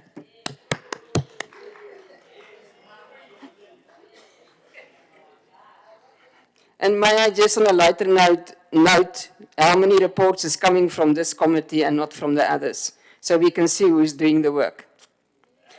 Honourable Speaker, all the MECs present, our whippery, all the honourable members, the guests, thank you very much for the opportunity. I would like to commend our department for doing very well to reduce road fatalities. I think we have done very well. I also want to acknowledge that there is a reduction in crime, but let us also tackle the other issues that are still like a rotten apple in a bag. Corrective measures must be taken against employees who failed to comply with the disclosure of financial interests while doing business with government. As far as the Provincial Secretariat for Police Service is concerned, The excessive high rate of violence against women in the province is of a deep concern. Thohoyandou is the crime hotspot, and this is interesting, not only in Limpopo, but in South Africa. Thohoyandou is listed in South Africa top 30 stations 13 times. More important, Thohoyandou is prominent in 17 community-reported serious crime categories and prominent in the sexual offences category. Thohoyandou is listed number 1 in the following categories: sexual offences and rape. If we look at sexual offences, Thohoyandou is number 1 in South Africa, Seshego 13th, and Mangwen 18th. Our province are not doing well. If we look at rape, in the top 30 stations in South Africa, Thohoyandou is number 1 again. Number 12, Seshego, Mangwen 15, Makwareleng 25. We cannot allow this. Women and children are no longer safe in Limpopo. Further, the Court Watch program, which is supposed to assist us, needs a serious overhaul. The 15 visits that is spread across the province for 5 days per quarter is just not good enough. It is unacceptable that of the 199 case dockets that were monitored at the Magistrates Court, 98 were withdrawn or struck off the court roll due to incomplete investigation, and 44 dockets were not brought to court. It is important that this program is expanded in that the SAPS propose ways to improve this dismal performance. The department must hold the SAPS accountable, and urgent steps are necessary to bring down rural crime that is destroying our province. Crimes such as stock theft in both traditional areas, and we all know about this, and on farms, attacks on farms and farm workers and other rural crime must be addressed. And we can only read on the newspapers to see what I mean. We need more support for community structures that is fighting crime, such as the CPF, town and farm watches, and other structures. And we need more than just stipends. We need to make sure that we empower these structures with support to put up and maintain cameras in high crime areas. We need to investigate the possibility of drone technology for isolated farms and farm workers, and we need better training and cooperation between security companies and these community structures. The DA cautions about reducing the budget allocation to this vital program and should find ways to strengthen the police stations with the unacceptable high crime rate. It is suggested that this department create a list of the 10 worst SAPS stations and then give special attention to those so that we can reduce the crime rate. Support for rural transport is important. We are concerned that it seems that the planned bus contracts, especially in Mopani, are creating conflict and concern with taxi associations. It seems as if these contracts were concluded without proper consultation with taxi organizations. Taxi organizations, during a meeting on 4th June 2025, expressed concern that those routes now allocated to the 3 contracts in Mopani were filled by taxis, as these routes were neglected by GMT. The concern is that the buses will just move in and take over the taxi routes, and as we know, that is not good news. The DA cautions the MEC to make sure that proper consultation takes place before budget is spent. We should prevent boycotts and violence in these areas about transport. GAL as an entity is still struggling. We look at the first quarter report, the performance was really poor. Let me give an example. In this quarter, 14% is spent. It should be 25%. Administration 12%, business development 22%, and business operations 11%. This is really unacceptable and just continue with the same excuses. The question is how risk management is done if we look at the past when missed landings and cancellation of scheduled flights. Surely if the management and board are well informed and familiar of airports and how they work, they should have foreseen this risk. Instead, they waive the cancellation of flights and then jump into action. This is not good enough, and GAL must do serious introspection. The 7th administration is now 12 months in the saddle, but this department is already 30 years in the saddle. We urge all involved to work harder so that we can achieve the same results as what we have achieved with the reduction of road fatalities. Thank you so very much. We now proceed to the EFF. Honourable Balo is not here. We'll now proceed directly to Honourable Kidiwon Livia to close the debate.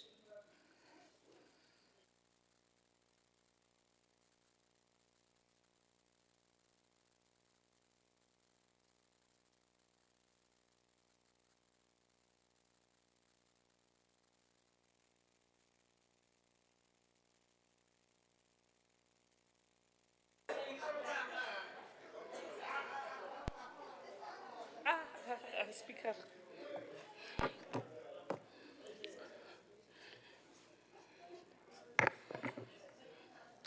I thought the Speaker will protect me. I'm being insulted on my birthday, the Honourable the Speaker.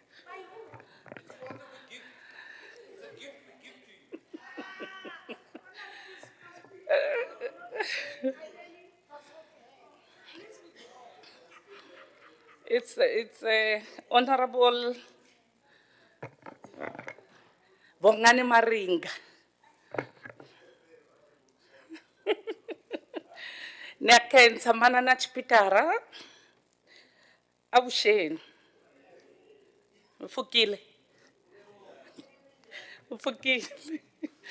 The Honourable the Speaker, our Honourable Doctor, the remaining members of the Executive Council in the House, honourable members of this august House, distinguished guests, members of the media fraternity in the House and the ones that are logged on to different live streaming channels, a blessed day to you.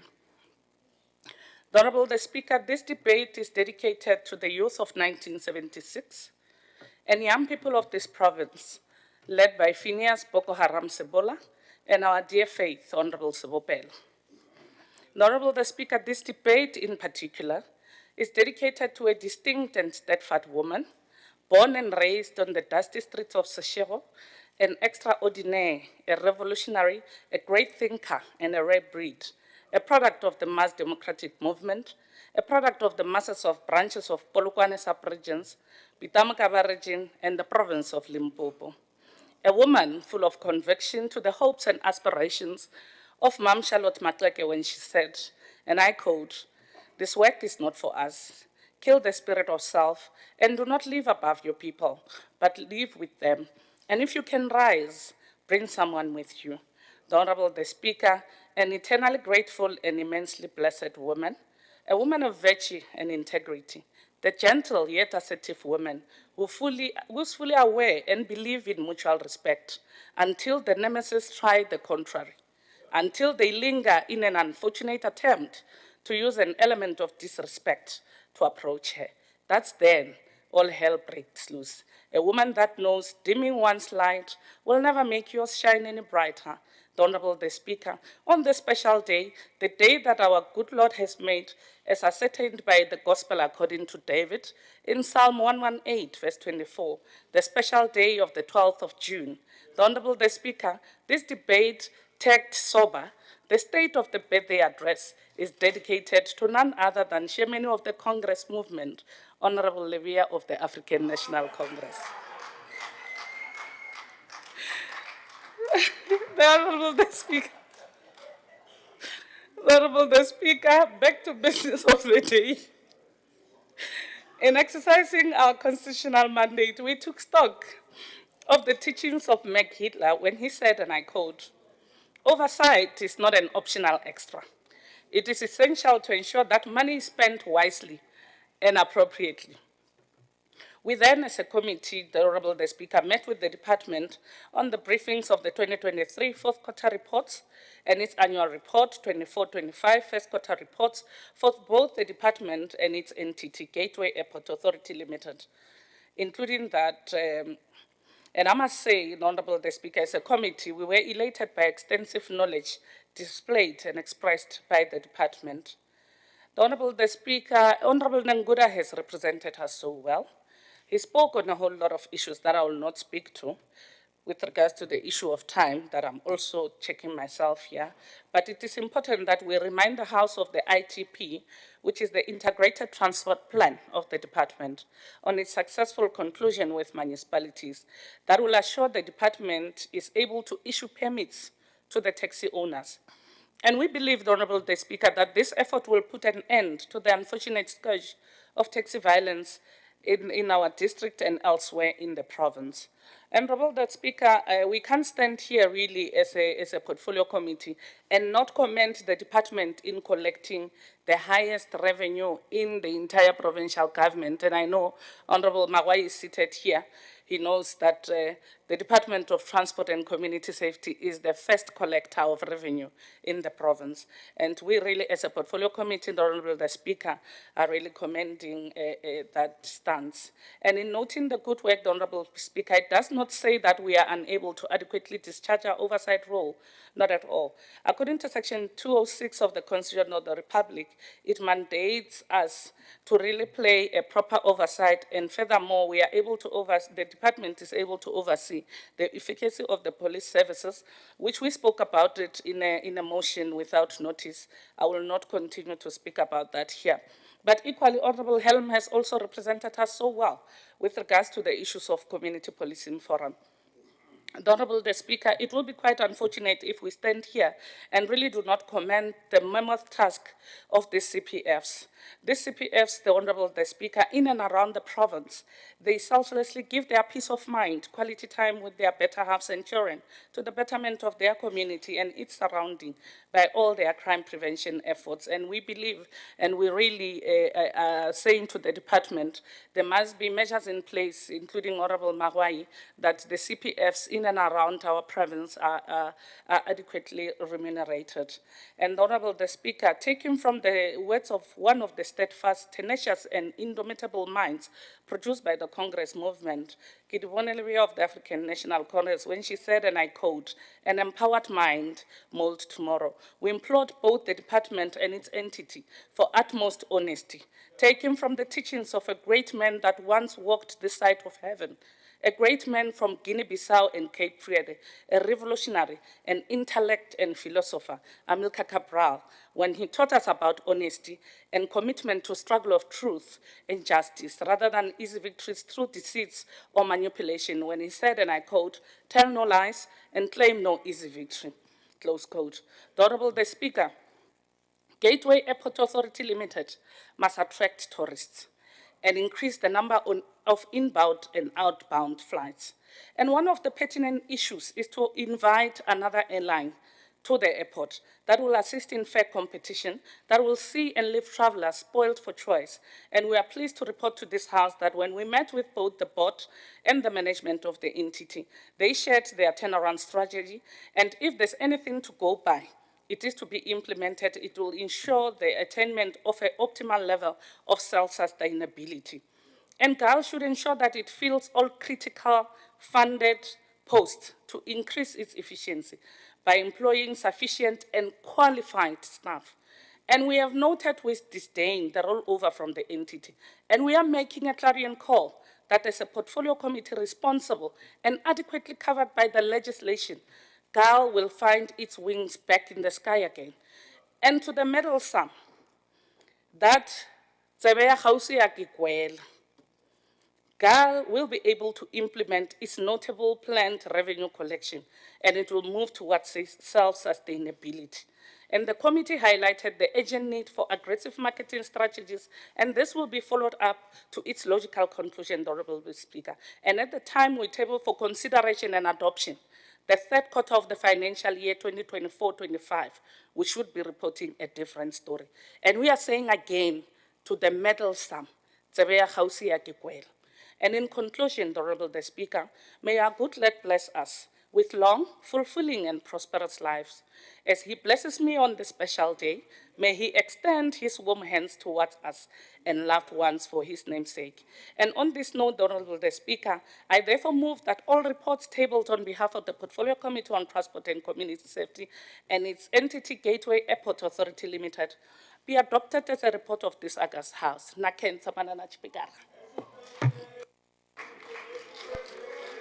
The concessionaire, Honourable Kidiboni will now request Honourable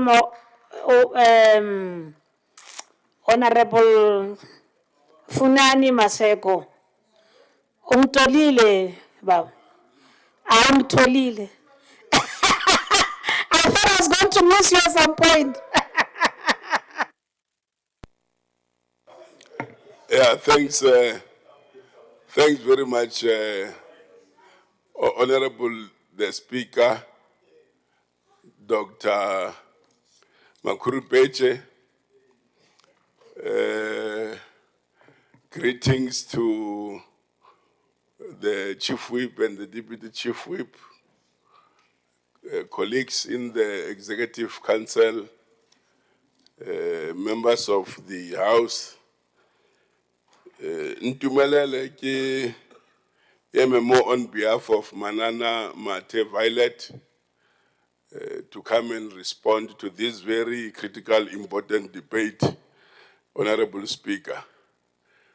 Honourable Speaker, I was testing the facility ya the headset ya go translate mo. So ke ntse ke be le mola ke kwa bolela Slovedu. Ke re ke tlo go re translate e reng mara ya pala.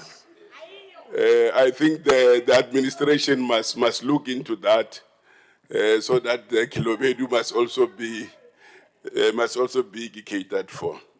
But let me acknowledge the oversight role that has been played by the Portfolio Committee under the stewardship of the birthday Madam Melivea and the collective. It is very clear, Honourable Speaker, that there is a lot of oversight work that is being played by this very important committee of the legislature. But allow me to give you the history a bit of the functionality of GAL, Honourable Speaker. During the 6th administration, there was a time when SCOPA convened the MEC for Transport and Community Liaison there, the Premier at that time, and at that time the MEC Wali dead, to come and engage on the turnaround strategy that must be developed by GAL because it had some very serious challenges.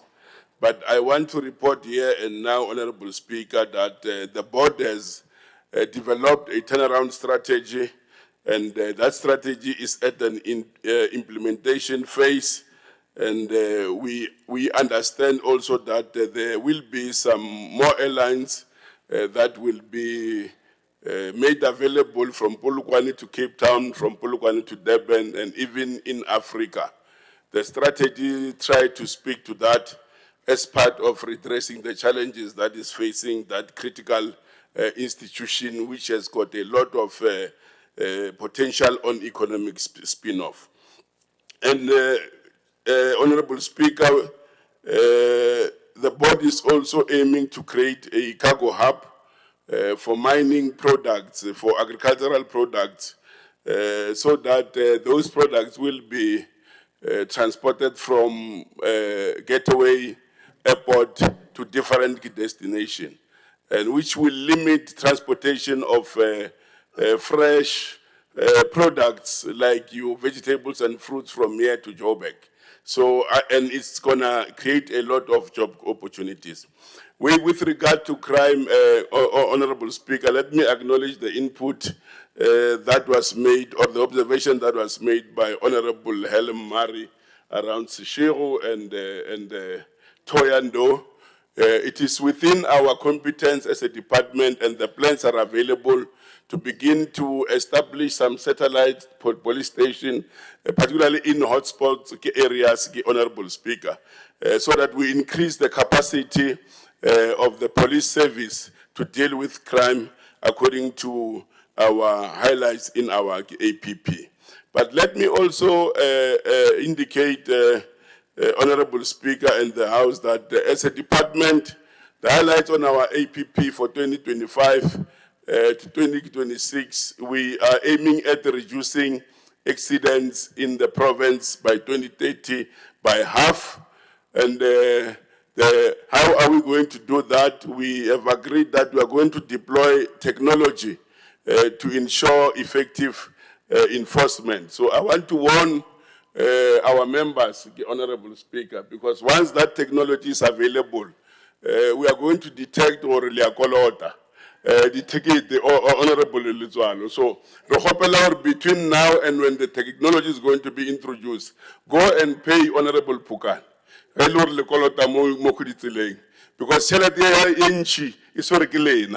if we don't have budget, particularly the drivers. Le a tseba re na le di-ticket tse di ngata re kgopela re before re tlo activate that system le no yang lo lebelelang maina le lo lebelelang re pateleng melato e so that le slatla la ba di-casualty of your own regulations and your own decisions. And let me indicate again as I'm concluding that we have identified or there are challenges around issues here, access to your renewal of licenses, driver's licenses, and also literally taxi, etc. So we are considering to reopen the license station Yagosishiro and Toyando so that we can maximize the capacity of government to give people access to the license so that we don't have very, very serious challenges. And that is going to assist us to expand our revenue base, Honourable Speaker, because you know where the provincial government rely much on this department with regard to driving the revenue collection and enhancement. I therefore thanks very much and acknowledge input from the Portfolio Committee. Thanks.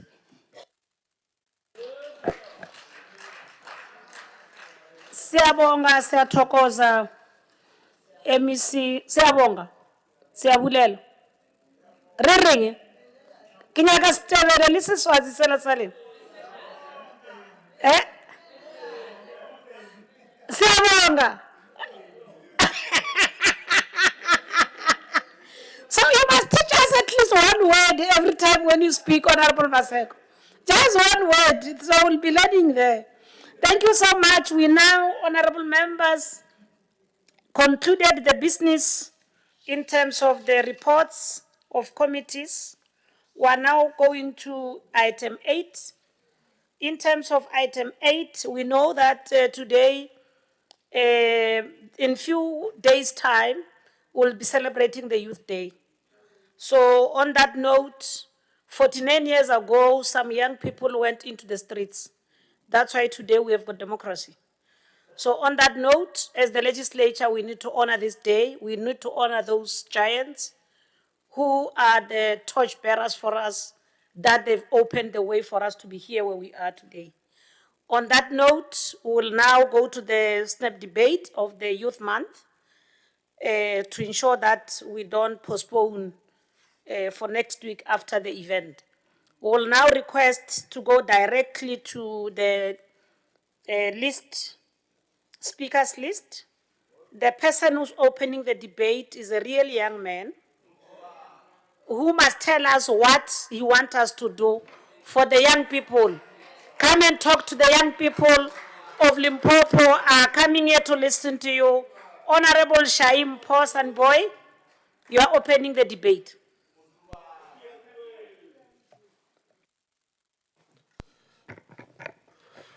No, thank you very much, Honourable Speaker. Dr. Makoma Makrupech, the Deputy Speaker, Chief Whip, and the members of the WIPARI, MECs, Chairperson of the Portfolio Committee, Honourable Matlodi Mantata Marcel, Honourable members, Kialidumedish. Honourable Speaker, as we stand here today to commemorate June 16, let us remember that this day is more than just a public holiday. It is a day to honor the bravery and sacrifices of the youth who revolted against the apartheid regime in 1976. The courage and determination of the youth of 1976 that was led by the brave Tsietsi Mashinini continues to inspire us till today. As we reflect on their legacy, let us also acknowledge the ongoing struggles of our youth and reaffirm our commitment to empowering them to build a better future for all. The 1976 youth fearlessly confronted the apartheid regime, sacrificing their lives to pave the way for the future generations. Their bravery and defiance in the face of oppression have given us the freedom and democracy we enjoy today. We pay tribute to the courageous young people who refuse to be defined by the regime.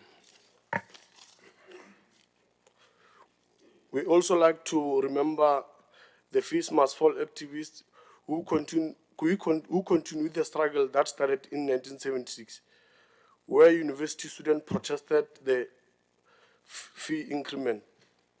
The 2015 Fees Must Fall struggle is a testament to the ongoing struggle for equality and justice that began decades ago. We also remember the great leaders like the former president of the African National Congress Youth League, Comrade Peter Mokaba, the Lion of the North, and the former Secretary General of the ANC Youth League, Comrade Cindy Somagat, who lost his life in July of 2017. It really shows that it's the Youth Month as there are significant developments in the case surrounding the death of Comrade Cindy Somagat. Post-1994, the South African government has created different opportunities for the youth, including the National Student Financial Aid Scheme for higher education. The government provides opportunities like free basic education, and there are other stakeholders like the National Youth Development Agency that was specifically established to fund young entrepreneurs. As Nelson Mandela once said, education is the most powerful weapon which you can use to change the world. Education serves as a dual purpose as it equips them for careers and empowers young people to face certain challenges in life and contribute positively to society. Additionally, young entrepreneurs can access business funding, particularly in the agricultural sector, where the government is looking for more food producers. There are internship programs that are available through various governmental departments and sector education and training authority. As I highlighted before, the youth of Limpopo is faced with high rates of unemployment. According to the quarterly labor force survey, quarter 4 of the 2024, the Limpopo unemployment rate stood at 31.9%, with the expanded unemployment rate sitting at 41.9%. Youth aged 15 to 34 years continue to bear the brunt with 4.7 million unemployment, with the youth unemployment rate at 44.6%. This is so disheartening as young people live below the poverty line. The Limpopo province officially launched the Labor Activation Program. This program aims to train and equip 13,609 young people across the province. The program will also assist the youth of Limpopo to combat the high employment rate. In an attempt to address the high rates of unemployment in the province, the Limpopo Provincial departments have a 2-year internships programs that also aim to tackle the youth unemployment in the province. Through the President Stimulus Program, already millions of young people have benefited. We are happy to note that some of the schools in the province offer coding, robotics, and technical subjects. There's a technical school here in Limpopo where learners managed to design their own electrical system. The province also has agricultural schools where they equip the youth with more practice skills than theory. We would like to plead with the Department of Education to ensure that these skills providing subjects reach every school in the province. I also urge all young people in the country to demonstrate the bravery and resilience that was shown during the Soweto uprising. The youth of this country should be the creators of employment for the incoming generation. To combat all these issues faced by young people, we need to work together and fight for economic emancipation, economic freedom in our lifetime. I thank you. Thank you so much. Honorable Velile Jack is not here. We'll allow Honorable Most to proceed. Remember the 3 minutes?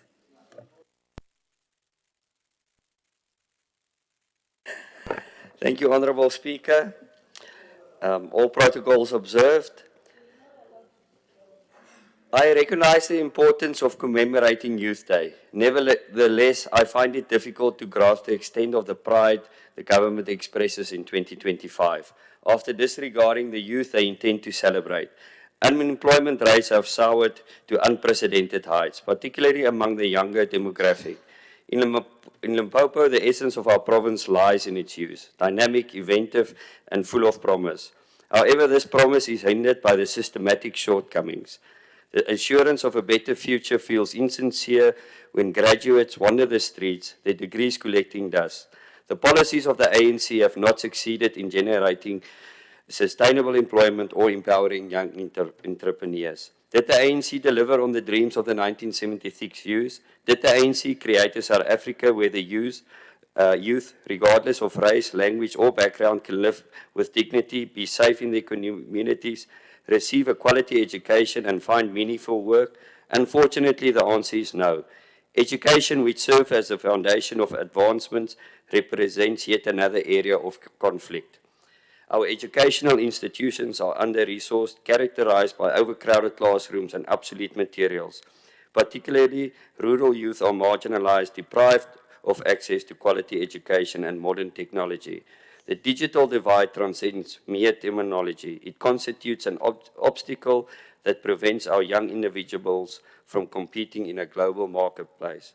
Honourable Speaker, crime and substance abuse are robbing our youth of their potential. In the absence of opportunities, numerous individuals are drawn into hopelessness with substance abuses such as Nyopi, fracturing communities.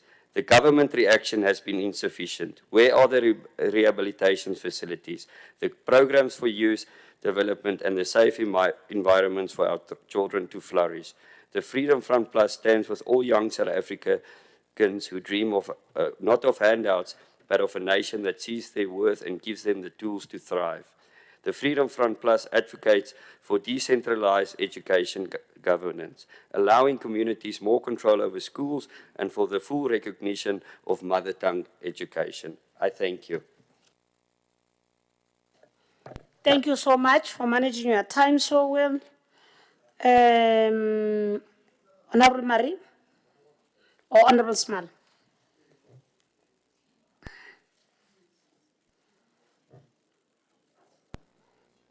Your 5 minutes starts now. Thank you, Honourable Speaker. I just want to say to the youth, your real youth starts when you go past 50. Then real life starts. Honourable Speaker, on a more serious note, June 16th Youth Day is an important and powerful date in our history. But it's also important in allowing us to reflect on the realities of our young South Africans in our province. It is a date we remember and reflect on our history, and most important, we take time to honor the youth of 1976, who were brave enough and determined to stand up for a brighter future for themselves, and their courage and their courageous actions and sacrifices is an example of the resilience, bravery, and great potential the youth in our country have always possessed throughout the years. As we commemorate Youth Month under the theme Skills for Changing World, empowering youth for meaningful economic participation, while the June 16 commemoration of Youth Day is further supported by the tagline, Gear Up for Greatness, it is important to remember that many of the youth in Limpopo have still not achieved that bright future. This theme and tagline for the Youth Day focus on skills development and empowering youth by providing them with economic opportunities. But the current socio-economic situation in South Africa and similarly in Limpopo threatens to hamper this.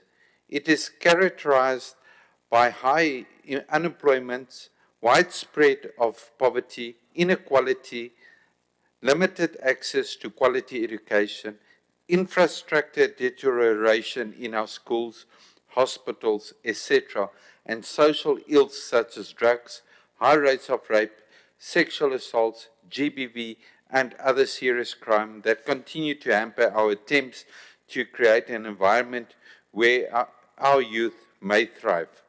The DA stands with the millions of youth in Limpopo who continues to struggle for economic inclusion, jobs, and quality education.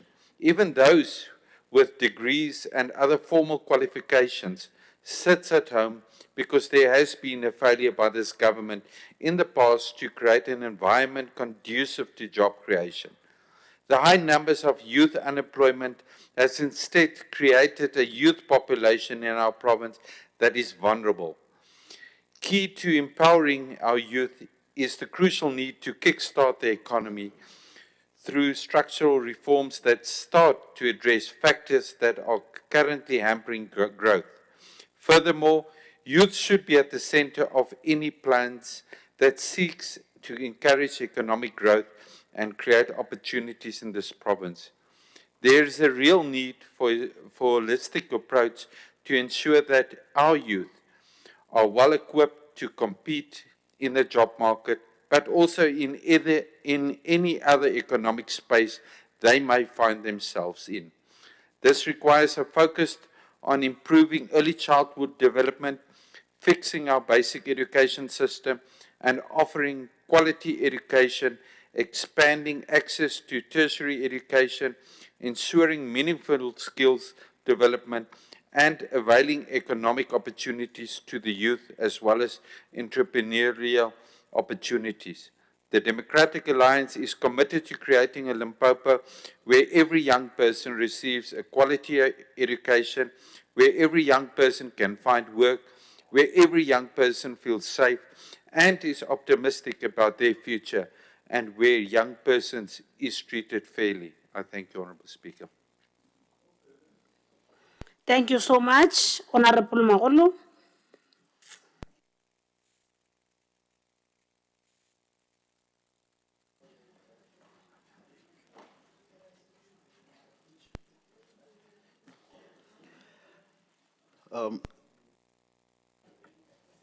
Thanks, Honourable Speaker.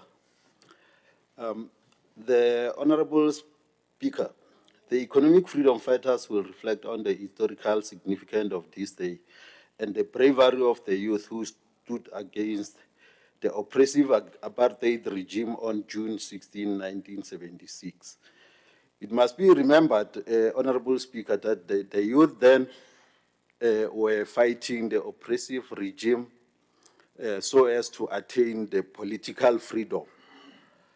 And for that, we are applauding for their sacrifices that we are enjoying today. Today, we need the bravery of government to create jobs for the youth and also to assist them to start their own businesses and create jobs for the young people. We need, Honourable Speaker, we need state-led development, economic development in our country and in our province. Youth unemployment is very high in the Limpopo province and in many other parts of the country.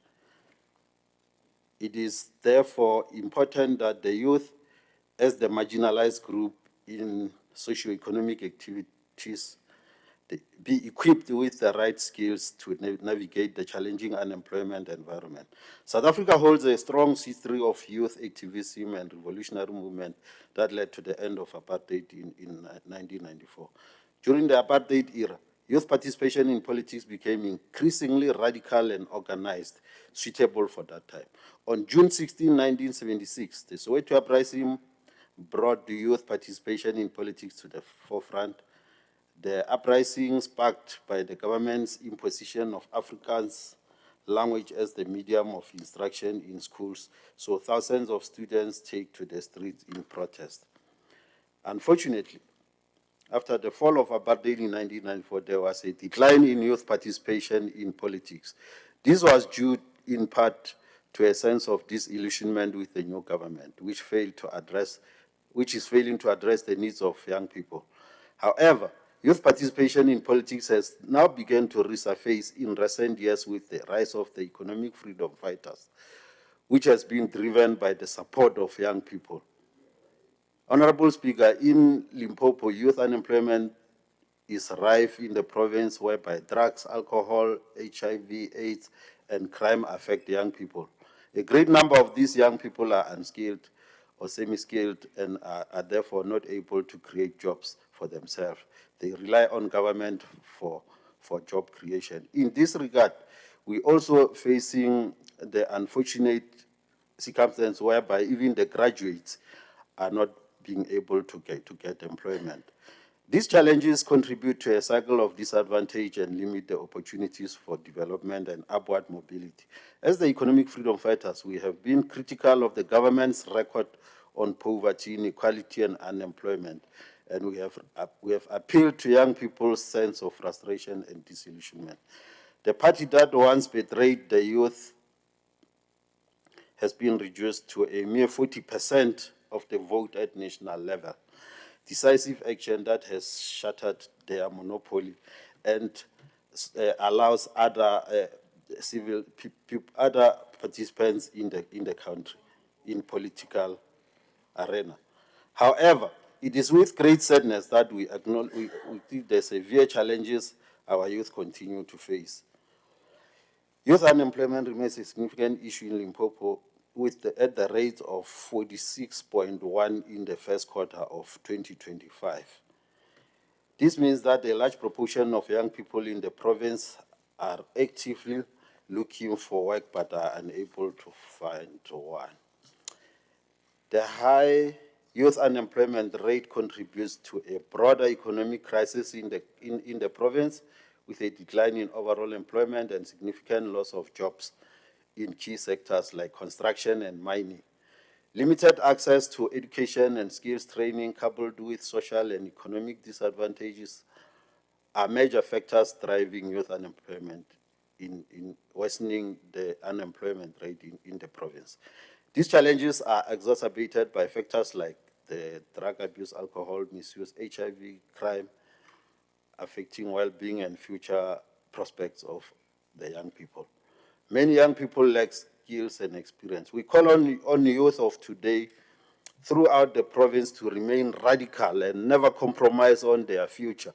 They must know that the party that is leading this province is still using the same method that has been used since 1994, in terms of which they believe that in order to create employment, they must go to the Western countries to go and beg them to come to our country to invest, which has been failing, and it will continue to fail if we keep them at 74%, as we did from the previous elections.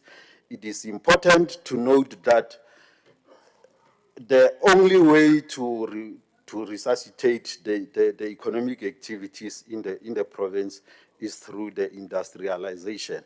We need factories, state-led. The state in the province must build the factories in Guyane, in Zanen, and all over the province, so that the young people can then get the employment. I thank you. Thank you so much. We now go to the last speaker who's closing the debate, Honourable Maringa Bongani Wesley. Tanani metapfala. Tatan Maringa, nkarhi wangu na kupfala debate ya namuntlha. Mi pfala hinkwaswo.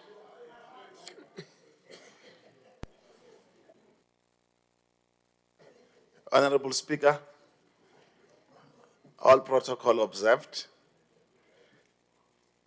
This year marks exactly 49 years since the 1976 uprising that happened in Soweto, led by students, a very strong revolution. South Africa is well aware of the extensive impact and the immense pressure that the revolution that took place in Soweto has added when young students resisted the imposition of Afrikaans as a medium of instruction. And out of that, the apartheid regime was able to feel the pressure, as that revolution was part of the revolution that was being led by the ruling party, which is the African National Congress, as a battle for fight for freedom for all South Africans. Out of that process, Honourable Speaker, the country has marshaled itself very strongly to move to a point where we have attained freedom. Now, with freedom comes responsibilities. There are a few very milestones, or very strong milestones that we have scored since the advent of that particular revolution, which was led by students in Soweto. One amongst those, Honourable Speaker, is that the ruling party in government has seen to it that our students are able to be fed when they're in classroom situations at the level of your primary schools and high schools. And beyond that, Honourable Speaker, the ANC, through its leadership in government, has seen to it that even students who are at high level in terms of higher education system are also receiving funding through the process and application of the NSFAS provision that is there in the whole country. All these battles, when we put them together, they find their resonance from what has happened in 1976 through the generation that lived then. However, Honourable Speaker, freedom comes with responsibilities. What we've realized over time is that young people that we have today have got their own visions and have got their own challenges, and the challenges that they face are far much different from the challenges of the generation of 1976. One of the biggest challenges that young people are facing today comes from the weaknesses in terms of our border guarding systems in the country, which has opened the floodgates for foreign nationals and many other people to bring substances that are not acceptable in the country, which we have seen a lot of young people consuming. We can speak very boldly today, Honourable Speaker, to say young people are consumed by substance abuse, young people have become alcoholics, but we don't necessarily deal with the extent to which all these things are being sourced from. The current development in terms of fourth industrial revolution, Honourable Speaker, has also created a very, very strong, dangerous environment for young people. It has provided young people with an opportunity and an avenue to have easy access to and irresponsible kind of activities, which also bring about irresponsible conduct. While we embrace the fourth industrial revolution, we need to be very conscious as a society to say, how do we then best manage this aspect of the fourth industrial revolution in order to assist the contents and the extent to which young people are able to access information that exists through accessibility of the fourth industrial revolution.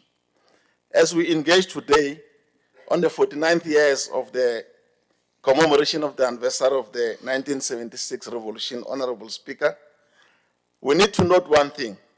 The National Development Plan recognizes the vital role of the youth in shaping our country's future, placing them at the center of both social and economic development. It is important to invest in development of young people. Now, when we take it from the line that I've just presented, Honourable Speaker, you'll then begin to say, let's have an engagement about what avenues is government putting in place in order to assist young people to participate in the mainstream economy. One, we need to create some centers in all local municipalities. We need to develop systems where we've got entrepreneurship centers that exist so that our young people are able to access those venues and avenues and be taught about possibilities and ground within which they themselves can become or focus on themselves becoming employers of the future. We need to invest in capacity building in all facilities that the government has put together. Our current situation of your National Development Agency, the NYDA, in terms of what the ANC-led government has put together, there are some serious and strong weaknesses that exist in that particular facility. Because the red tape that is there in respect of funding for entrepreneurs who want to start their own businesses is too heavy. We need to loosen the tights, loosen the screws a bit in terms of the red tape that exists there, The other critical component, Honourable Speaker, that we need to look at as government, the aspect of prerequisite for one to qualify to be employed, be it in a state situation or in the private sector.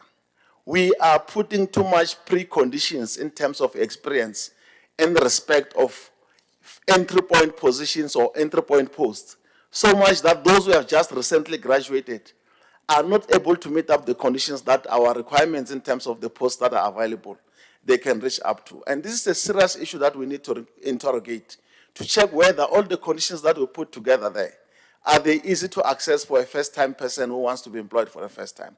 And this is what government need to pay attention to. The other thing that we need to take care of, Honourable Speaker, is the aspect of what then becomes the theme of today's engagement in terms of the commemoration of the June 16 or the 1976 commemoration revolution that happened. The theme for this year is Skills for the Changing World, Empowering Youth for Meaningful Economic Participation. Honourable Speaker, I want to submit here to this August House that one of the critical challenges that South Africa is struggling in respect of young people is the aspect of skills development. And how do we then have to achieve that particular component? We need to reassess how our education system is allocated in respect of your TVET sector, particularly in terms of feeding up, in terms of the skills development. We must avoid the situation where we move to what had happened in 2010, where we had to go and source welders or the skill of welding in Indonesia when we're building up all the stadiums that we enjoy today as a country. Honourable Speaker, the demise of sports schools activities has had a far difficult consequence in the society.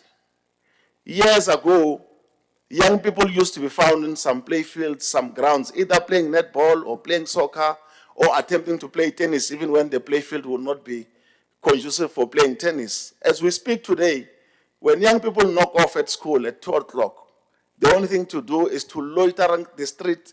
You'll find them loitering the street. There's no activity. The country is quiet about that. We ourselves as well, Honourable Speaker, we are quiet about what kind of societal activities do we create on the ground in order to keep young people entertained. It is for these reasons that at an ultimate end, because they've got food at school, we also give them too much pocket money, they do a quick collection of resources. And then what then happens with those resources?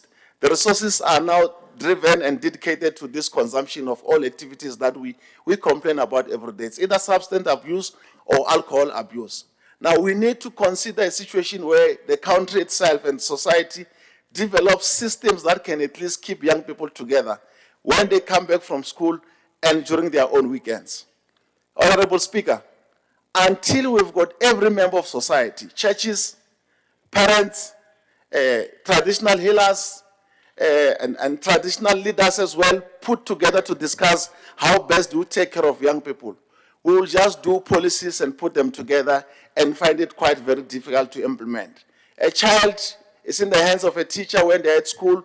When they knock off at school, they are in the hands of the community.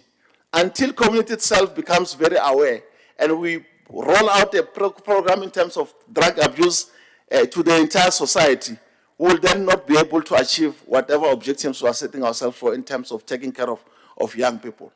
As we celebrate 49 years, we want to change the situation. We want to change the scenarios. We want all young people, hands on the deck. Every young person must be at school. Every young person who's not at school must either be playing soccer. Those who can't play soccer must either be participating in what we usually call hard labor in terms of skills development, so that we're able to develop young people to be able to stand up for themselves beyond their age of being young people and as and when they graduate. The other last thing that I want to submit to you, Honourable Speaker, we need to have an education system or an education platform that is accommodative to a product of the other side. What do I mean, Honourable Speaker? When you graduate, the first thing that then happens to you, you start to put the papers together to try and look for work. There is no program that exists on the other side except internship that is able to take care of you.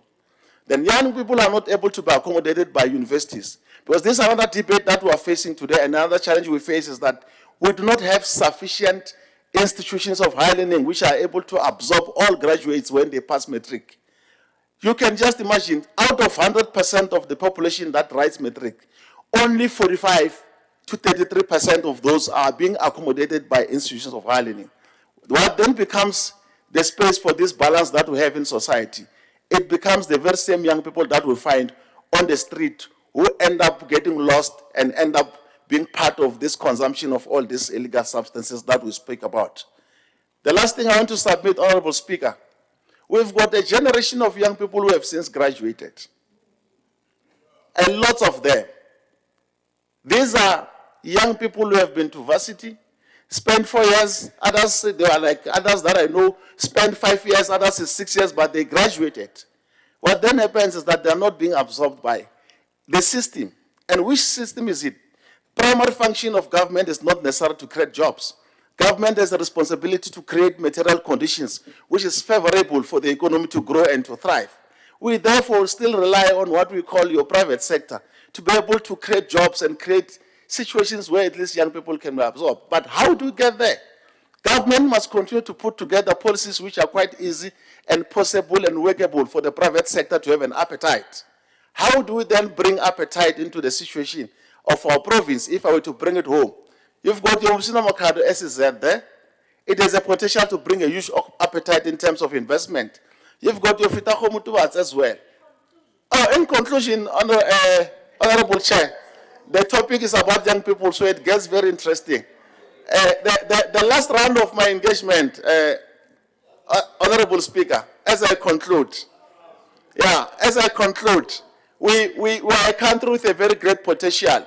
We can end the challenge of substance abuse, and we can create a ground and environment for investors to come and invest and employ young people. Thank you very much. Ikhensa swinene a ti tele timhaka ko va nkarhi lowu a wu nga pfumeli mhaka ku you are standing in between lunch and your debate. So ikhensa swinene Tatani Maringa and all the people who have debated on this debate. All your input shows that indeed you care about the people of the province. It was not a mistake that all of you are sitting where you are sitting. It's because the people of the province has confidence in you that will continue to raise sharply the issues that they are concerned about on the ground. Honourable members who are now done, who are on item announcements, I will have to do the announcements. All my presiding officers today are not here. The announcements are as follows. The legislature is saddened to announce the passing away of one of our staff members, Mr. Bernard Nesengani, was working in the finance section. We just received the sad news this morning. 2, the speakership will be having a meeting with the South African Human Rights Commission on the 13th June at 10 o'clock. Parliamentary Village is tomorrow. They are going to be raising issues that are affecting a number of portfolio committees. On that note, the chairpersons of the following portfolio committees are invited to join that meeting at 10 o'clock at Parliamentary tomorrow. Chair of Chairs, Honourable Mugoni, and Deputy Chair of Chairs, Honourable Ngoveni. Chairperson of Education, Portfolio Committee, Honourable Ngakareng Rakhwali. Chairperson of Quality of Life, Status of Women, Disability, Honourable Mantata Masela. Honourable Chair of CoGHSTA, Honourable Chem Sipuru. Honourable Choris Pukani, the Chairperson of Public Administration. If a member who's a chair is not available, you are allowed to delegate any other member from your portfolio committee so that we can be able to have the same information, all of us. It's tomorrow, the 13th June at 10 o'clock, Parliamentary Village. 3, the Premier, Dr. Popira Matuba, invites all members to youth commemoration, Ephraim Mogale Local Municipality at Skukune District at Lufontaine Sports Ground on the 16th June at 11 o'clock on Monday. The 11 o'clock is not arrival time. The 11 o'clock is the starting of the program. So we need to arrive on time. Our concern that I've received from administration and from ourselves, members wake up on Sunday evening, they want accommodation for the following day. It's not possible. When invitation is brought on the WhatsApp group on time, there is a person in protocol that you must confirm with. Whether you need accommodation, you need traveling on time so that they're able, when you book late, even in the round spaces, you no longer find accommodation. We're just pleading that in the future, as and when invitations are done, let's confirm on time to allow those that are doing logistics to do logistical arrangements. Honourable members, I'm told that the lunch will be served at the main committee boardroom. Yeah. And the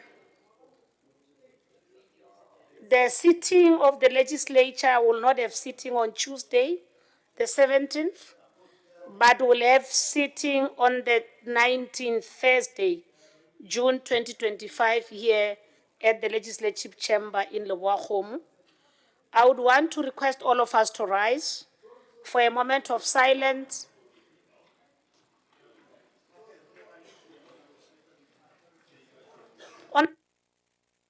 Sorry, Speaker, two outstanding announcements that were not made. One is that all members, those that are available, there is a cake that would be served in the main bedroom in celebration of the... Not main bedroom. In the main boardroom.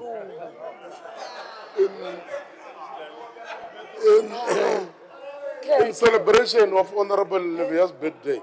The other one, which I think I received a call, which I think maybe the office of the secretary will confirm it tomorrow.